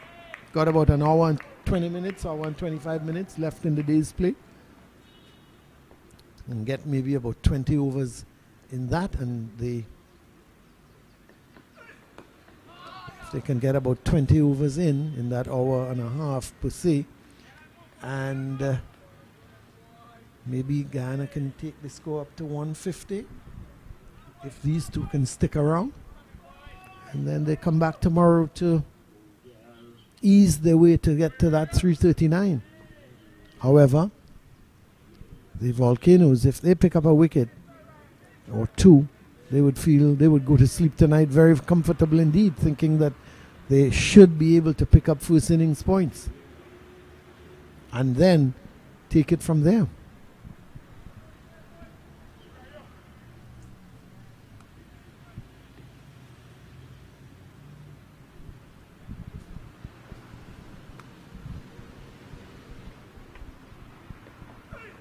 Oh, that's a good shot. Badly lined by John, and Johnson just picking it up and lifting it high over square leg down to the boundary. That's a good shot. Badly lined delivery from John, and it deserves the treatment. He must be tiring now because he's bowled, 10 overs, none for 39. And I would think Hodge must be looking at a change from the Brian Lara Pavilion end. So 90 for 3. Johnson, he goes on to 23. Vishal Singh is on 6.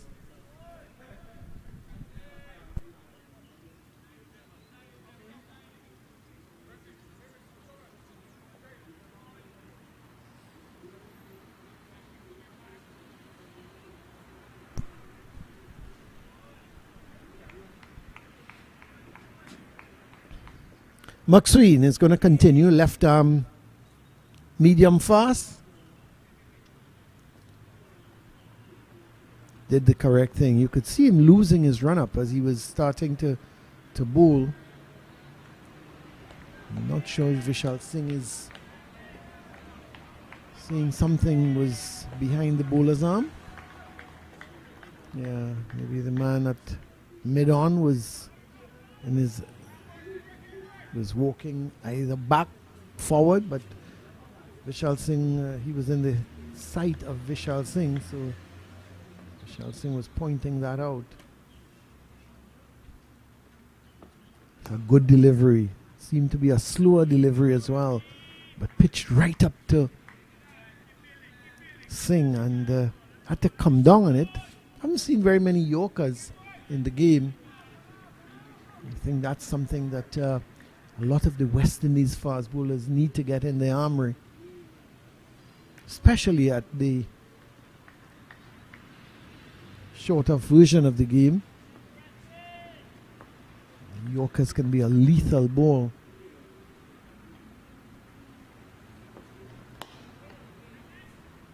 It's another good delivery. So you can see that ball swinging away from the left-handed Singh.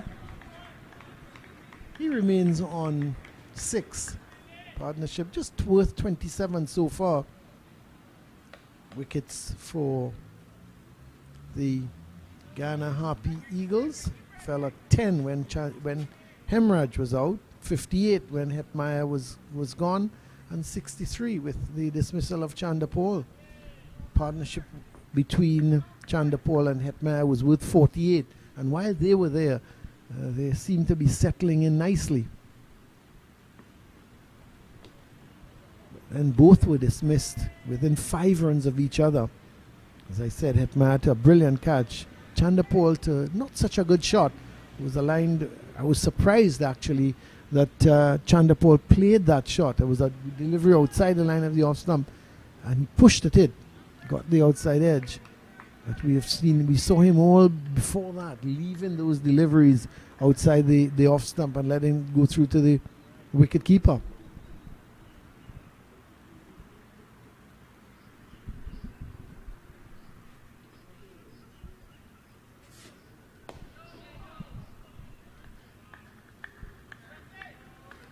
Four dot balls so far, and that shouldn't worry Singh or Johnson, because they just got to wait on the bad delivery. And when they get it, they've got to put it away. Johnson, in fact, has been doing that with 1 or 2 half volleys, 1 or 2 loose deliveries outside the leg stump.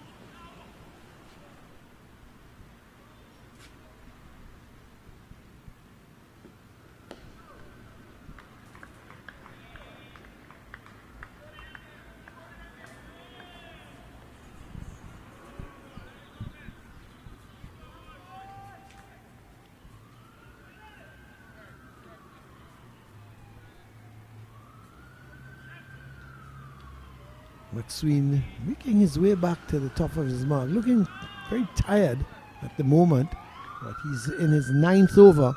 So remember, this man had got to 86 while batting.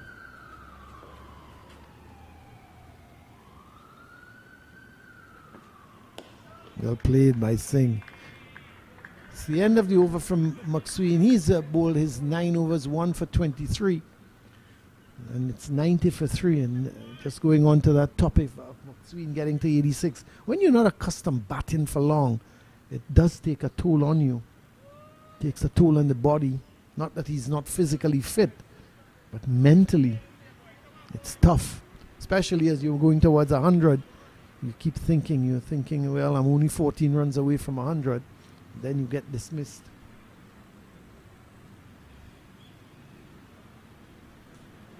So it's going to be Leon Johnson. And I'm a little surprised they're continuing with Ryan John. I did say I think he may very well be the workhorse of this team. But if you're going to be the workhorse, you can't be giving away cheap runs.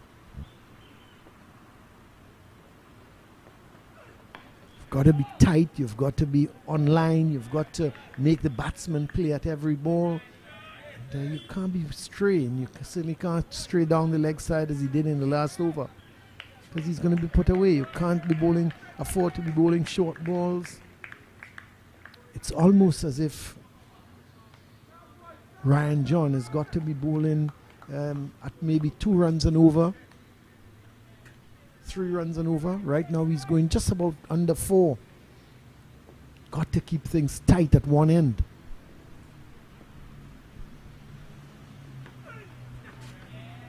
It's better. Would probably want to be a little closer again to that off stump to make Johnson play. But that's what you got to do. Keep that ball just outside the line of the off stump. Let Johnson think. Let him feel that the ball is going to go away, and then you nip one back at him.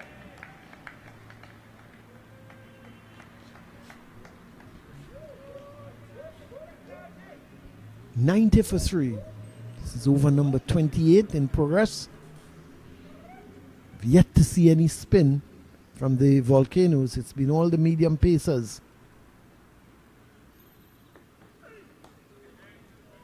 There was Johnson a little bit unsure whether he should play at it. In the end, he was looking to withdraw the bat, and it struck the bottom part of the bat. Luckily for him, it rolled out towards gully. Very straight gully in his opposite number, Hodge.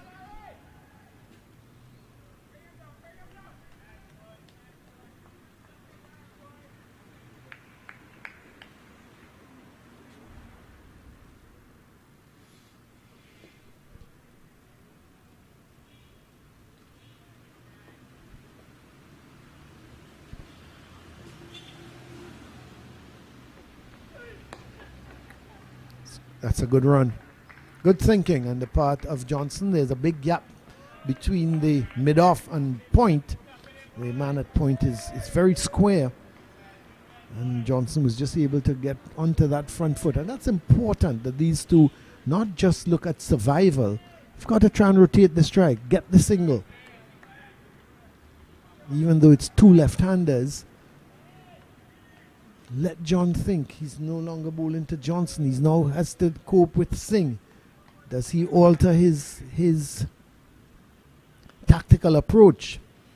Does he bowl shorter to Singh because he's a shorter individual than Johnson? Is his weakness to deliveries coming into him?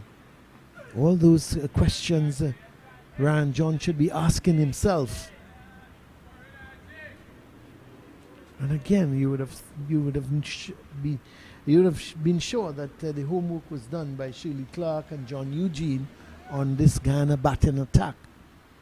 You would have certainly have known the strengths of Leon Johnson and Vishal Singh.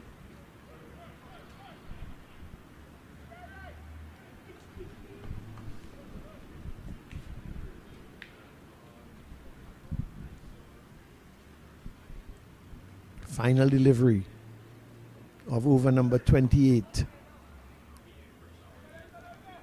And Singh can't score. So it's 91 for 3 after 28 overs.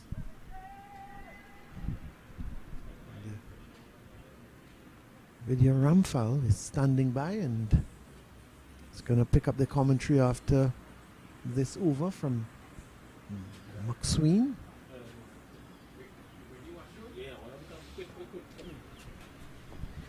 There is the Harpy Eagles scorecard at the moment, 91 for 3. 30 to Chandapur, Hetmaya 24. Leon Johnson is now on 24 and he's going to take strike. As McSween is going to continue 1 for 23 from 9. And there's Lewis with 2 for 28 from 8. And John, none for 40 from 11. So 28 overs basically have been bowled. And it's just the 3 main quickies, or let's use the word fast, medium pacers, are the ones that have bowled thus far.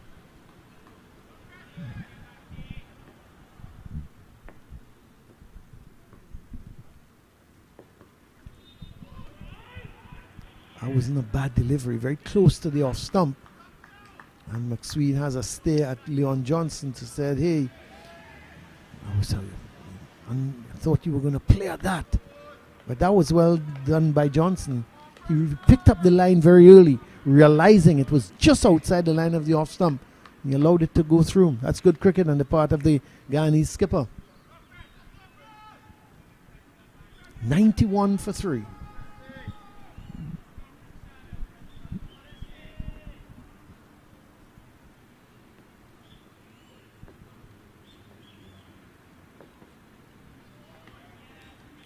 McSween going too wide this time.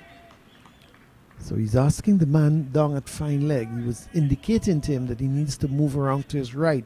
Now that tells me that McSween wants to go closer to the stumps in terms of maybe not just the off stump, but maybe bowling on that middle stump and angling it into the left-hander, which would mean that the batsman is going to probably look to turn that ball backward of square.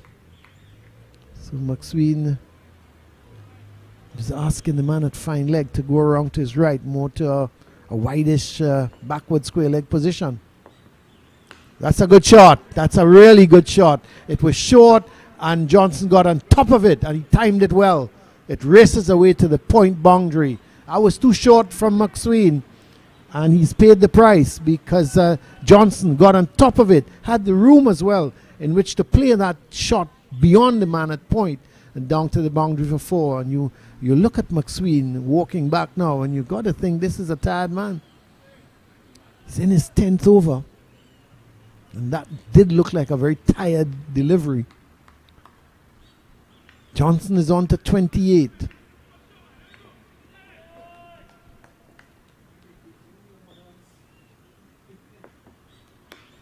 Back on track is McSween. Once it's short of a length, I don't think Johnson will be troubled. 95 for 3 as they motor along the Harpy Eagles. Very, very important partnership here between these two. It's the last of the recognized batsmen.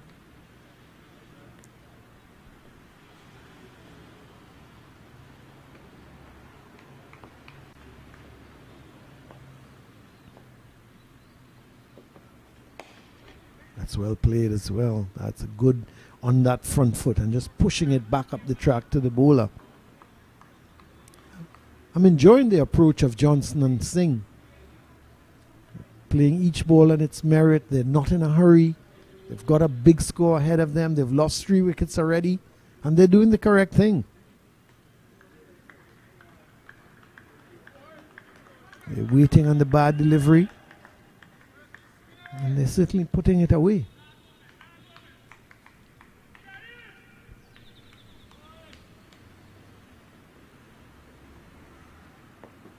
Oh, what a delivery from McSween. And there was me talking about he's looking tired. Well, an excellent delivery as a Yorker length delivery and Johnson playing all across it.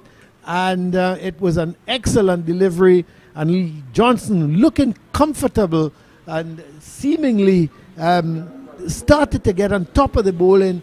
For some unknown reason, went across the line. He looked to whip it through square leg. That was the type of delivery he needed to play straight. He needed to play towards mid-off. And he saw it full, but it was a Yorker length delivery. He didn't realize it. And by the time he looked to flick it, it was through him and clipped the off stump on an excellent delivery from McSween.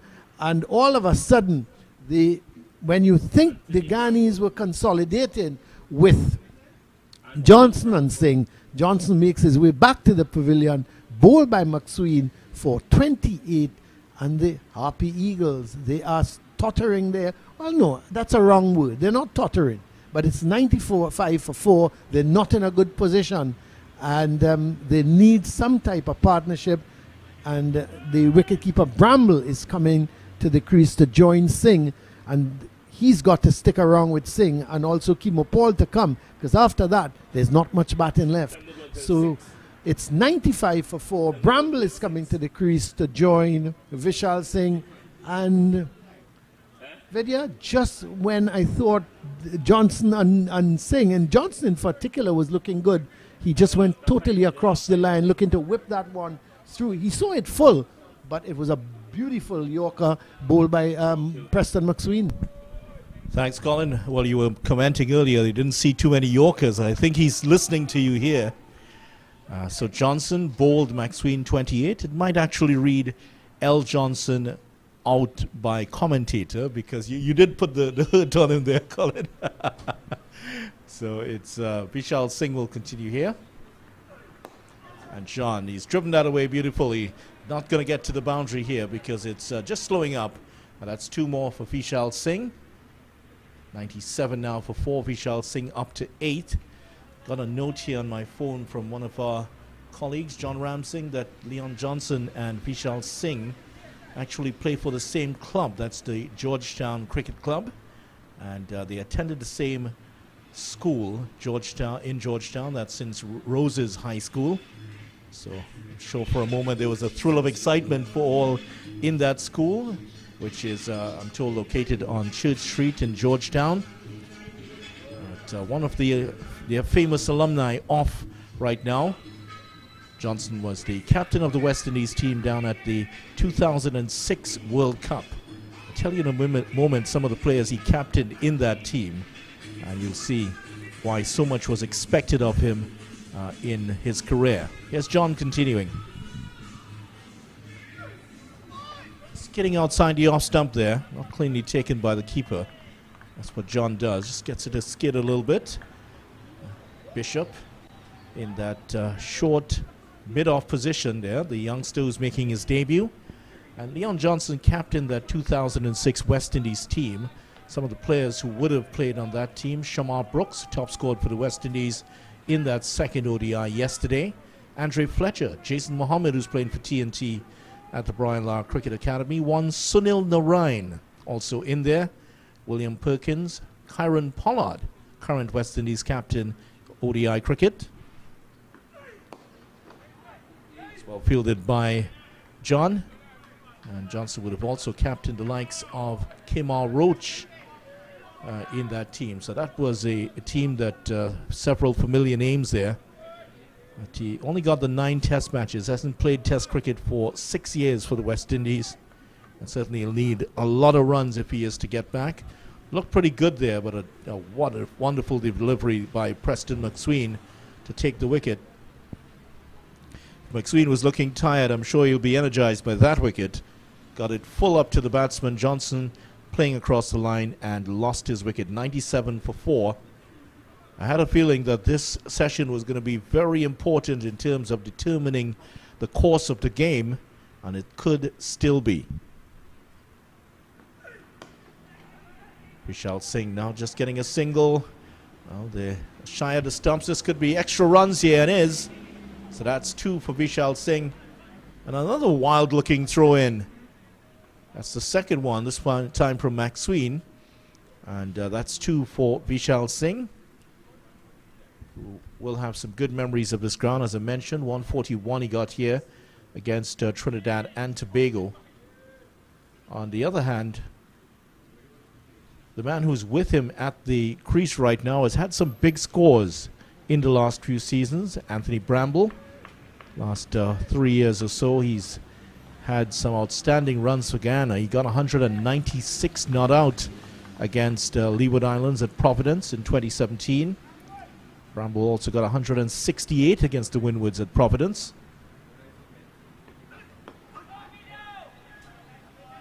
And just one more remaining. And Bramble also got 130 against Barbados at Bridgetown. No easy task that is. So he has a lot of runs in him if he can get in here. Singh is on 10 though. Bramble yet to face a ball. Very important partnership, as Colin would have pointed out. Kemo Paul can bat. Played a big part with his batting in that West Indies victory in the Under-19 World Cup. But a lot of work to do here.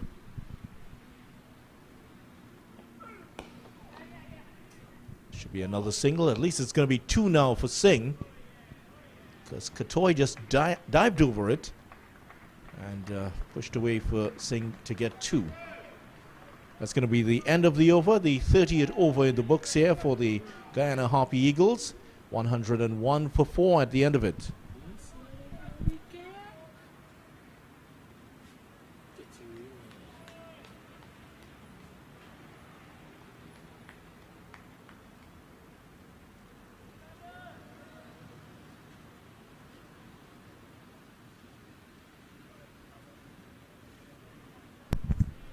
So we're going to see for the first time to face his first delivery, Anthony Bramble. And we talked about those big hundreds. And he's had 300s in all for Guyana. 12 50s to go with that in his 66 matches for Guyana, the 31-year-old wicketkeeper. Just over 2,700 runs for Guyana at this level.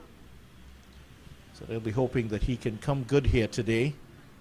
Bramble has never received the attention of the West Indies at the higher levels. You suspect that his time would be limited in terms of his shelf life to get on that West Indies team. Preston McSween, who's still very much in contention for a place in the West Indies team. He will come round the wicket now to the right-handed Bramble. I'm sure he's forgotten how to bowl to a right-hander. There have been so many left-handers in this Guyana team. Good delivery. He hasn't forgotten at all, has he? Outside the off-stump, nice testing delivery to Bramble. Yeah, 5 left-handers. Just trying to search my mind here to think when is the last time I saw 5 left-handers in a row. Colin has drawn from blanks there too. He can't remember any of them. 5 left-handers at the top order here for Guyana. Bramble coming in at 6. Kimo Paul should be at 7. And then it's the likes of some of the bowlers. Defended here by Bramble. Virasamy Pomal, who can bat a bit. Niall Smith, Clinton Pestano. Those are some of the others to come in after. So a quick word of advice here for Bramble from Vishal Singh. And he has played his way in here. 39 deliveries he's faced for his 12. And he's looking quite comfortable now. McSween does get the ball to swing into the right-hander. See what he does here.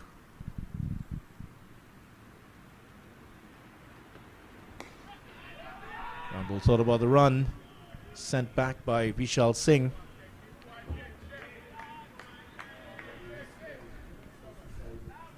And just take a check on what's happening in some of the other games around the region. Start off with the defending champions. How are they doing? 277 for 5 now. So they've already gone past the Leeward Islands score by a bit. Over 105 runs they lead by.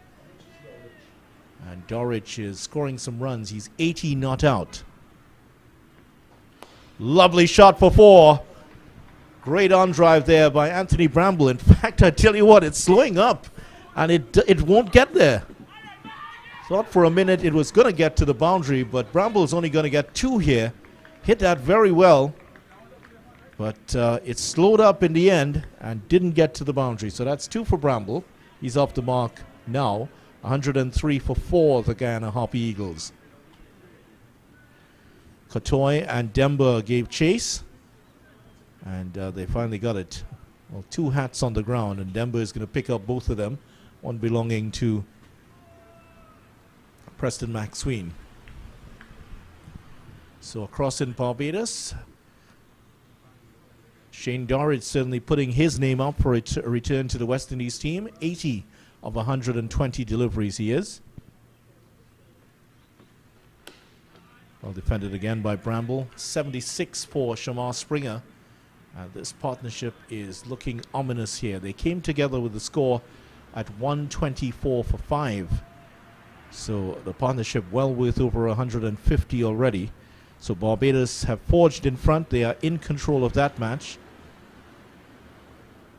at the Brian Lara Cricket Academy in South Trinidad. Trinidad and Tobago. 57 runs ahead now of Jamaica, but it's slow going there. TNT 198 for 5 in reply to Jamaica's 141.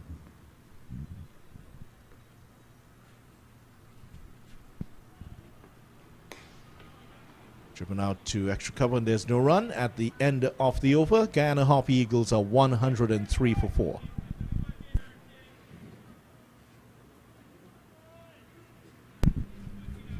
So here at the Queen's Park Oval, the Guyana Harpy Eagles 103 for 4. A reply to the Windward Islands 339.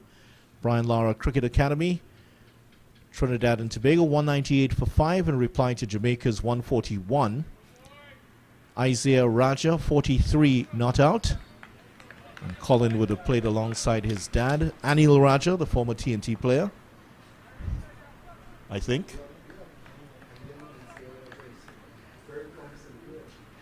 Isaiah Raja performed quite well in the trial matches for TNT, 43. And Yannick Correa, 53 not out. It's come off 189 deliveries, however. Nicely driven away here by Vishal Singh. This will be reined in, not before the batsman cross for 2. It's Yannick Correa scoring at 22 runs per 100 balls. That's Craig Brathwaite's like stuff. But Guyana, Jamaica, in fact, fighting back there. 2 wickets there for Marquino Mindley. 2 wickets for Nicholson Gordon also. Just a solitary wicket for Durval Green. So that brings you up to date with what's happening around the region. Here it is the Windward Islands Volcanoes certainly in charge of this game. But Guyana 4 wickets down here. And if they can prize out 2 more wickets here, they will certainly be fancying their chances of going on to win.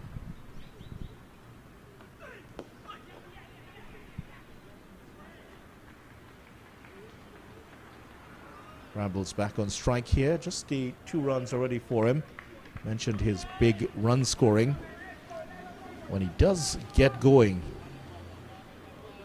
he does get some big hundreds. He can stay in for a long time.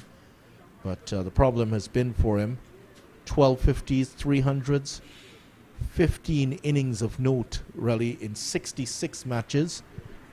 He needs to be to do a bit more than that for the Guyana team if he is to maintain his place. He's under severe pressure, I understand, from Tevin Imlak, the youngster, 25-year-old, who is looking good with the gloves and also scoring runs. So he is playing for his place, you suspect, Anthony Bramble, but they have a lot of trust in him.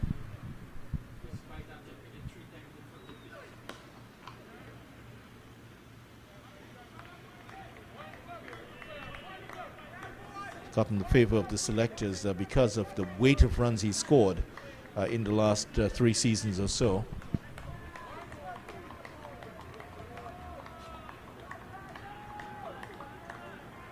In the 2020 season, Bramble got 339 runs, just averaged about 26.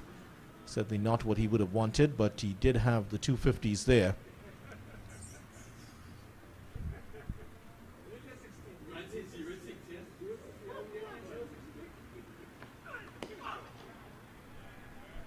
John continuing to soldier along here in his 13th over.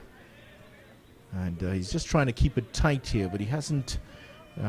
Now and again, he just bowls the odd loose delivery, and the batsman have put him away. Johnson, in fact, was severe on anything that was loose from him, but he lost his off stump to Preston McSween. And now there's another rebuild. Guyana have just not been able to build big partnerships here. 10 for the opening wicket, 48 for the second, 5 for the third wicket, and 32 for the fourth. Slow delivery that time from Ryan John.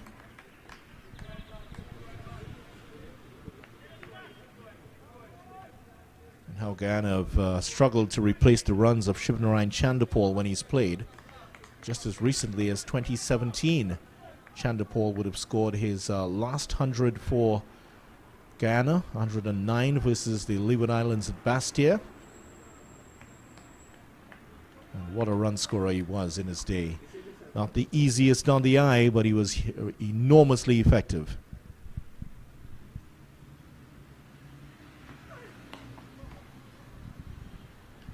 That's all he's going to do here, Bramble. Just needs to push the ball into the gaps, defend the good balls, and he'll get the runs. Easier said than done though. Windward Islands Volcanoes have been on top here. Guyana Harpy Eagles are 107 for 4 at the end of the over.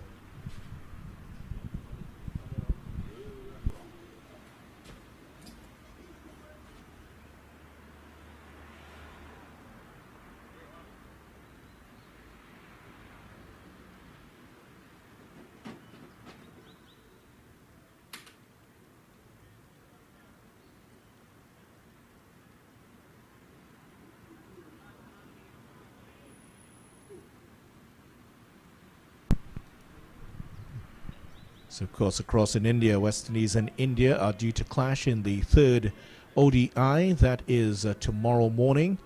That's being played at Ahmedabad. It's a dead rubber, but with the World Cup Super Series, certainly are points available. So the West Indies would certainly want to get a win in that one. West Indies have lost their last 4 ODI matches. So not a streak that they want to be on. Another run here for Bramble.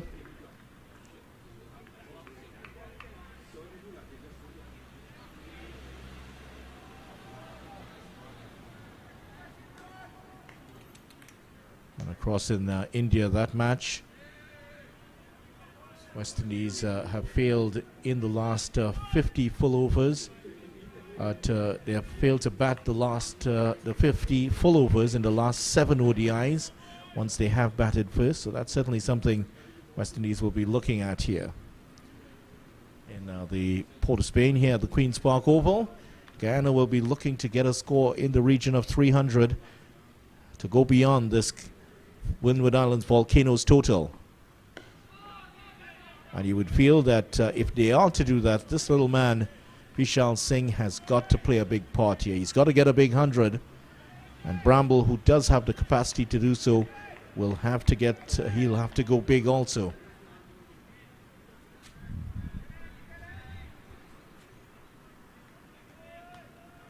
Certainly has not been the hottest of days. Joel Wilson, the umpire presiding at the moment, just took off his hat for a moment. It's coming up towards the end of the day here. Nice full delivery again, but driven away by Vishal Singh straight at the fielder. Preston McSween, 2 for 30.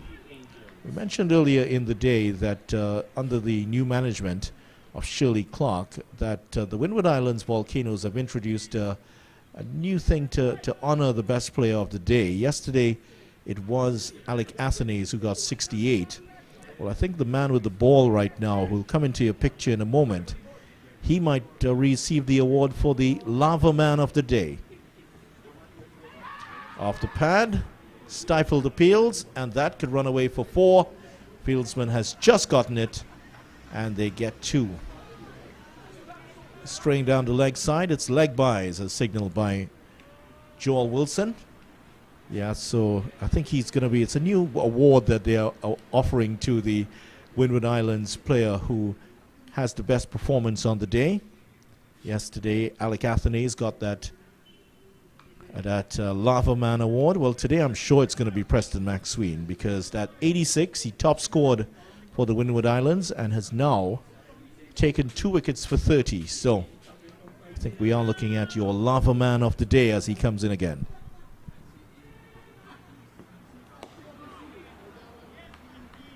Exactly got the line right there, Vishal Singh.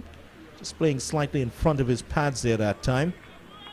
He's getting some movement away from the left-hander, Preston McSween, and Singh is clearly thinking about that. He's cognizant of it. So many of the great batsmen in world cricket have been of shorter variety. Research has shown, though, it's a disadvantage in T20 cricket, while it is an advantage in the longer form of the game. At this level, where batsmen take less risks, shorter batsmen tend to perform better, and they're saying that the longer levers helpful in the T20 game. So we're at the water break now, and at the water break, the Guyana Harpy Eagles have made it to 110 for 4. Vishal Singh is on 15. Anthony Bramble is 4. They still trail by over 200 runs here, the Guyana Harpy Eagles, and it's all to do in this final hour as we head on up towards the end of the second day. Stay with us. Guyana Harpy Eagles will continue. Here's the bowling figures. 2 wickets for Preston McSween, 2 for Sherman Lewis, none for 50 for Ryan John. No sign of spin yet, but that may change in the final session. Stay with us, short break, and we'll be back in just about 5 minutes or so.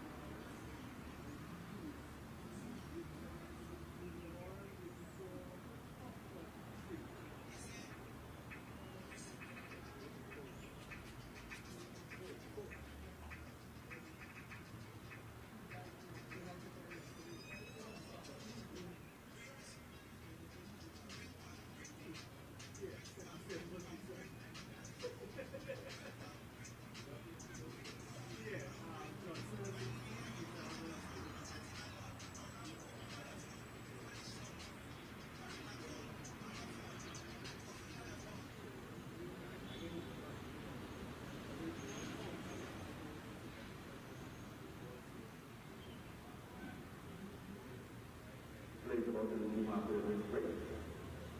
Guyana Harpy Eagles, 210 for 4. Surpassing on 16 and Resumption 4.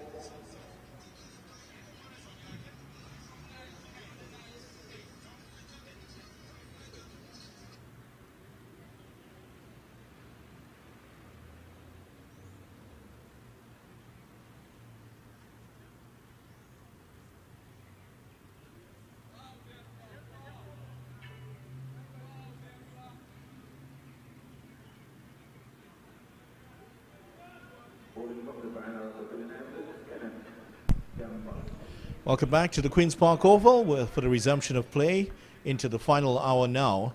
And Guyana Harpy Eagles are 110 for 4. Windward Islands Volcanoes, they got to 339. Guyana have lost 4 wickets. Tajan Ryan Chandapal for 30. Hemraj for 4. Hetmeyer for 24. And Johnson, the last to go, he was out for 28. 2 wickets for Preston McSween, 2 for Sherman Lewis. And Ryan John, who bowled manfully at the other end, he's now been replaced. And for the first time, we're seeing spin. And it looks like Demba who's going to come in. And Kenneth Demba is going to bowl his spin. He has 7 wickets in his 5 matches so far. See what he has to offer here to the left-hander. Actually, that's the right-handed Bramble who's now going to be facing up. Slip in place. Leg gully and a forward short leg here. First delivery is pulled away. And that is going to be 1. Just wide of the fielder at mid-wicket. Wasn't that far away from him. It wasn't the greatest of deliveries, but we have been surprised at how awful the delivery was. Just pulled it away. It just got it away from Katoy, who was campaigning in that mid-wicket position. Let's see what Demba has to offer. He's going to get any sort of turn early here. The Nelson is up for the Guyana Harpy Eagles.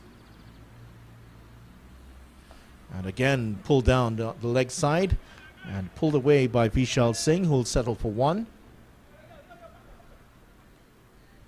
112 now for 4. Singh is on 12. Slow going here for the Guyana Harpy Eagles. They just got the 33 runs between tea and that water break. And they also lost a wicket. That was of Leon Johnson. More accurate here to the right-hander. And Kenneth Demba, one of the first of the spinners to appear here for the Windward Islands. And after a good start, John bowled quite a few overs without taking wickets. Let's see what he does here. Gone for the big hit. Will that go all the way? It's going to be runs here, and it's going to be 6 of them. He's cleared the boundary comfortably here. And Anthony Bramble, who can hit them a long way, has hit that one clear out of the field. Tell you what, if the old cycle track had been there, the oval, that would have been bouncing off the top of it. Big hit from Bramble. And in fact, it's entered the Jeffrey Stolmeyer stand. That is a big one from Bramble. So he's not going to hold around here. And there's the fielder just retrieving it. So that landed quite a distance beyond the boundary. I thought it had cleared it by some margin, but I didn't realize it had gone that far out. The ball, of course, has to come back to the umpire, who just examines it to make sure that there was no damage. Most of the damage would have been done by the bat, I can tell you. Big hit by Bramble.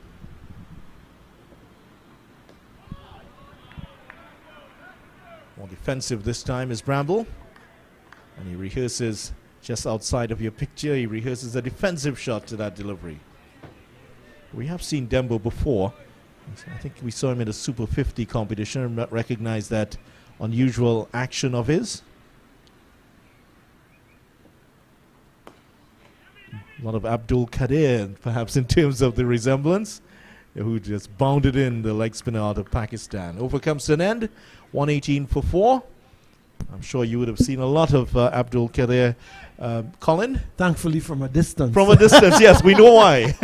there's a certain he was- Barbadian fan who would remember him quite well. I tell you what a leg spinner he was. I mean, you know, he had control, turn, had the wrong on.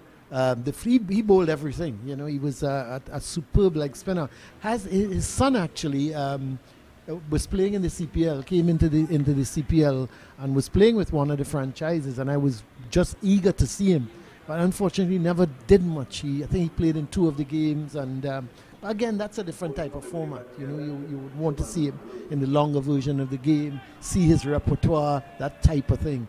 You know, but Abdul Kader was a master of the art.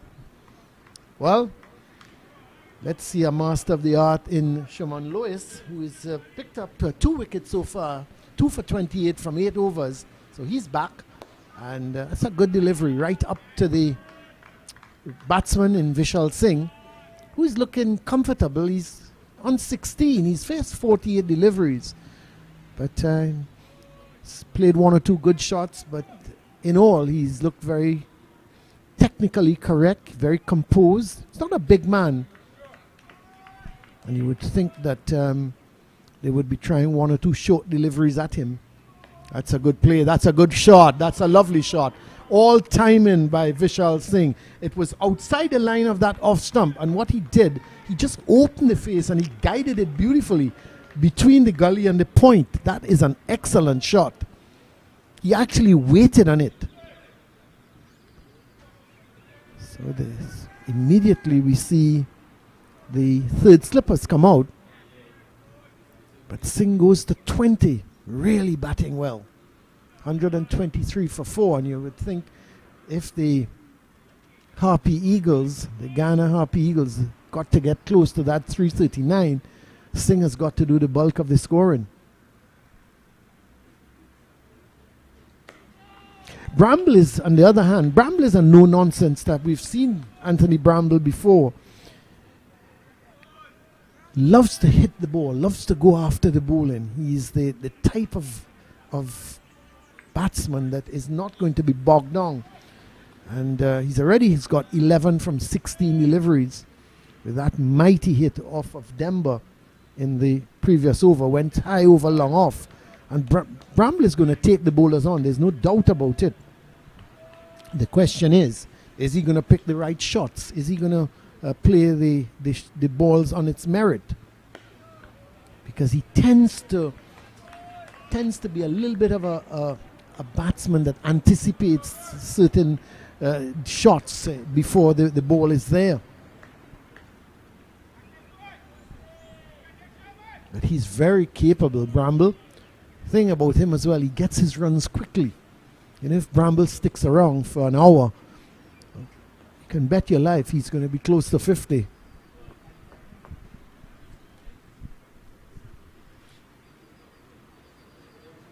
Well, that's a good delivery, and Vishal Singh very upset with himself.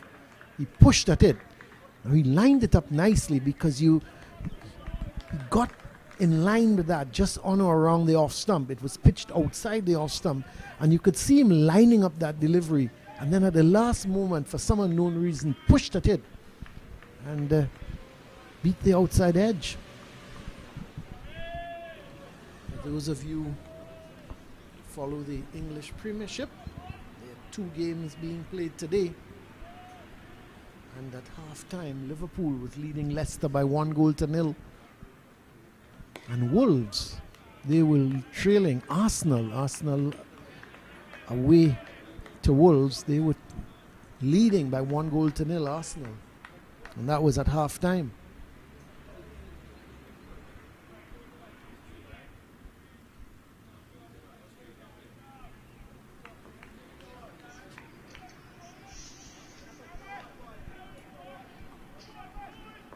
So Lewis is going to come in with his final delivery of the 9th over, of his 9th over and the 35th of the innings. Singh survives, remains on 20. And play will be going on to 5:30. 5 today. And once the light holds, it's not very bright at the moment and the sun is not with us, but certainly it's not overcast or anything like that. So we should be okay with the light and we should go on to 5:30.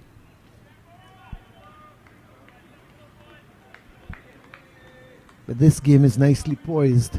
But I would think you have to say that the volcanoes, Windward Island volcanoes, they're just slightly ahead.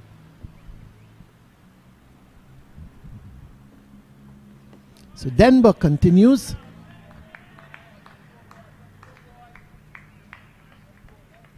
Bramble at the moment looking comfortable, but you just have to wait and see if he's going to try to go after Denver.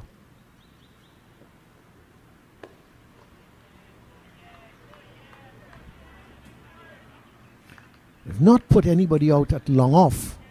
Remember in the previous over, Denver was hit high over the long off position, but they have not closed that gap. And there's Bramble looking to go after him again. Head in the air. It's not a good shot. Not with your team at 123 for 4. And Vishal Singh is coming down to have a word with him. Bramble is a much better player than to play a shot like that. His head was in the air. Denver did the right thing. He gave it some air. There's a long on. Then there's a deep mid-wicket. So if he's going on the onside, there are 2 men waiting in the deep if he doesn't get hold of it. That's better. Sweeping that one nicely. Poorly lined by Denver. He's giving it some air and obviously looking to tempt Bramble, but that was badly lined outside the leg stump and Bramble just swept it. Connected with it beautifully. So that would give him some confidence. The thing with Bramble, you've got to think, when is he going to just get a rush of blood and look to go over the top? He's a much better batsman than sometimes how he plays.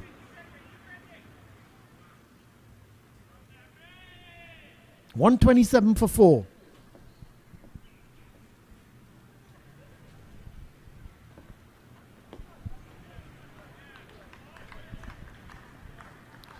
So he covers up nicely when that ball is not given air and pitched through to him. Tends to cover up and just play the defensive shot. I think you got to worry when it's given some air. It's dropping just short of the man at mid-wicket and Bramble gets a single. Playing a little bit carefree is Anthony Bramble. So the end of the over, Denver has now completed his second over, none for 13. Bramble goes to 16, 128 for 4.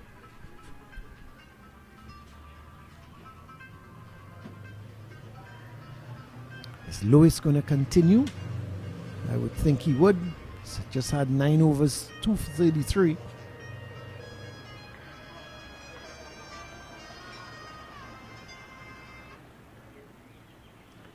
Wonder if Hodge is thinking of his left-arm orthodox spinner and Larry Edward.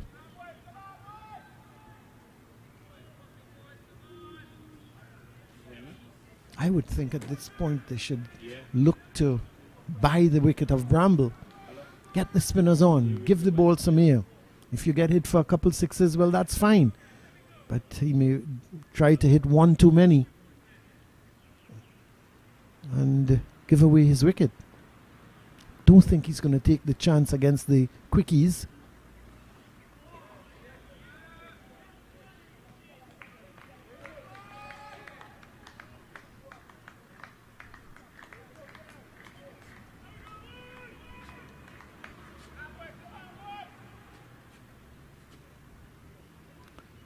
Vishal Singh at the non-strikers there, and he's been very patient.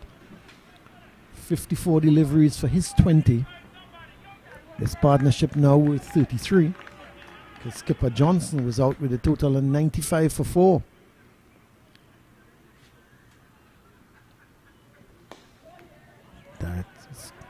Going to pick up a single. Again, looking to drive, but a little uppishly was Bramble. Wasn't to the pitch. And was driving at that delivery. Could so easily have gone into the backward point position's hands. But I think at the end he just checked the shot, which would have saved him. Anthony Bramble is a very attacking batsman. We know that he's looking to get after the ball, and he's not the type of player to be pinned down. He's not the type of player who's going to score his 17 runs off of 50, 60 balls.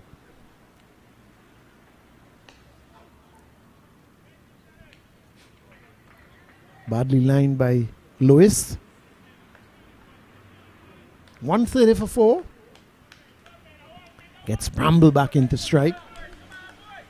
It's always great when you have batsmen like Bramble, because it's never a dull moment.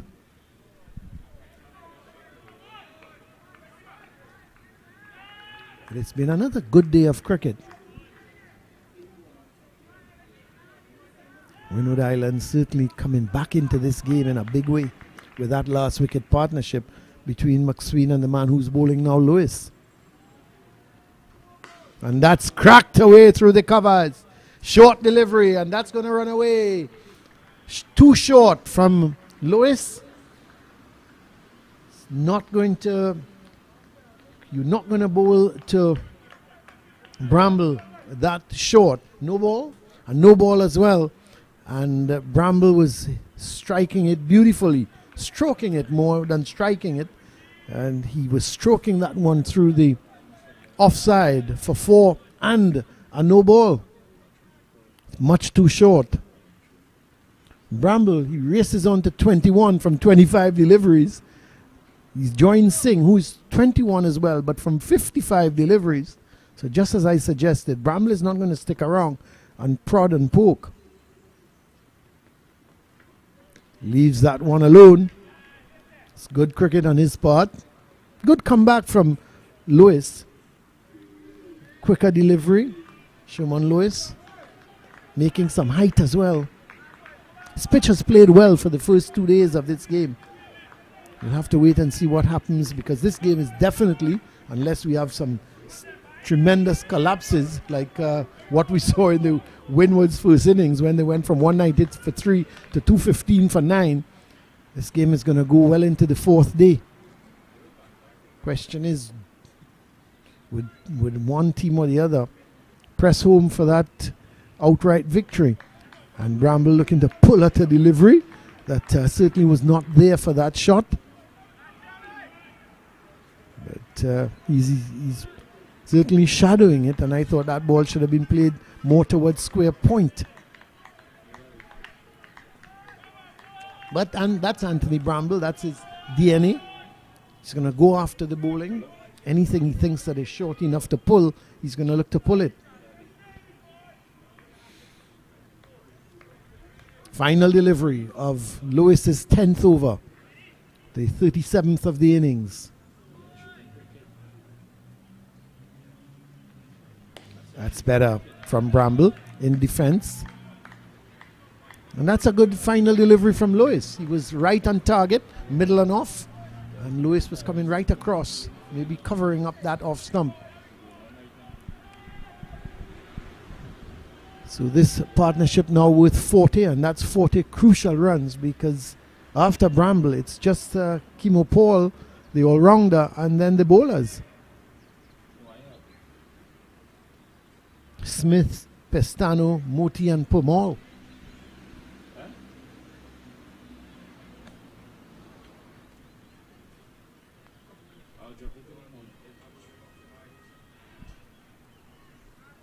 Demba is going to continue. It's coming wrong the wicket to the left-handed Vishal Singh. Don't think he's bowled to Singh yet.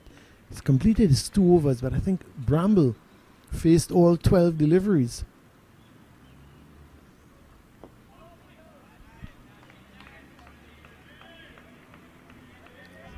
Windward Islands attacking with a slip and a forward and a silly point, sorry. It's good. Good cricket on their part.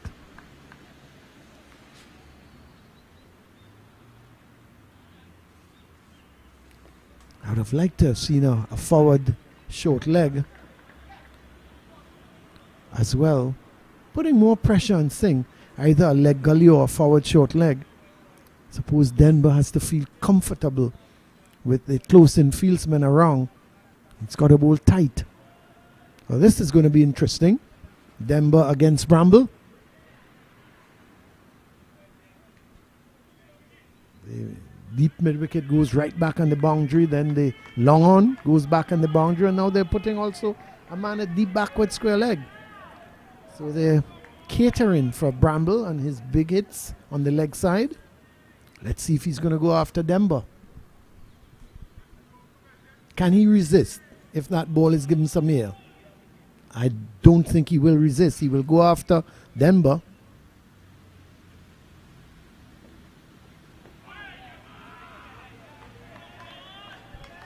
It's a good delivery. Flat turning into him. As the sun is back out now here at the Queen's Park Oval, which is a good sign. So it means that we'll definitely go until 5:30.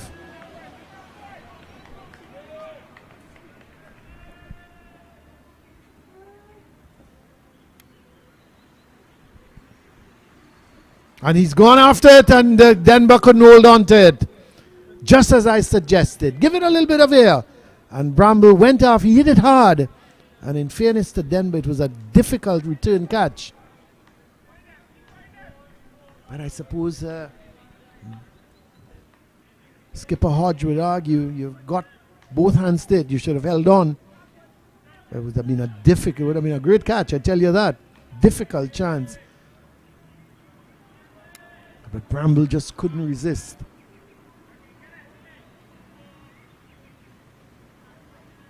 Well, will that settle him down? Not Anthony Bramble.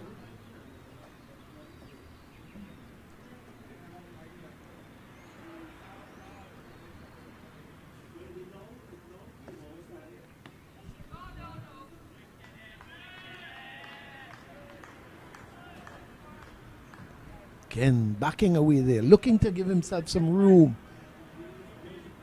Trying to get that through the offside. Always looking to score, always trying to be on top of the bowlers. Not one to be bogged down. They go through for a quick single. He'll have to hurry, Vishal Singh. That's good running in the end.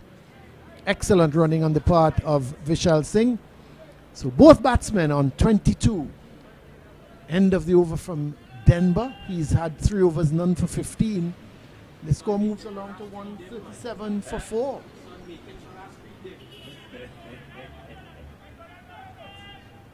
Lewis is going to continue from this, the Willie Rodriguez end. 2 for 40 from his 10.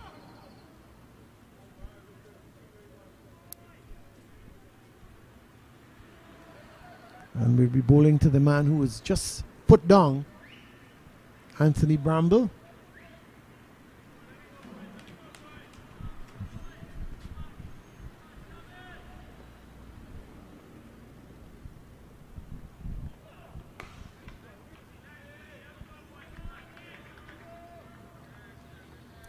Lois not getting much again out of the pitch because it's been a long day for him. You could see not bowling as quick as he was earlier.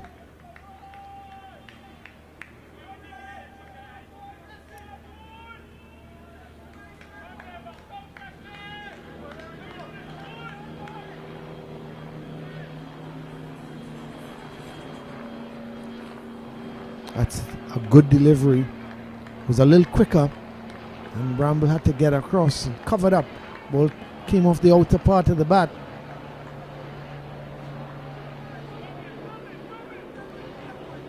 But Shimon Lewis hitting the deck hard there. The shadows lengthen.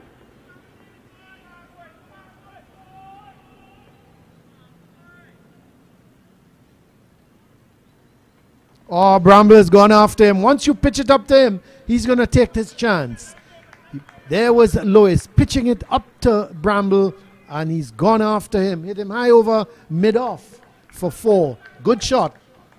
But once you pitch it up to Bramble, he is not going to prod, he's not going to push, he's not going to poke. He's going to go after the bowling. That's his style. It matters not if he was put down the over before. He is not going to change. And as they say, once it is in his half of the pitch, well, goes to 26 now. Partnership on to 46.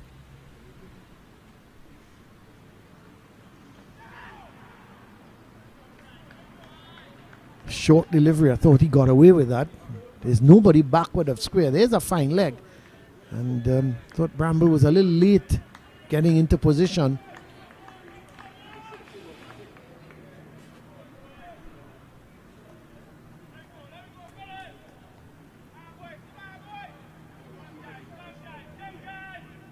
$141 for 4.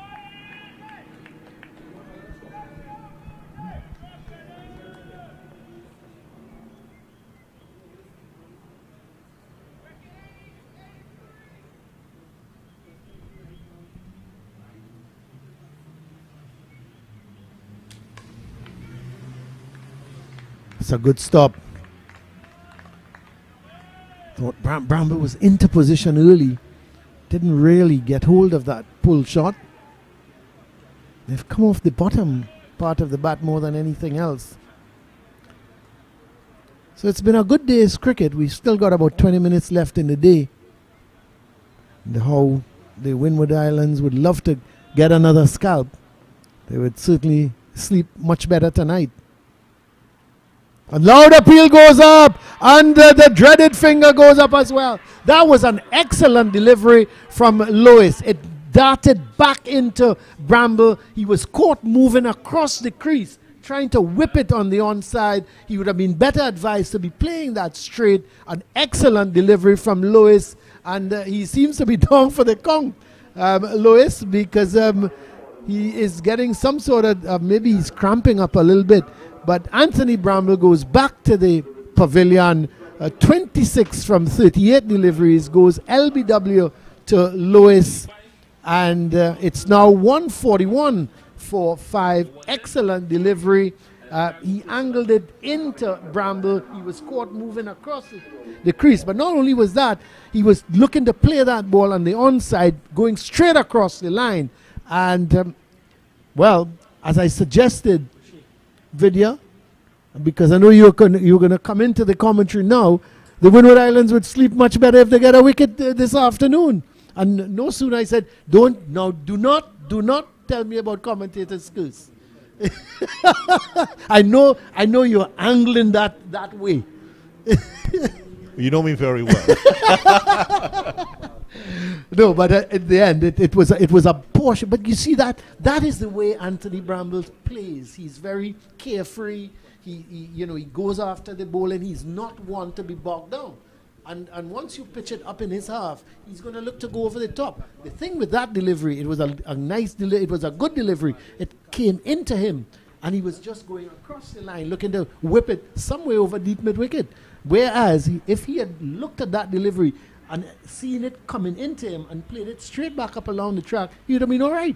Yeah, he would have been fine. But after hitting that boundary just earlier, he was looking for some more runs there. Of course he was. Couldn't restrain himself, and has been LBW here, out for 26. And it was a good partnership that was developing, 46.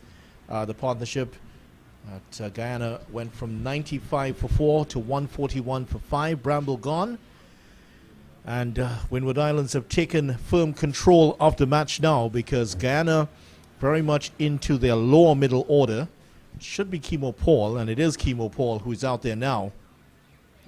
And Kemo Paul lost his way in terms of the West Indies setup, but he is very much still a very young man. He has a time to make his way back in. He's only played the 22 first-class matches, 710 runs, just averaging in the region of 22. 100 though, he has 100 and 250s for Guyana, and how they can hope that he will get 100 here today. But Singh has been the rock they've built this innings around so far. He's on 22 of 57 deliveries. And the Guyana Harpy Eagles are in serious trouble here now at 5 wickets down for 141. And we're going to see continuation here. And the first time we're going to see Edwards, for Edward in fact, for the day. That is Larry Edwards, in fact. Left arm slow, left arm orthodox bowler. Big appeal there, but he'll be working on getting his lengthened line here early. And he's already settled on a line just outside the off stump. The ball will, of course, be turning into Vishal Singh. So he'll be just hoping to start out just outside the off stump. Flicked away by Singh. And was that a catch?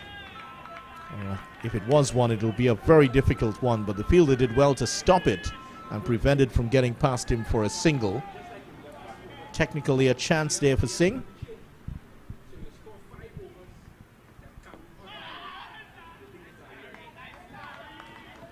We haven't seen too much of him so far in this tournament. Larry Edwards. This one's flicked away. And that's Kotoy. That could be a run out here. It's a poor throw. Oh, it was a great stop. And tell you what, Vishal Singh and Kimo Paul got awfully tied up there. The important thing was there was no stutter step in their running. They continued through, but that should have been a run out. It was a poor throw by Kotoy. Just got a little bit too excited there. And they survive. Vishal Singh gets his 23rd run. Kimo Paul is going to face up to his first delivery. Edwards has 47 wickets, 26-year-old, and he's only played the 15 matches, so just picking up just about 3 wickets per match. So let's see how he settles in here. This is the guy he'd want to bowl to. That's the right-hander, Kimo Paul. And there's a slip in place for him in case Paul picks up a little bit of an edge here. Short extra cover in place. And that's the man who's picking it up right now. And that's the end of the over. And almost getting a wicket in that over through the run-out route. But the score stays at 142 for 5. Guyana Harpy Eagles have a lot of rebuilding to do here if they are to get anywhere close to this total of 339. There is the match summary so far. Preston McSween, I'm sure he'll be the lava man of the day. 86 he got, and he's also taken 2 for 32. 3 wickets for his batting partner, Sherman Lewis. Those two put on 124 for the last wicket. That's why the Windward Islands got to 339. And they've combined to take all 5 wickets here. Guyana Harpy Eagles 142 for 5. Here's Lewis to continue. Worked away by Singh. And he's picking up another single. So we're going to see Kimo Paul now to face up to Edward, in fact, Lewis for the first time. And Kimo Paul mentioned his, you would expect him to go past 1,000 runs sometime during this season if he has a good season. He's more in the team for his bowling, but during that Under-19 World Cup back in 2016, played some vital innings for the West Indies on their way to winning the title. And if he is to get onto that West Indies Test team, he has to prove himself both with the ball and with the bat.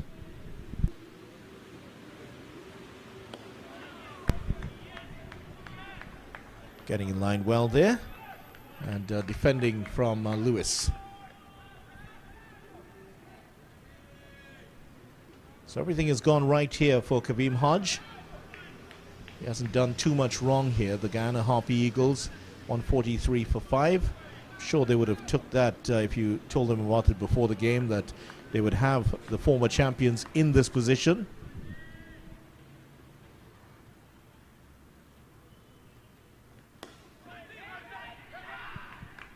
Guyana winning 5 titles in a row, as we mentioned in the earlier part of this broadcast. 5 titles in a row. And a quick word here for the keeper. That's Smith, Dennis Smith, running down to just give some quick advice there to Lewis. Something perhaps that he's noticed.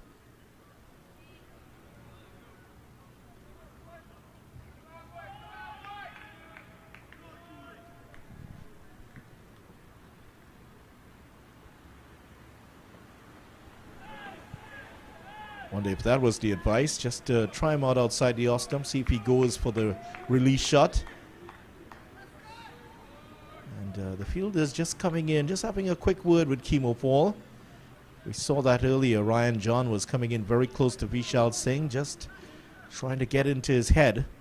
But Singh doing the right thing, not making eye contact, batting in a little bit of a, I don't want to use the word bubble, because we have a, it means all sorts of things these days.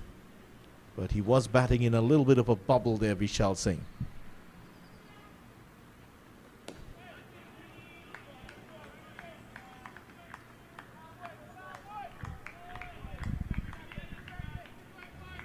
Windward Islands have never won this first-class title, but they will certainly want to change that.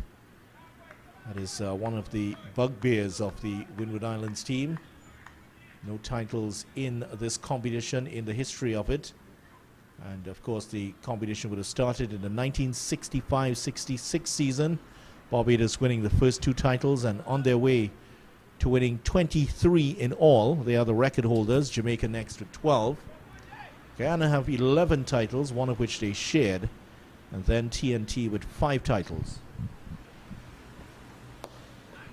Nicely flicked, and that could go all the way towards the boundary. In fact, it's slowing up, so Kimo Paul is going to ask for 3, but Vishal Singh says no, and they will only get 2. End of the over. Guyana Harpy Eagles are 145 for 5. Just getting back to the titles row. Barbados 22, Jamaica 12, Guyana 11, Trinidad and Tobago 5, Leeward Islands 4 in all, 1 shared of course. Combined Islands did win 1. Windward Islands still to register a title win in this competition. Will this be their season? Is this team strong enough? Competition has been reduced to 5 rounds this time, 2 being played in this month, that's February, and 3 coming up in May, that's after the West Indies-England series. And with the COVID-19 restrictions, we have had over the past 5 seasons or so double rounds, 2 rounds or 10 rounds in fact, but that has had to be done away with the COVID-19 restrictions.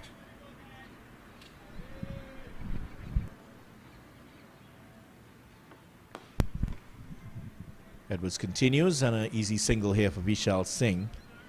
Competition has was for many years just 1 round. Each team playing each other just 1 round. Then to increase the amount of cricket for first-class cricketers in the West Indies, it was increased to 10 rounds. Just about 6 seasons back. Certainly has assisted the West Indies in many ways. Oh, that's gone through him there. He should have stopped that.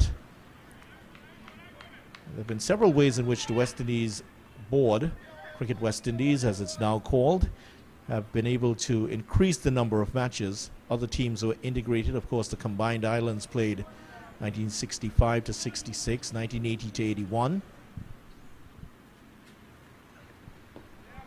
And England Lions actually had a couple of seasons in this competition.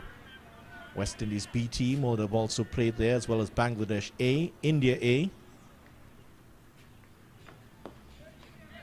Won't get a single. Kotoa is easily across to that.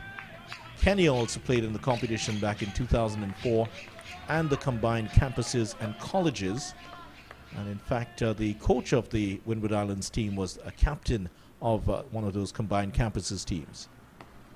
Cut away, more runs here for Singh. Should get 2 easily.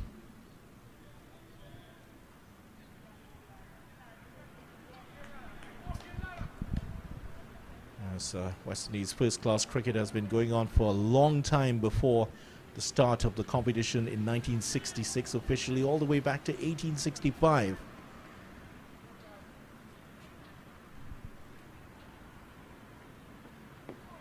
Very long history of first-class cricket in the West Indies, and it will continue. Great to see it back this year.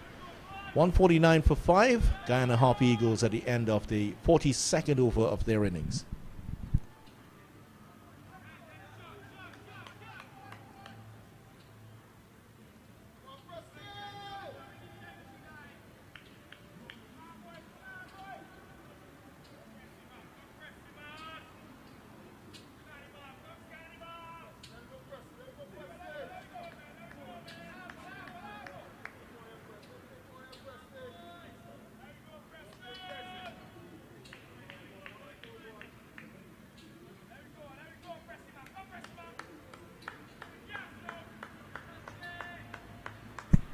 Preston McSween continues, 2 for 30 in his 12 overs.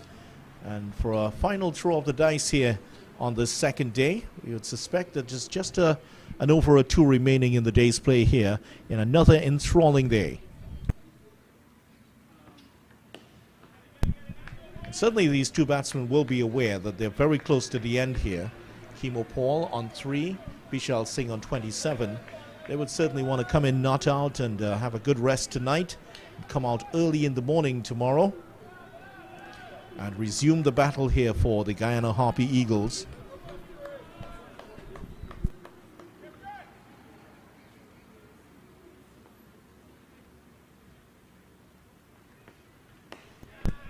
As the Guyana Jaguars, they dominated this the double rounds in terms of the change in the format, winning 5 titles in a row.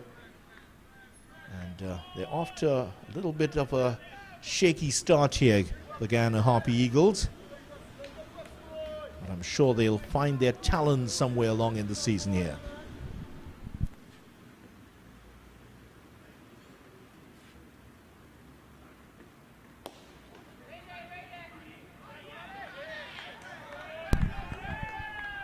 Fans at home might be asking the question, is this Guyana side strong enough to win this competition?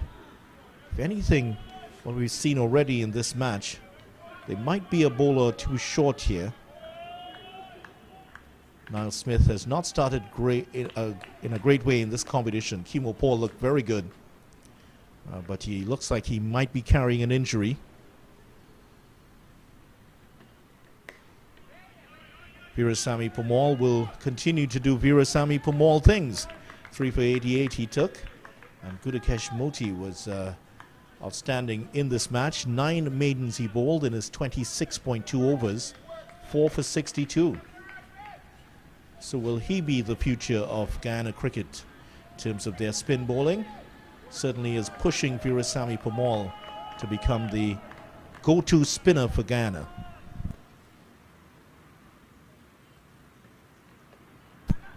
That's cut away. That's going to be 4. Kimo Paul wide outside the off stump for Preston McSween. And that was cut away well by Paul. So the 150 up for the Guyana Harpy Eagles. 153 for 5. Vishal Singh 27. And Paul is on to 7 now. And you suspect we'll be pretty close to the end here. The body language of the Windward Islands Volcanoes team has been very good all the way through. Even from early morning, they were all geeing themselves up. There was a lot of chatter. They were in high spirits. And even when you go outside and listen to them, they're encouraging each other every ball. Great team spirit being shown by the Windward Islands Volcanoes here. End of the over, at the end of 43. Guyana Harpy Eagles are 153 for 5.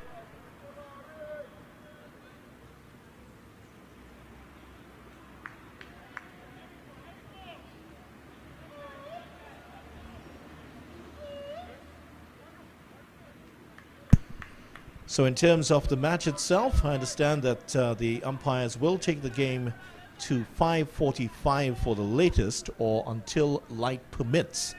And the light is starting to fade just slightly. It's still a lot of blue sky around Port of Spain. But away to our right, a lot of clouds there. Cut away by Singh. Well, he's seeing it very well. Certainly not as bright as it was half an hour ago when there was glorious sunshine. The sun setting away to on the western side, hidden behind clouds at the moment. Coming down the track is Singh. Get some more runs here. He should get 2. It looked a bit closer than it was, and that's because Singh actually slipped at the southern end of the ground, but recovered in time to make his ground here. So he picks up 2. He's on the cusp of 30.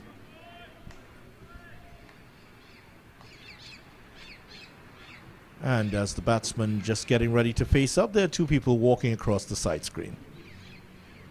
Not a care in the world. I think they've now recognized they're holding up play.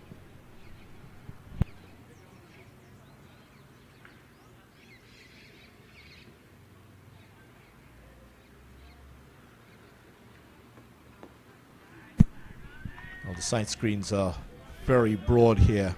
If you can't see the ball, that should mean you should not be playing at this level. But significantly improved. I remember the former England captain Michael Vaughan had mentioned it's not one of the better sighting grounds.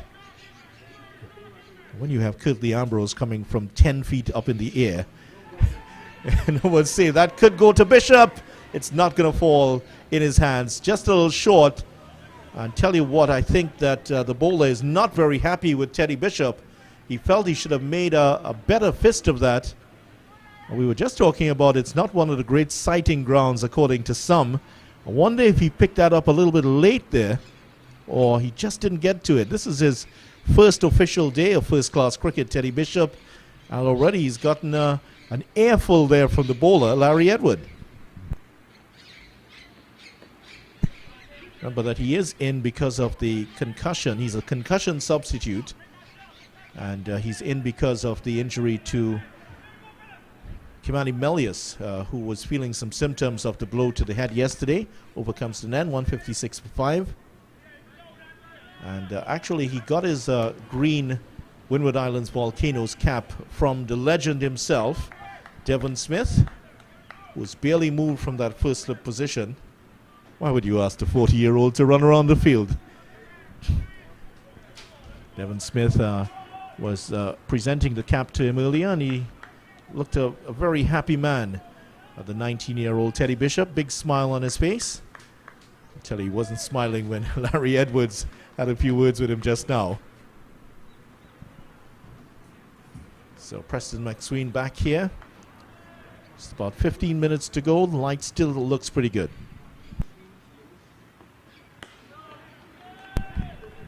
Good delivery there to Singh. Ball has swung for Preston McSween today. And Singh perhaps just batting slightly outside of his crease, at least to negate that a little bit. 2 slips and a gully in place, backward point. There is an extra cover, mid-on, mid-off, and a mid-wicket. Bishop, as we mentioned, is down at fine leg.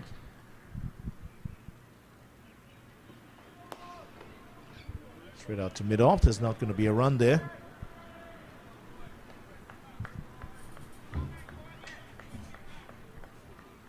No ball also. So important for the umpires to be fit also, focusing all the way through the afternoon. And Joel Wilson certainly is not missing much. Joel Wilson, 55-year-old umpire out of TNT. 36 test matches already. 104 ODIs he's officiated in. Another good delivery here from McSween. Wilson actually officiating in his 49th first-class match. So one more and he'll have a nice set to go with there. He's done 36 test matches. Of course, he had the baptism of fire, didn't he, when he was appointed to the elite panel a few years ago. Got the Ashes, and that's one of the most difficult series to officiate.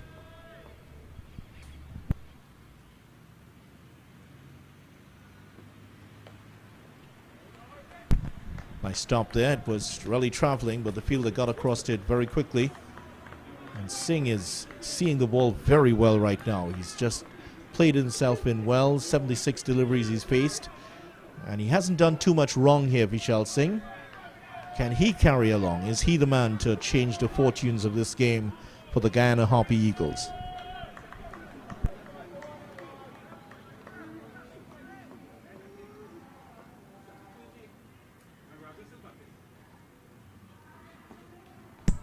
Cut away, that's going to be 4. That is not a great delivery, but still it was in the air and it passed in between the second slip and the gully and down to the boundary for 4. Good shot there by Vishal Singh. He looked like he was very much in control, knew exactly what he wanted to do, and guided it away from the fielders for 4. So he is up to 34 now, 161 for 5. And he continues to look impressive here.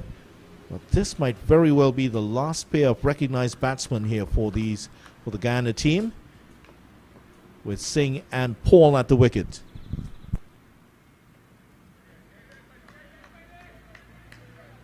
Well, he pulls out there. It's going to be a very interesting video. You look at the position of the game at 161 for 5. Vishal Singh, as you rightly said, and Kimo Paul are the two batsmen that they will be looking at to get them up to maybe 230, 240, and even beyond that. Because for Ghana to get back into this game, they've got to get somewhere in the vicinity of 250, 260 and bowl the Windward Islands out in the second time around cheaply. And when I say cheaply, maybe 150 or thereabouts. And then on the final day, chase about 250. Full toss, no ball also, and flicked away. And that's gone for 4. Poor delivery all round. The kind of delivery you will see at the end of the day. That was flicked away, the no ball, for a boundary. And Preston McSween, who is now in his 14th over. And remember, he had a long time to bat also, as you mentioned, Colin. Flicked away for 4. I think McSween, it's obviously been a long day for these guys. And the last time I said a bowler looked tired, he picked up a wicket, and I think it was McSween that I was mentioned, looks a little jaded. But that was a poor ball. It was a full toss. It really asked to be put away. Well, he got that one along the line of the stumps here. But all in all, the balance of the game, Guyana Harpy Eagles still behind the 8 ball here in this one. For sure. You're looking at the 166 for 5, and they're going at what, 339. It's a long way away. What they've got to do is they've got to hope these two, together with the rest of the bowlers who will come to bat, that they are able to hang on. Maybe if they can get another 100 runs added to get to 266. And then, as I said, if they can make some early inroads tomorrow into the Windward Islands batting, that's the only chance they have. Driven away here. Just on the other game, as we come up to the end of the over here, Guyana Harpy Eagles 166 for 5. Across in Barbados, Barbados have made it to 324 all out, bowled out for 324, and they have gotten a significant lead here on the Leeward Islands. Shane Dorridge did not get the 100, he got to 86. Shamar Springer also missing out on 100, he got to 91. Shamar Holder getting 22. So Barbados in control of that one. Yeah, it's been a good start for them. They dismissed, they declared the Leewards at 172 for 9. So they were strong in terms of their bowling, and they limited the Leeward Islands to that paltry score of 172. They were in some trouble until Dorridge and Springer came together in that wonderful partnership. But I think it's been a good start for them defending the title. You know, when you're defending your title, the pressure is always on you. And I think they've made a pretty good start. Good to see Dorridge back in the game and scoring some runs.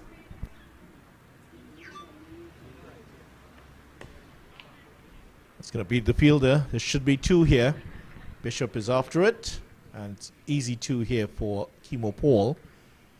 You know, they seem comfortable with the target on the back. Well, they've had it for a long time, Barbados. 23 titles is... yeah. I remember in the old days, you couldn't beat Barbados. They almost had a test team with the Sobers, Hall, Griffith, Hunt, Seymour Nurse, and those guys. You know, before the Shell Shield started, you just penciled in Barbados on the trophy. Yeah, fair shout. Of course, when TNT did beat Barbados here at the Oval in the 1970s, under Joey Carew's name is on the members' balcony here. There was that famous sign that came out in front of the Oval.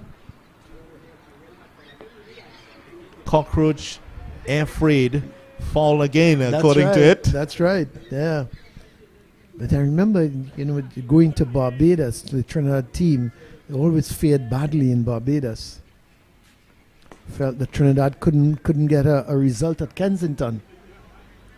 And of course with the bowling lineup that the Barbadians had, Hall, Griffith, Sobers, basically a West Indian lineup. Yeah, well, that hasn't changed much. So TNT in their match against Jamaica as the over comes to an end. And that is play for the day here. Guyana Harpy Eagles go in. They've lost 5 wickets. It's 168 for 5. Vishal Singh is not out on 38. 9 for Kemo Paul. And that is, well, I thought he was out there for a minute. He looked like he was walking off. Or in fact, he wants some attention. That's what it is. So I think Vishal Singh maybe just trying to slow things up a little bit here. Well, it's not 5:45 as yet. So it's going to be interesting because once he gets this, whatever that's coming out to him, it's going to go beyond 5:45. So will the umpires then decide, look, you know, it's past 5:45, we're going to call it a day?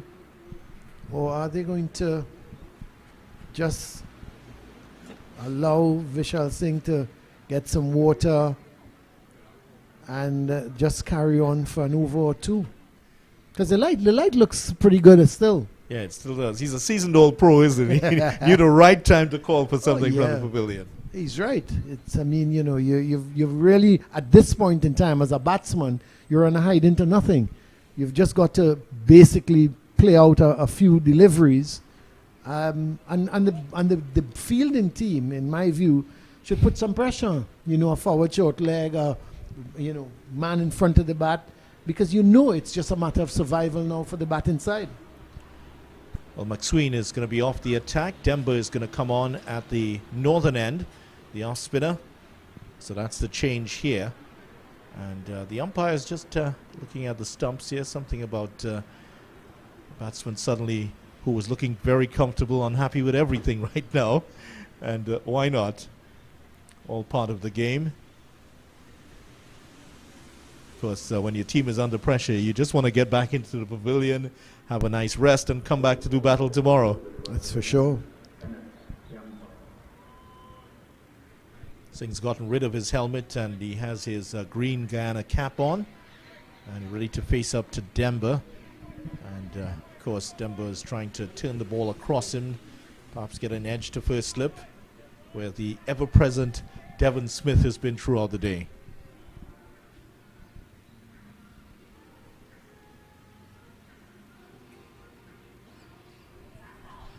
Yeah, so he's just going to pat it off here because it's just maybe an over or two, just about 12 balls to go for the end of play here.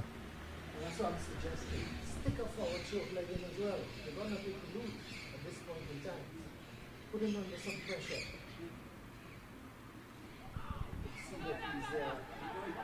Kemo Paul, well, Kemo Paul was out of his crease there, sorry, Colin.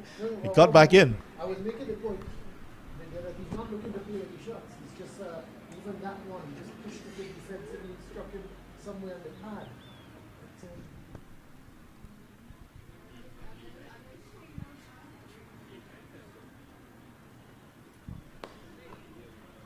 Might have been. Yeah, that was. Am I seeing things?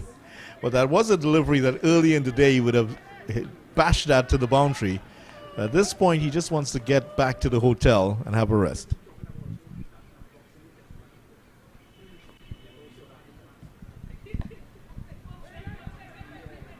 Katoy. Couture is stumbling around trying to... Yeah, he finally gets the ball. Well, he has energy to burn, doesn't he? He's rolling all over the place. I'm not sure what was that about.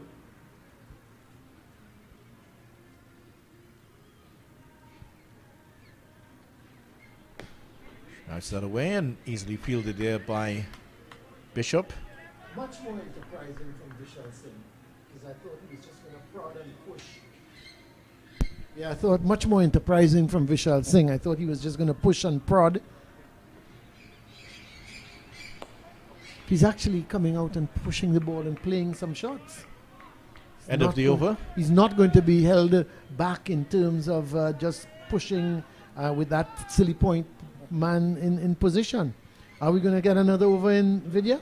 It looks like we might. Joel Wilson's just looking at his partner. That is Nigel Duguid. And he has, let's see here. Well, he had us thinking it was the end of play. He was adjusting the bails, actually. Yeah, we're going to have another over from Larry Edwards. I think you need to put on your binoculars because, I mean, are they playing games with us? What is, I said light meter coming out? What is he doing? Not sure what it is, but I'll pull out the binoculars here. And I think the light meter is out, isn't it? I think what he has is that a light meter? Well, it's definitely a contraption of sorts, and he has it on top of the stumps. I think it is the light meter.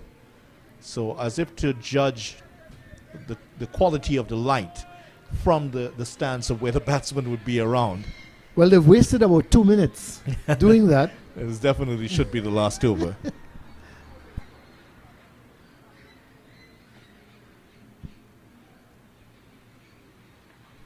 Pulls that away, and that has gone all the way. I think it's gone into the stands there. That's 6 runs from Kimo Paul. Well, he's not going to hold back. If it's there to be hit, he's going to smash it away. And so it should be. It's no point you're going to play out and just prod and push. It was short. It was a poor delivery, wasn't it? It was asked to be hit, and Kimo Paul is that type of player. Fielder at deep mid wicket there. Oh, that one, did he take an edge there? The reaction of the fielder suggested that was perilously close to the bat. Not taken by the keeper. That looked like it could have been a chance there for Kimo Paul. I thought it did come off the edge, but went towards where maybe a short gully would have been. He's gone after him again. Yeah, he's gone after it, and just wide of the fielder. It's gone for 4. There's a fielder at mid-wicket, but tell you what, he wasn't going to get that. He hit it powerfully, Kimo Paul, and that is another boundary for him. This is enterprising from Kimo Paul because, it's a situation where you're really going to hide into nothing. You know it's about the last over. Could you just play it out? Kimo Paul has decided, you know what? I'm going to take the attack to the bowlers, and he's doing just that. Full toss, and he will pick up another run here. Thinks about the single Vishal Singh, but he's sent back by Paul. Paul now up to 20. Vishal Singh is 38. And just 2 balls remaining in this over. Possibly the day. But we don't know. So that light meter was placed on the bails. I'm wondering if it could have put in a spirit level in it just to make sure the bails are on right.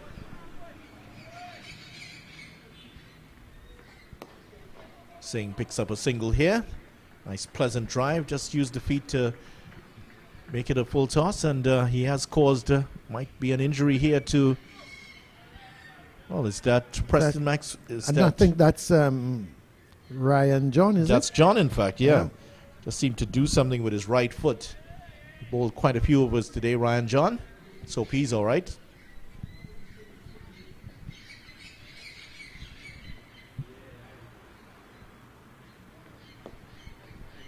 Stylish defensive shot, and let's see, the umpire stepping up to the bails here, and he's walked straight past them, so there might be another over here.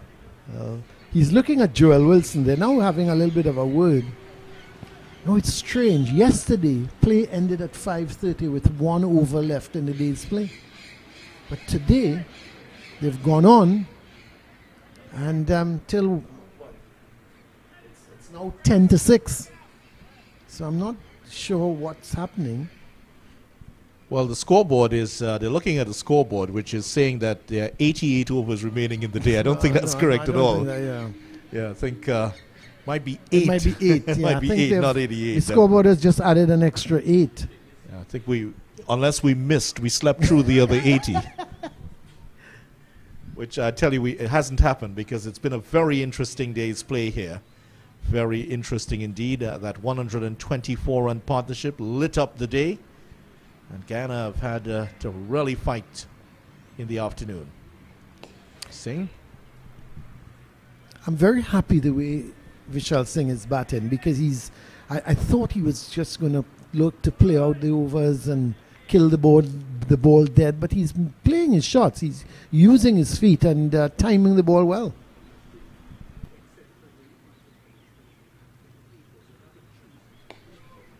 Better delivery there from Demba on the line of the stumps. Yeah, after the first few deliveries, you sort of thought he was going to block it out, but he suddenly maybe has realized, unlike we haven't, that there are quite a few of us to go. That's right. Maybe the umpire said, listen, we're going until 6. Here he comes using his feet again nicely, and he's looked good, Vishal Singh. He's hasn't looked in any trouble at all. He's what I like about him is he's played every ball on its merit. 39 and 90 deliveries. That's what you expect from a top order batsman. And Singh continues to play out here. 3 deliveries remaining in this over. Guyana Harpy Eagles certainly not be happy with what they have done today. 5 wickets lost already. Tries that one well. We'll get a single. Vishal Singh, it'll bring Paul back on strike. And Paul smashed a big 6 in the last over.